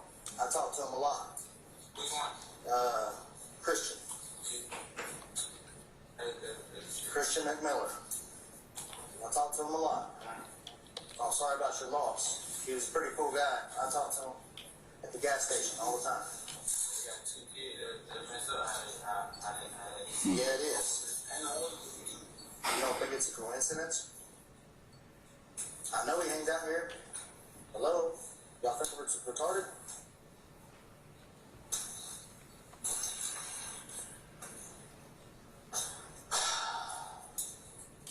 Okay. Well, there ain't no reason for us to stay in here. So, how many, we got three, do we have three different cars right now that we can put in? That's fine. I'll just hold it like this. That don't have people in? There's nobody in yours? Since he has a rifle, can you want one to go in his car? Again, y'all are not under arrest, okay? But the detectives, I'm sure, want to talk to you. All right? We're going to put you in a car. What? It's in my name. You said you got a gun on you? Yeah, it's in my name. For crying out loud. Nah, I ain't got it. You got anything else on you, bro? Stop reaching. Nah, it's in my name. You're allowed to have a gun. Stop reaching, bro. And Your Honor, I stopped it at 55 minutes and 27 seconds. Okay. So did that refresh your memory? Yes, it did. Okay, Thank you. An officer starts to search Mr. Farley, correct? Yes, that was Officer Hayes. He started to pat him down, and that's when, clearly on that video, as he's patting him down, he says, "I have a gun in my pocket." So that pocket that the gun is in hadn't been patted down yet when Mr. Farley said that, correct? On the video, you see him, he's patting down the right side, and then he's working to the left. As he's working to the left, that's when he says, "There's a gun in my pocket." Right, before the left pocket is patted down? Correct. Okay. And he tells you that it's in his name? Yes. Okay, and then you eventually tell him it's okay, you're allowed to have a gun? Correct. It's not against Georgia state law to have a gun. Correct. And it's, in your opinion, especially wise to have a gun in an area where there's a lot of crime? I think so. Right. You used the word retarded? Probably not my best choice of words. Okay.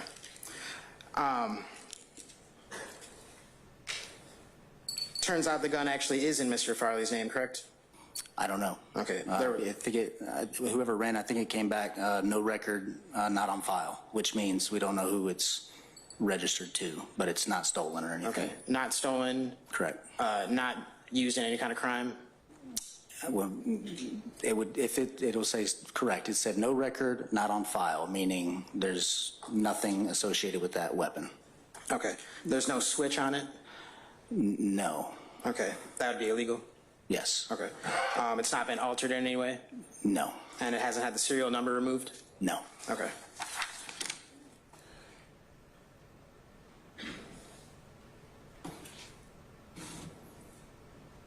The gun is actually given back to Mr. Farley, correct? Correct. And there's no contraband found on Mr. Farley? No. No drugs? No. No drug-related objects? No. Okay. He didn't smell like weed or anything? No. Okay. And eventually Mr. Farley is allowed to leave, correct? Correct. He's not arrested? He's not arrested. Okay. And you don't attempt to speak with him further? No, I do not. No one attempts to speak with him further, correct? I don't know about that. The investigators might have gotten his name and date of birth and taken a photo, but other than that, I'm not sure. I didn't speak with him again. There were numerous officers on scene. Okay. And you would know better than me. Okay. And none of those numerous officers on the scene suspect Mr. Farley of any kind of crime? Correct. He was, at that time, once we furthered our investigation, we determined everybody was victims and they were all released. Okay. You determined as a victim at a house that's shot up. Is it fair to say that it's pretty traumatizing to be in a house that's shot up? Yes. Okay, and it's also fair to say that different people react to trauma differently? I would say yes. Okay. And you talked about several officers arriving on the scene. Some of those were also claimed to be gang experts. You'd have to ask them. Okay. I don't know the whole expert definition and all that. Right, but what did you mean when you said that you had said something about that there's some kind of gang detective? Or gang we have a gang unit within the Atlanta Police Department, and a couple of them showed up on scene. Okay, and so is it fair to say that that gang unit is aware of what they think is a criminal organization called YSL? That's just speculation. Sustained. Okay. At the time, though, you as just a patrolman suspected that there was something called YSL that existed as a criminal organization, correct? Yeah, everybody in the streets knows that. Okay, and this is 2022? Yes. Okay. And for about how long do you say that the supposed conspiracy had been going on? Conspiracy? Sustained. Okay. Mr. Farley's not identified as a gang member in any of the police reports, correct? Related to this incident? Not in mine. I wrote this one. Okay. I don't know. As far as you know, he's not identified as a gang member by anyone on the scene? I have no idea. Okay, and that includes the gang unit? I barely talked to them. Sustained the question, You don't have any personal knowledge of Mr. Farley being recognized by any of the law enforcement that arrived on scene that day, correct? Objection, speculation. Sustained. Your Honor, I'm asking about his Just a personal minute, knowledge. remember, this is kind of limited as to the motion of what you filed for. It's not a general discovery examination, okay? Yes, Your Honor. You didn't recognize Mr. Miles Farley that day before he told you his name? No. I've seen him around, but I haven't had conversations with him. Okay. Have you seen him around going into that house? Say it again? Have you seen him around going into that Waters Road supposed Have I YSL seen him house? going into that house? Yes. I don't know. I haven't. I don't know. Maybe. It's hard to tell. I mean, I work in the middle of the night. There's not lights out there. There's just a lot of people out there. So if you asked me, did I positively identify him in front of that house previously? No. There's just a group of people. Okay. And when you saw him for the first time that day, you didn't identify him as a gang member? You've asked and answered that twice now, almost 3 times. I'm just... Okay, because I've even written it down a couple of times in my notes here. Okay, thank you, Your Honor. And even after he told you his name, you still didn't recognize him as a gang member? That's number 4. Don't ask that again. That's my last question, Judge. All right, he's done. Anything else? Not at this time, no, Your Honor. Okay, all right. Mr. Sharp. Okay.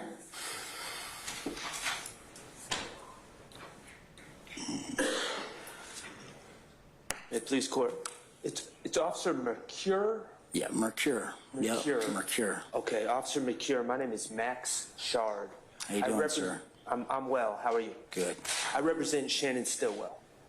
Okay, I don't. You don't know Shannon Stillwell? I know Shannon Jackson. Is that who you're talking about? Yes. Okay. He is indicted as Shannon Stillwell. All right. So I'm going to refer to him as Mr. Stillwell. Thank okay? you. I did not know that. Thank you. Now, Officer Mercure, you indicated that you patrol Zone 3, is that correct, or Zone 4? No, I'm definitely Zone 3. Zone 3. Right. Yes. Zone 3. And how long have you been patrolling Zone 3? My entire career. Which is 12 years, you said? 13 in June. 13 in June. Yeah. Okay. And you are now work the overnight shift? I've always worked the overnight shift. Minus 8 months. In 2014, I worked in the day shift. But other than the 8 months in 2014, I have worked overnight in Zone 3 as a patrol officer. Okay.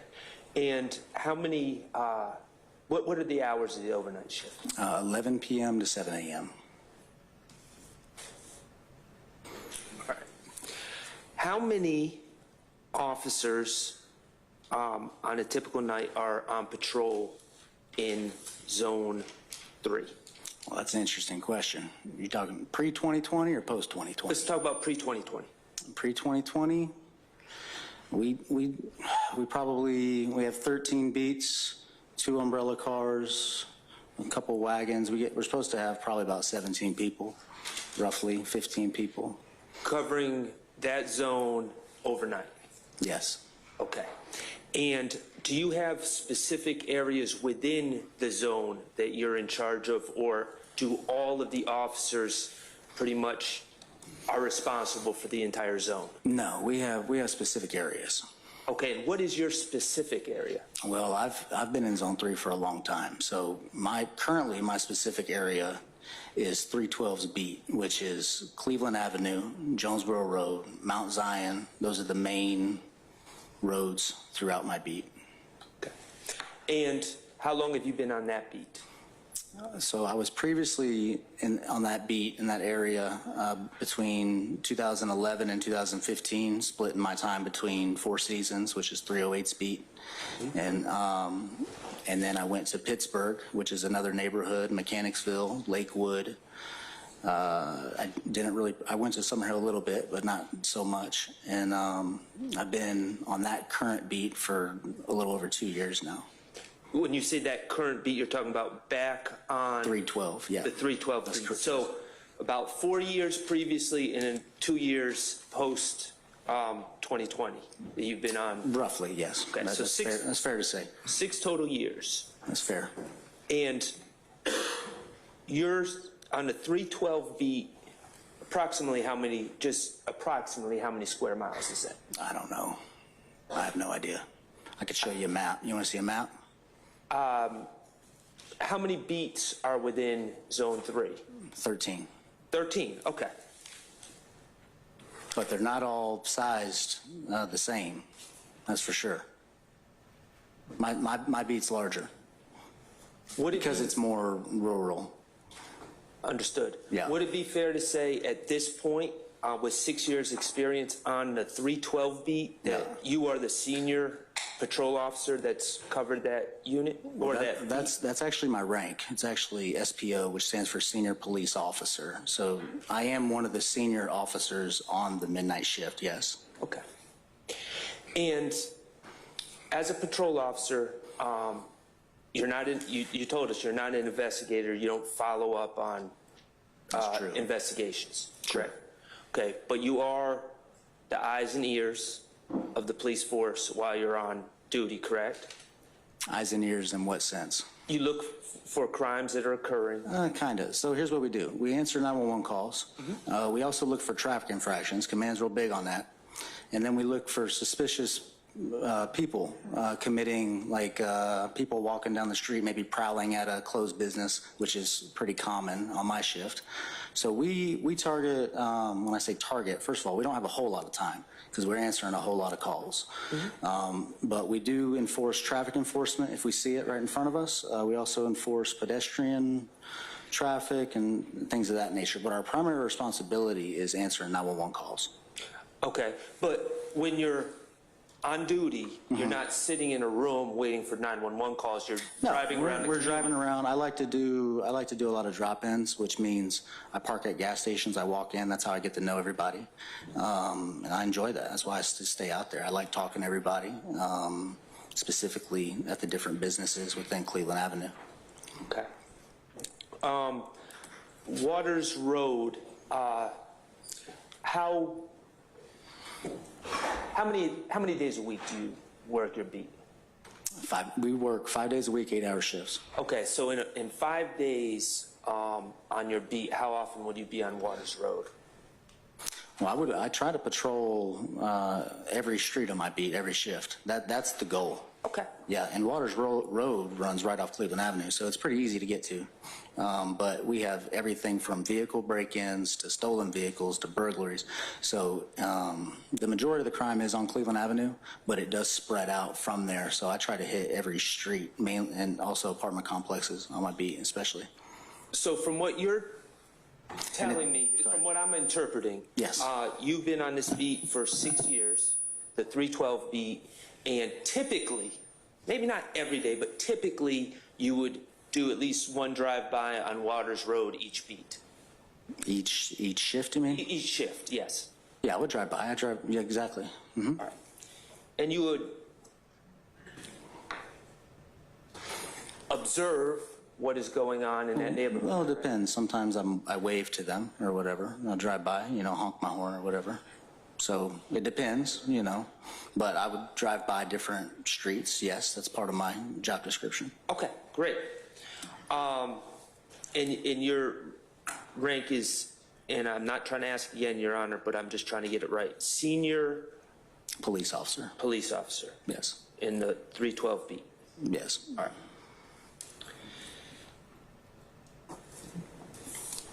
You, on direct examination, when the prosecutor was asking you questions, you referenced, I believe, an incident in February of 2022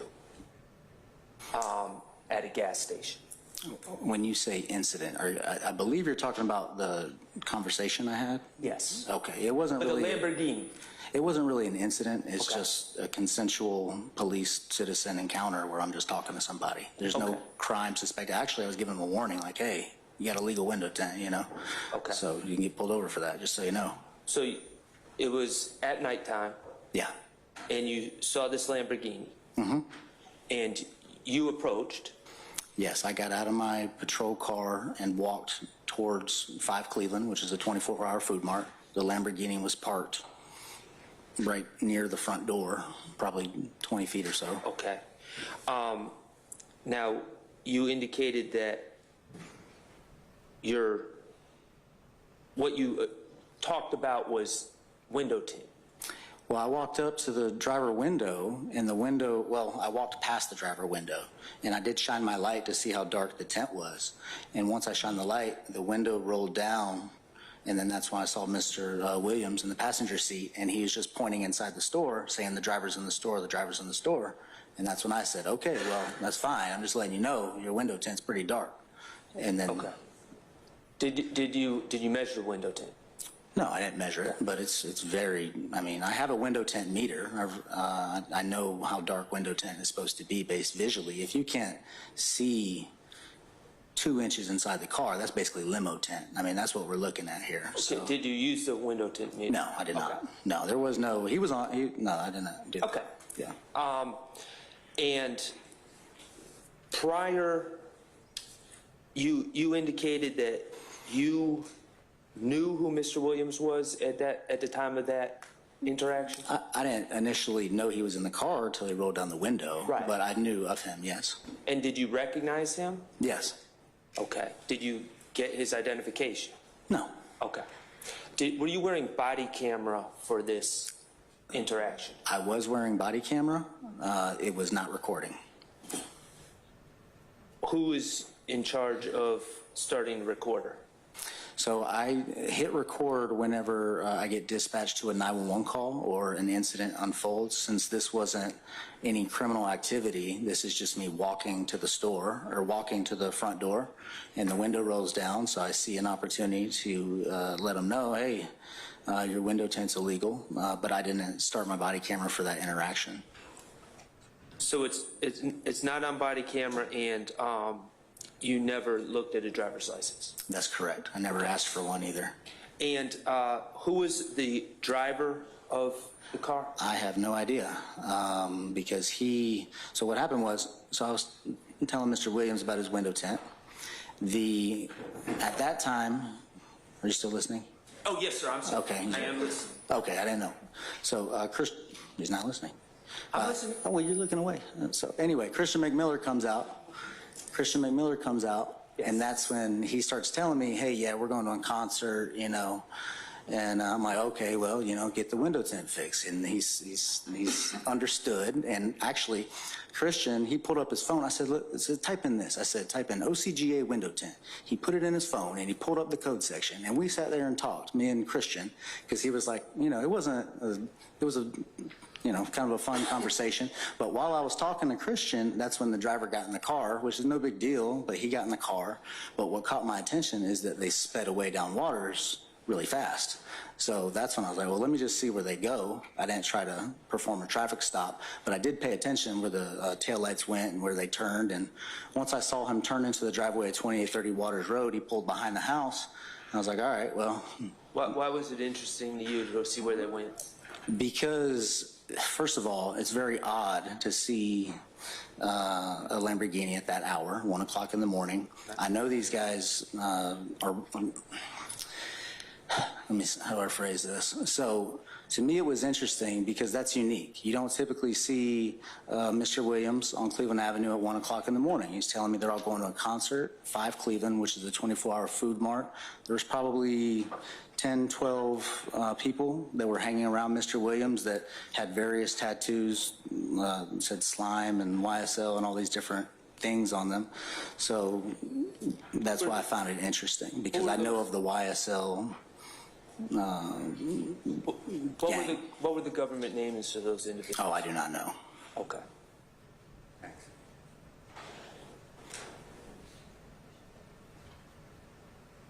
What color of Lamborghini was it? I believe it was pink. Do you know the type? I don't know nothing about that. I sustain the objection. Come on, let's move into your specific examination in regards to Mr. Stillwell. So, I believe on direct, you indicated that following this Lamborghini to 2830 was the first time you noted 2830 as an address of interest to you. Is that correct? Yes. Okay. So from 2011 and 2015, 2830 Waters Avenue was just another house on your beat, It's not Waters Avenue. It's Waters Road Southwest. Waters Road. Yeah. Okay, thank you. You're welcome. 2830 Waters Road was just another house on your beat. Well, there's a lot of houses on my beat, and like I said before, I don't talk to investigators, so I don't know what they got going on, but that was the first time that house I had noticed that there were people. Once I started driving by that house, I noticed that there was large congregations of YSL members in the front yard and on the porch. So from 2011 to 2015, you never noticed that? No, I don't even, YSL wasn't, I don't even remember seeing any YSL back in 2011. I saw a lot of ROC. Okay. I saw a lot of that back then. Well, I didn't ask about YSL. I'm asking about that address. You didn't notice You said anything that, didn't you? special. I okay. never said YSL. All right, I you keep bringing up YSL. I apologize. 2830 was never an address of note from when you worked that beat from 2011 to 2015, No. correct? Okay, thank you. Now, and then you returned back to the 312 beat on what date? It was, I don't know the exact date, but it was roughly 2021, early 2021, late 2020. Okay, so from late 2020 to early 20, from late 2020 or early 2021 until February 2022, there was nothing that ever drew your attention specifically to that address. That's correct. And that's 2830 Waters Avenue. Road Southwest. Okay, road. Yes. You've indicated that post February 2022, you've had an occasion to see, well, let me ask you this. Between February 2022 and the response to this shooting in March of 2022, did you have any other occasion to visit that address, as a police officer? No, I never went there. Okay. I drove past it a couple times, or regularly, like I do every house on my beat, but I didn't directly respond to any calls at that address until March 16th. Okay. Prior to March 16th, 2022, can you say that you've ever seen Mr. Stillwell at that Waters Road address? I cannot say that definitely. No, I cannot. Okay. Other than the February 2022 Lamborghini incident, can you say that you've ever seen Mr. Williams at that house? No, I cannot say I have. Okay. You've indicated that you, at some point, I guess we're talking between February 2022 and March 16th of 2022, saw groups of people at that address. Is that when you drove by? Say it again? You're saying that I saw groups? I said that I saw groups of people, and you're asking what? Is that when you were driving by? Yes, I drive by. Yep. Okay. It's part of my routine patrol, regular patrol. Who are those government names of those individuals that you've seen at that? I do not know. Okay. You testified that you saw YSL gang members at that address. And I'm asking you what specific YSL gang members you've seen when you drive by. I can't give you specific names. Can you give me street names? No, I cannot. Okay.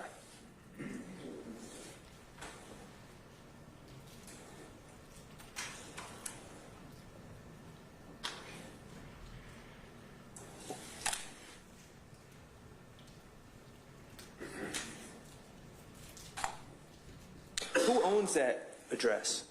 I don't know. Yeah, what's the relevance before? Well, I mean, we're talking about entry. Stillwell, let's get to yours, okay? I'm gonna sustain the objection. Okay, does Mr. Stillwell, to your knowledge, own that address? I don't investigate that kind of stuff. I don't know who owns that address. Okay, and that's fine. So you don't know? No, I have no idea. All right.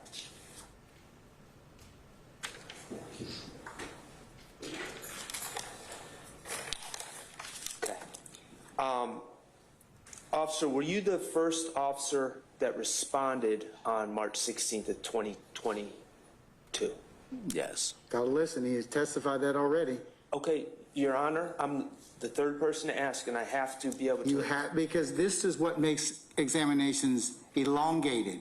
That was one of the first things he testified to on the very first direct. Okay. He testified he was the first responding officer.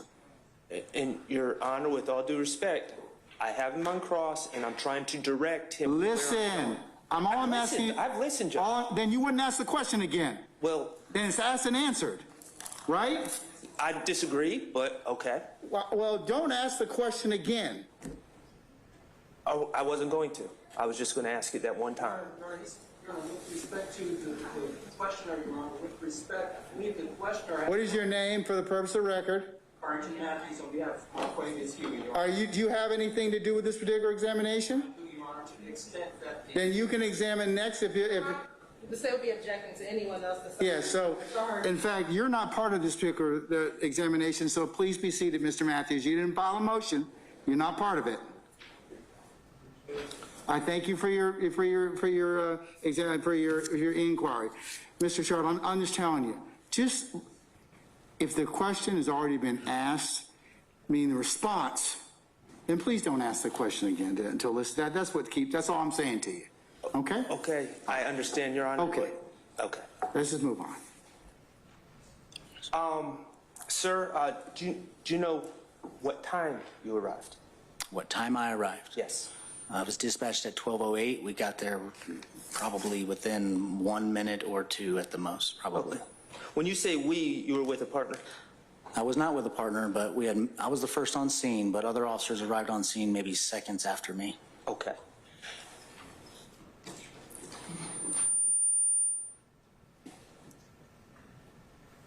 At what time, if you know, well, strike that.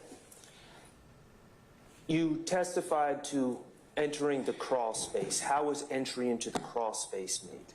I did not testify to entering the crawl space. The other officers entered the crawl space while I was placing Demekion Garlington in the back of a patrol vehicle. Are you aware of how entry was made into the crawl space? The door was wide open. There wasn't a door, so I'm assuming they just walked in.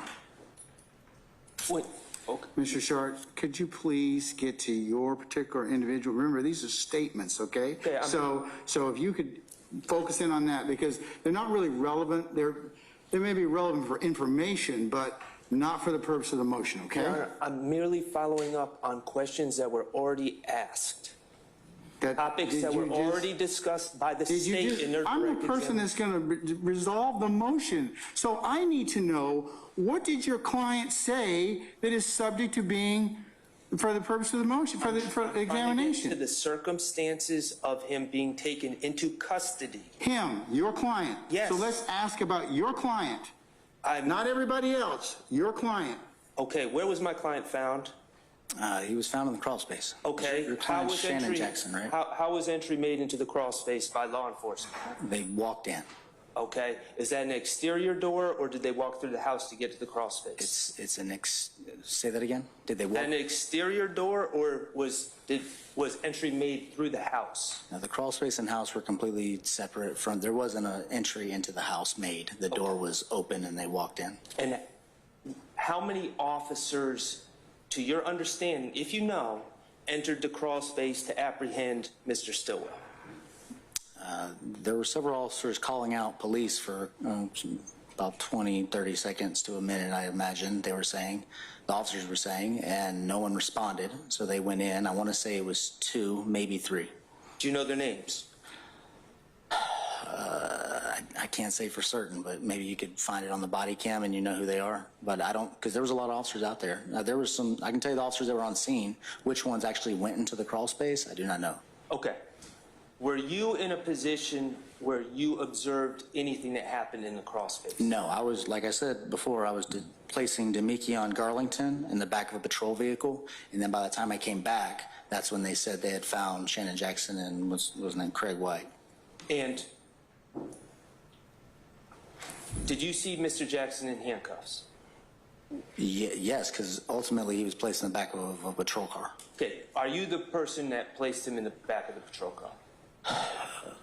I don't believe so. He was placed in the back of a patrol car by one of us. It might have been me. I'm not sure. But somebody we put them all in separate police cars. I understand. Yeah. Are you the officer that placed him in handcuffs? No. Okay. Whose decision, were you in control of the scene, or was yes, it? I was in control of the scene. I was a primary officer. It's my beat. That's my call. Was it your decision to handcuff Mr. Stillwell? Yes. Well, I'll say I didn't disagree with it, but I wouldn't say ultimately it was my decision. I imagine after we asked them what happened, they said that they heard shooting and got scared and ran to the crawl space. And considering we were still furthering our investigation, we did not know who were suspects, who were victims, who were witnesses, and considering how dangerous of a situation that is with countless rounds on the ground, they were detained while we furthered our investigation. I understand your justification. What I'm asking is, did another officer, whomever placed him in handcuffs, come to you and say, should we handcuff this individual? No, well, we don't even talk like that. No. Okay. So someone else made the call to put him in handcuffs? Yeah, we're police, you know what I'm saying? So if someone needs to be handcuffed, well, the officers have that independent mindset to make the decision to detain somebody. So yes, we don't try to micromanage officers on a dangerous scene where people could possibly get killed. Okay, and were you indicated that there was some discussion, or you seem to have knowledge of a discussion with Mr. Stillwell. Were you a party to that discussion? Or was that other officers? I don't recall. You'd have to play the body cam because I didn't write that down. So I don't know if that was common knowledge from other officers or if I was standing in that presence. I can't remember. It was over a year ago. I'm trying to remember. Did you ever Mirandize Mr. Stillwell? No. Okay. And did you play any role now you've testified that Mr. Stillwell was handcuffed and placed in a patrol car, correct? Correct. Did you have any role with any subsequent interviews with Mr. Stillwell while he was in the patrol car? No. Okay. Do you have any knowledge of how much time passed between the time that Mr. Stillwell was placed in handcuffs and when any subsequent interviews in the patrol car occurred? I didn't write down that length of time, but it should be documented on our cameras, but I don't know for sure. How long, to your recollection, was Mr. Stillwell in handcuffs before he was released that day? I don't know. I'd have to say, it's hard for me to, I'm estimating. I don't know for sure. Well, how long were you at the scene? I don't know. It was a quite extensive scene, so we were there for definitely more than an hour. Okay. I don't know the exact times we were there, though, so I'm not sure. If you could just show me the end of my body camera, I could tell you exactly how long we were there. Well, and Mr. Stillwell was released after the investigation was complete? Yes, after we determined what was going on, yes, he was released.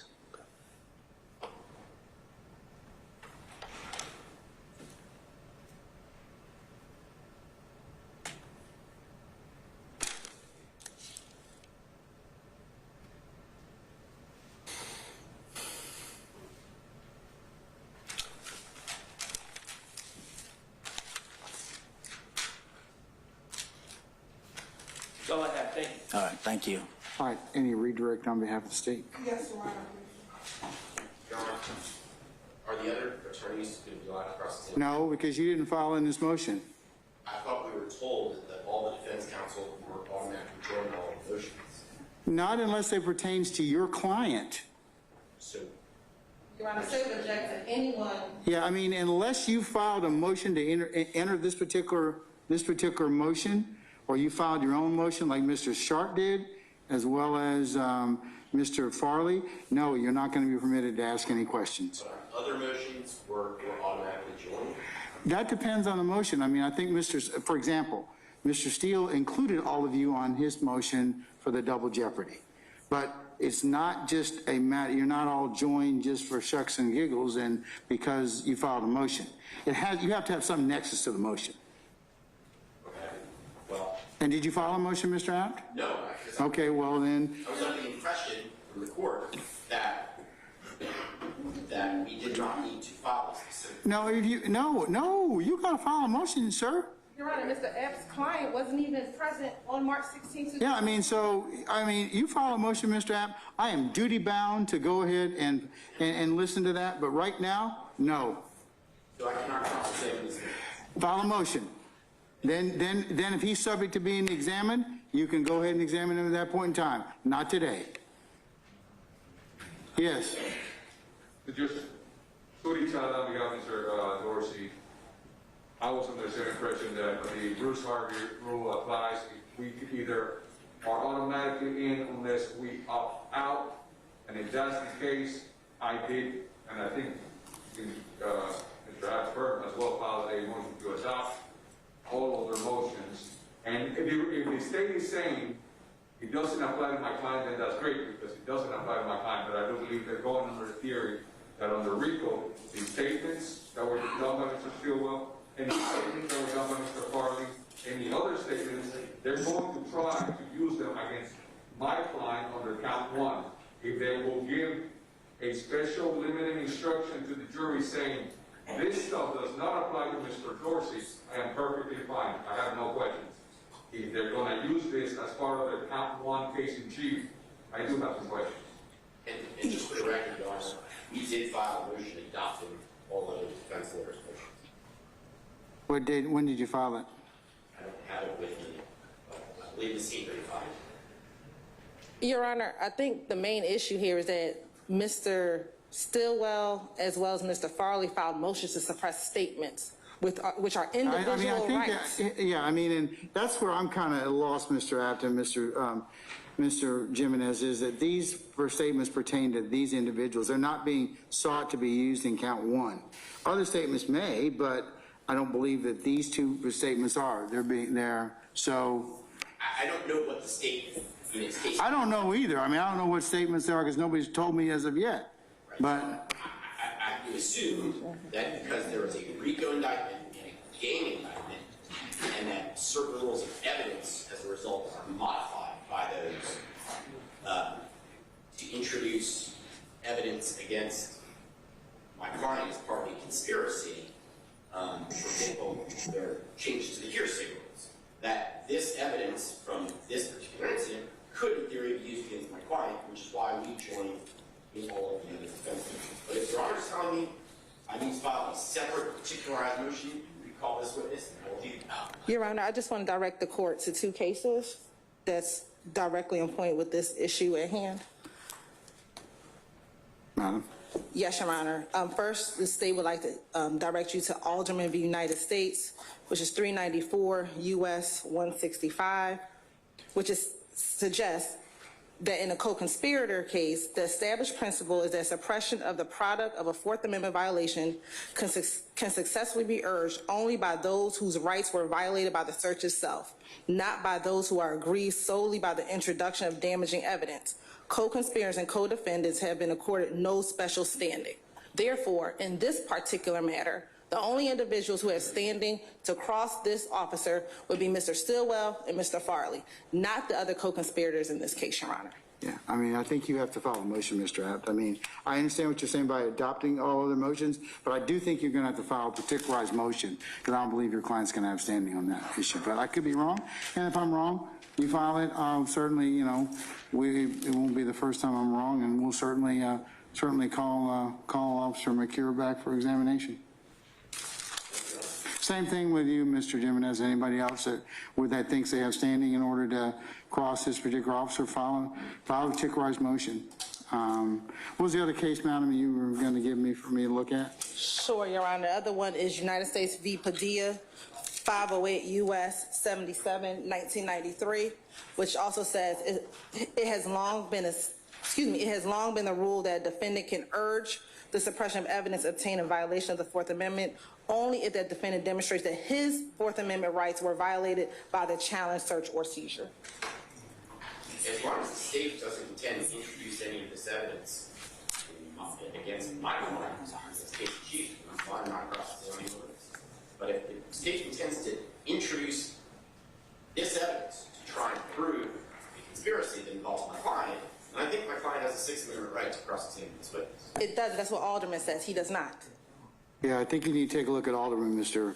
Abt. And like I said, this is why I've told everybody, file a motion. A motion preserves your ability and the court's ability to rule upon these particular specific issues. So, again, Mr. Abt, I'll invite you, file a motion if you feel necessary.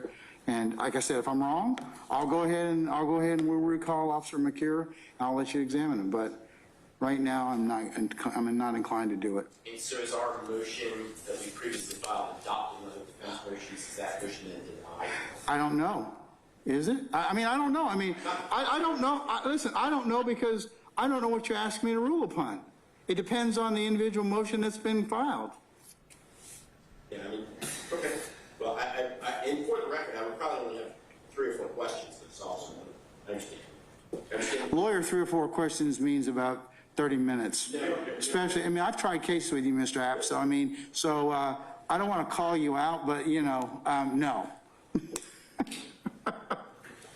File a motion, sir. And like I said, I'm sure the Officer McCure will be more than happy to come back again if that's the case. So, Mr. Jimenez?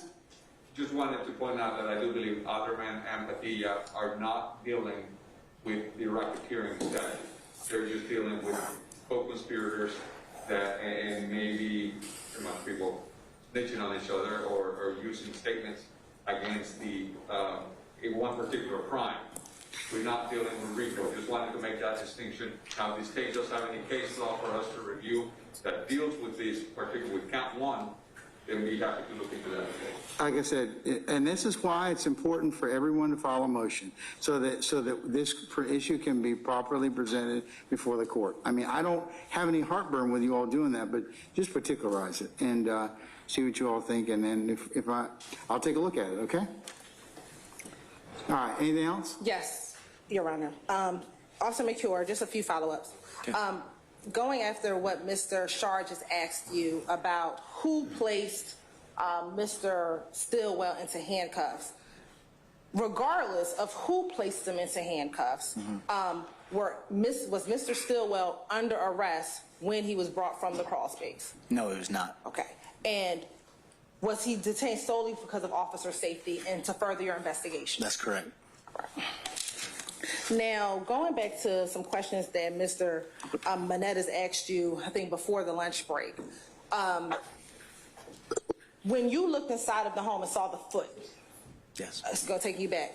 Did you know at the time when you looked inside whether or not the foot that you saw, whether or not that person was dead or alive? No, we did not know. Okay. And without going into the residence, could you determine from the window whether or not that person was dead or alive? No, we couldn't. And seeing that foot, how long had you been out there before making entry into that house? Before making entry, I would estimate probably 30 minutes, roughly. And at no point in time did anyone from inside come to the door, Correct. right? So when you saw that foot, Yes. did you know if that person was alive or dead, given the fact that she had been out there for 30 minutes? We assumed they were shot.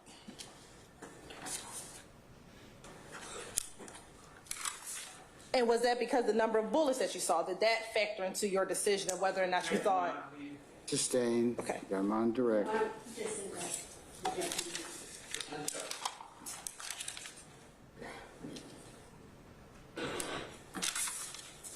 What else gave you concern that the individual inside, that you saw the legs, may have been shot? Well, the concerns that I had was, one, there was 11 defects in the front of the home, but two, what really concerned me is that some of the rounds we located, shell casings, were rifle rounds. And from experience from other drive-by shootings we've had, those rifle rounds, they go through walls like butter. They don't stop. They keep going. And considering he was laying, we saw that foot laying right next to an exterior wall through that small little crack of the blind.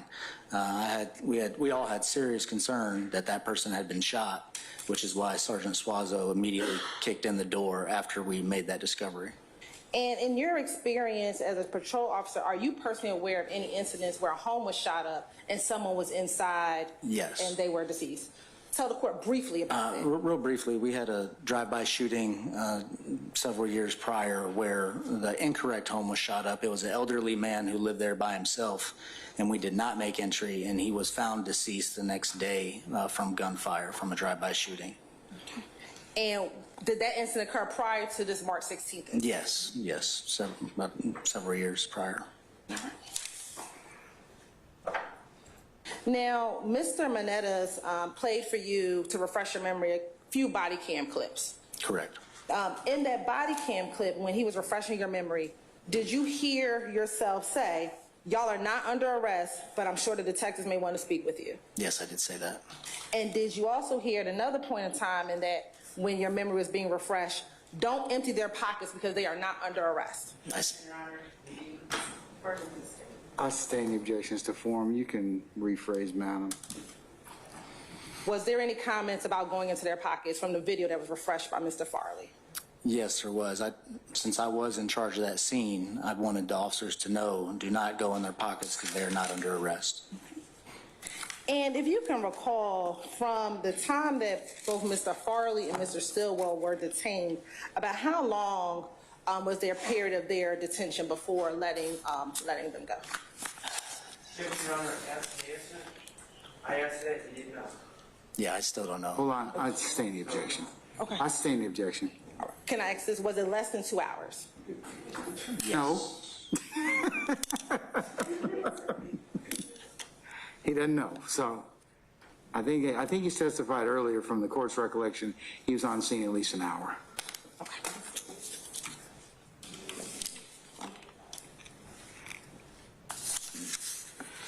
And again, at the conclusion of your investigation, were either Mr. Farley or Mr. Stillwell arrested? They were not. I sustain the objection.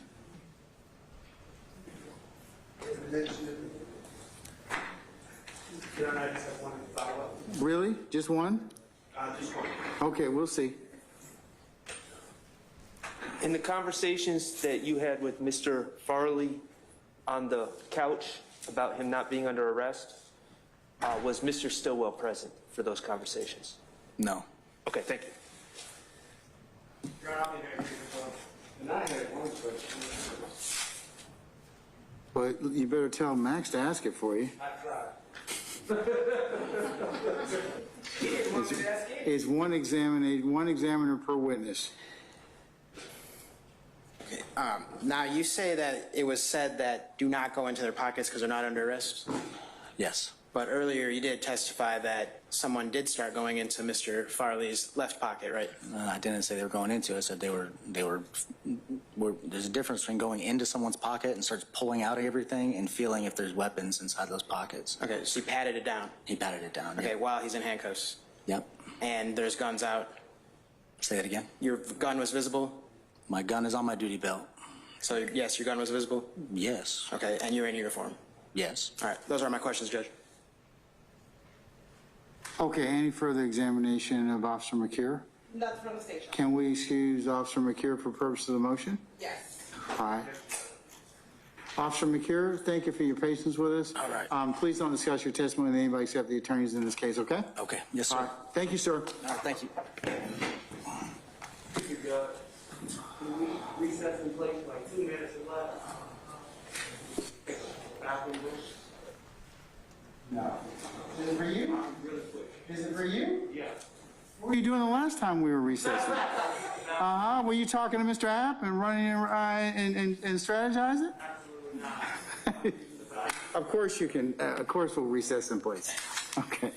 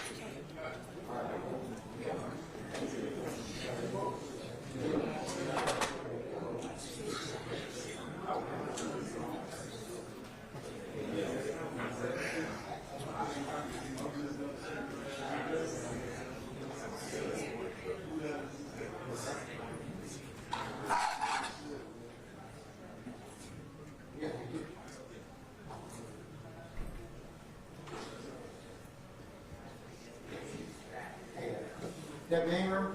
Yes, sir.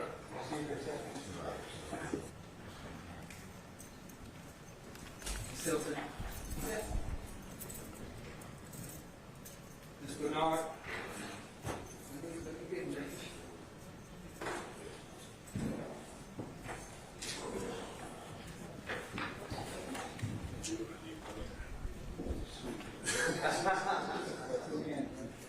Yeah, they want to.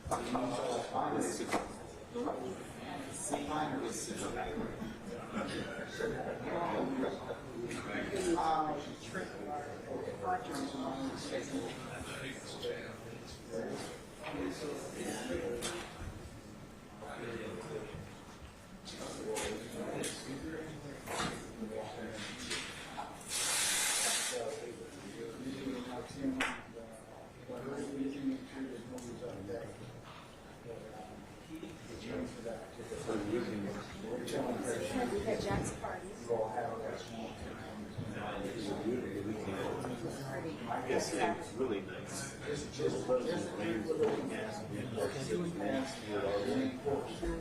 So, tell me about you. This is not what people say.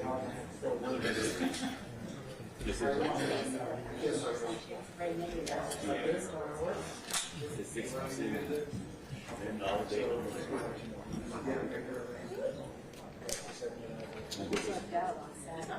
Yeah, Saturday.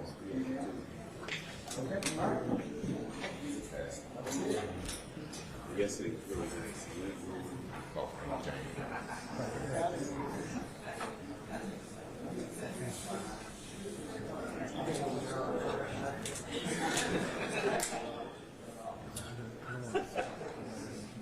Yeah.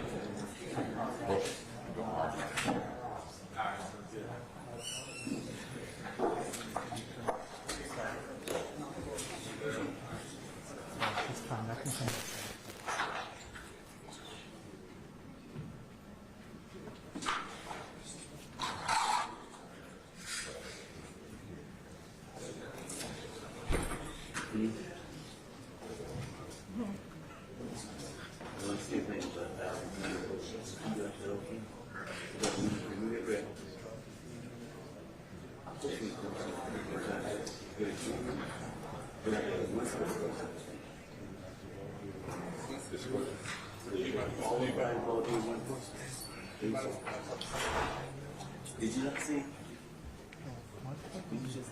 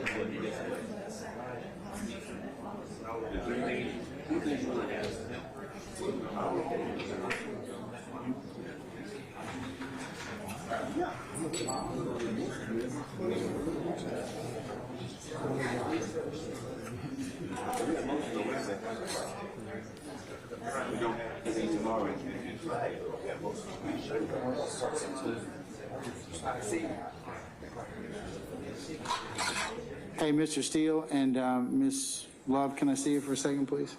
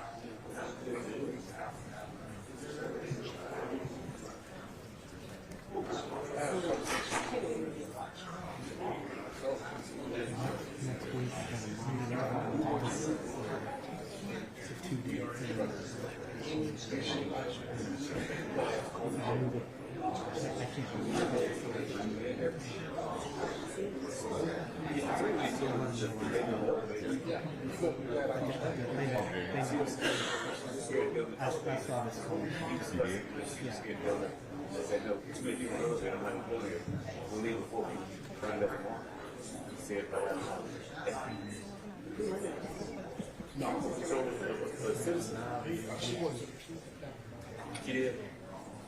So you know he's here.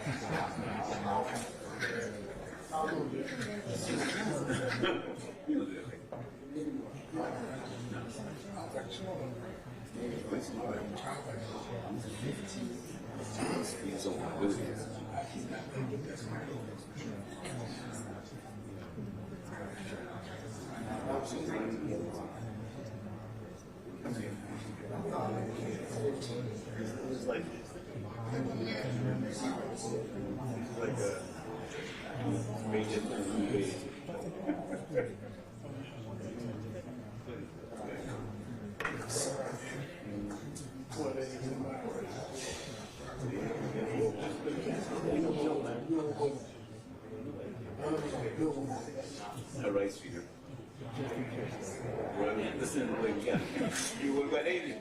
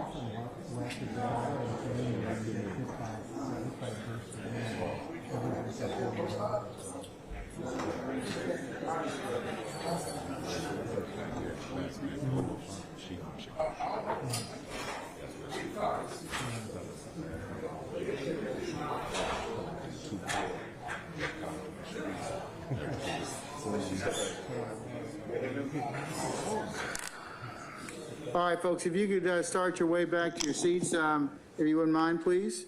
Thank you very much.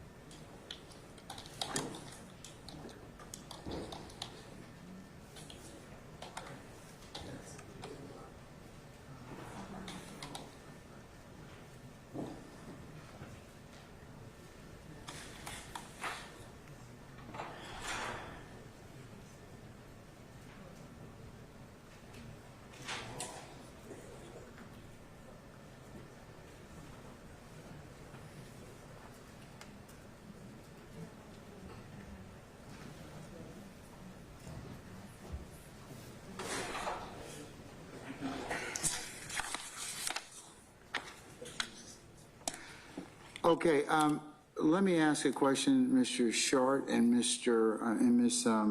Hilton or Ms. Love. Are any of the other three witnesses related to Mr. Stillwell? They are. All the witnesses are related to both Mr. Stillwell and Mr. Parker. All right.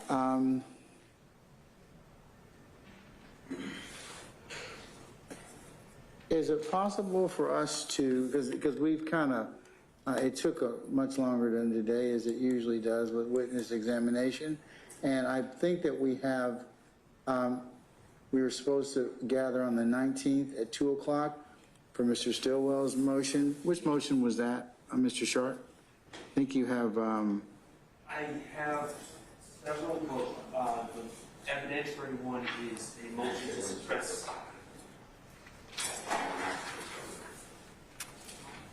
I have several, but the evidentiary one, right? Take three. I have several, but the evidentiary one is a motion to suppress identification made by Sammy Davis. But there's a few that have witnesses on Wednesday, Your Honor. There's a motion to suppress ID that has witnesses. There's another motion to suppress item C that has witnesses. And then there's a final motion to suppress fruits of illegal detention that has witnesses. Right. Okay. So the other three witnesses that are for here today, were they involved Mr. Stillwell as well? Yes, Your Honor. Okay, all right. And I'll say one of the witnesses that's here today also has to come on Wednesday as well.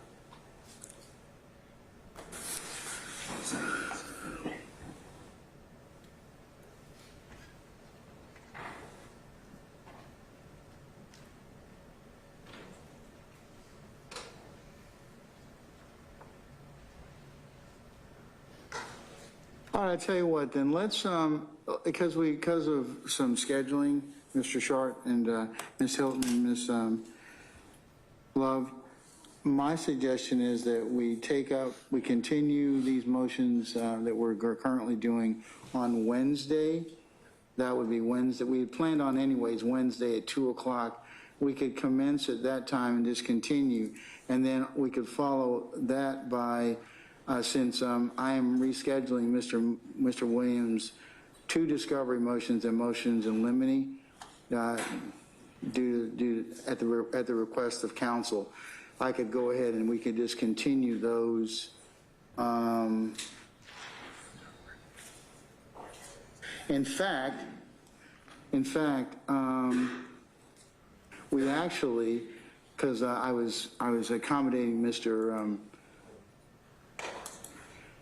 Steele, because he's arguing before one of our appellate courts. We could actually start that one at 10 o'clock on the 20th. So we would basically, Wednesday afternoon, Ms. Hilton, okay? Then we would go Thursday starting at 10. And we should be able to exhaust Mr. Farley and Mr. Stillwell's both sets of motions. That would be the goal, would be for, over the next several days, okay? Yes, sir. Those days, all right? So for everyone else who wasn't read in or kind of just tracking,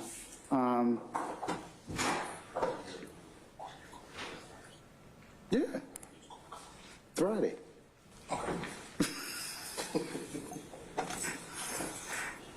Got my calendar right here, Tim.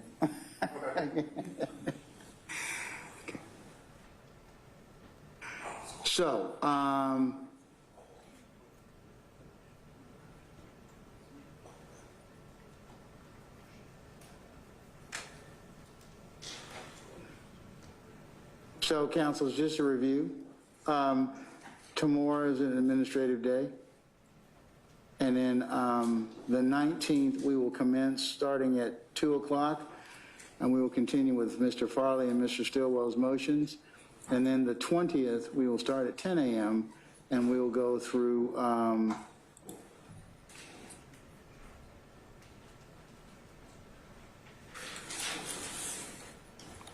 the conclusion of the business day.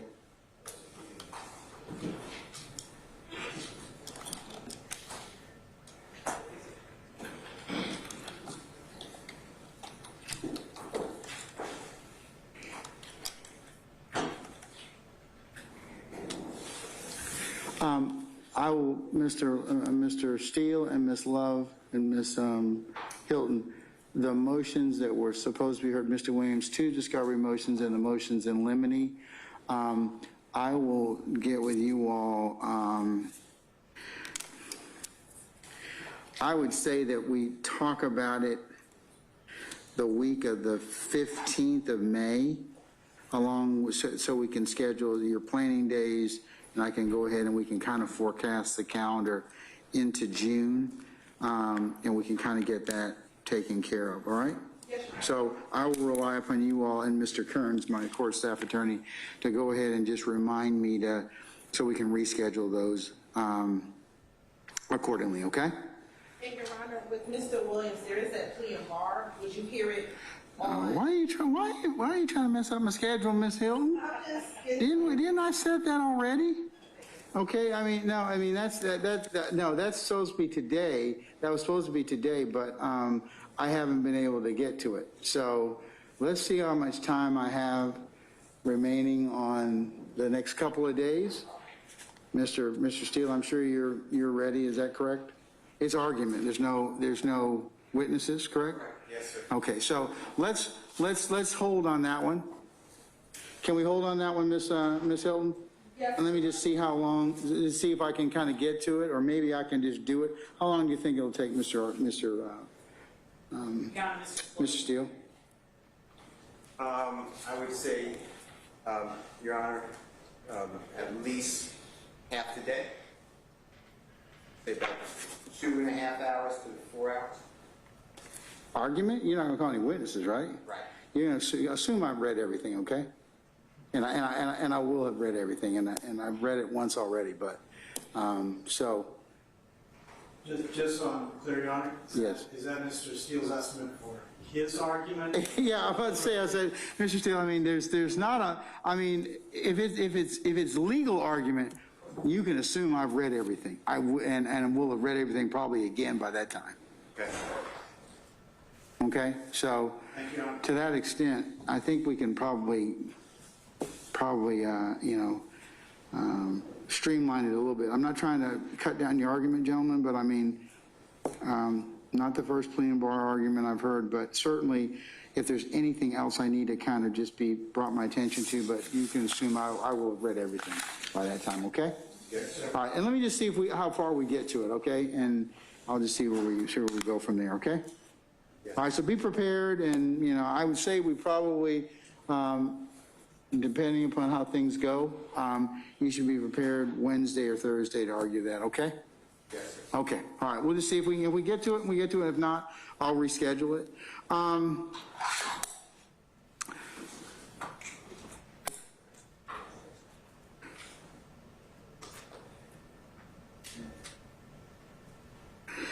Ms. Fagan and Ms. Callan, I am also tracking around the 28th of April that we're supposed to get back with you two ladies on the motions that have been filed. So somewhere between the 28th and probably the 15th or thereabouts, I'll go ahead and I'm thinking probably around the 15th or thereabouts. So between 28th and 15th, talk with you all about an appropriate date, okay? Will that meet with you all's schedule? Yes, Judge. Okay, just want to make sure. Okay, all right. Is that okay with you, Ms. Fagan? Yes, sir. Okay, all right. Okay, all right. So we have some more cases. So we're going to kind of put a pin in things for today, and we will a couple other things to kind of just go through. Mr. Farley, I'm going to take your motion under advisement. I will rule on that on Wednesday, okay? All right, so your bond motion, okay? And then we'll continue your other motions that you filed on Wednesday afternoon and Thursday, along with Mr. Stillwell's and potentially Mr. Williams. All right, okay. Turning to the subject matter of drives.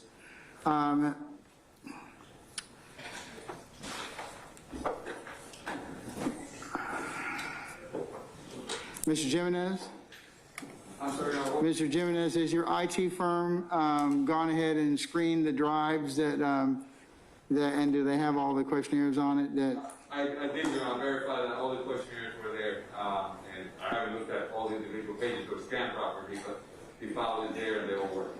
Okay, if you all have any problems like we did last time, say something doesn't copy, let me know so I can tell Ms. Von Kels and Mr. Randolph so we can go ahead and we'll reprint those, okay?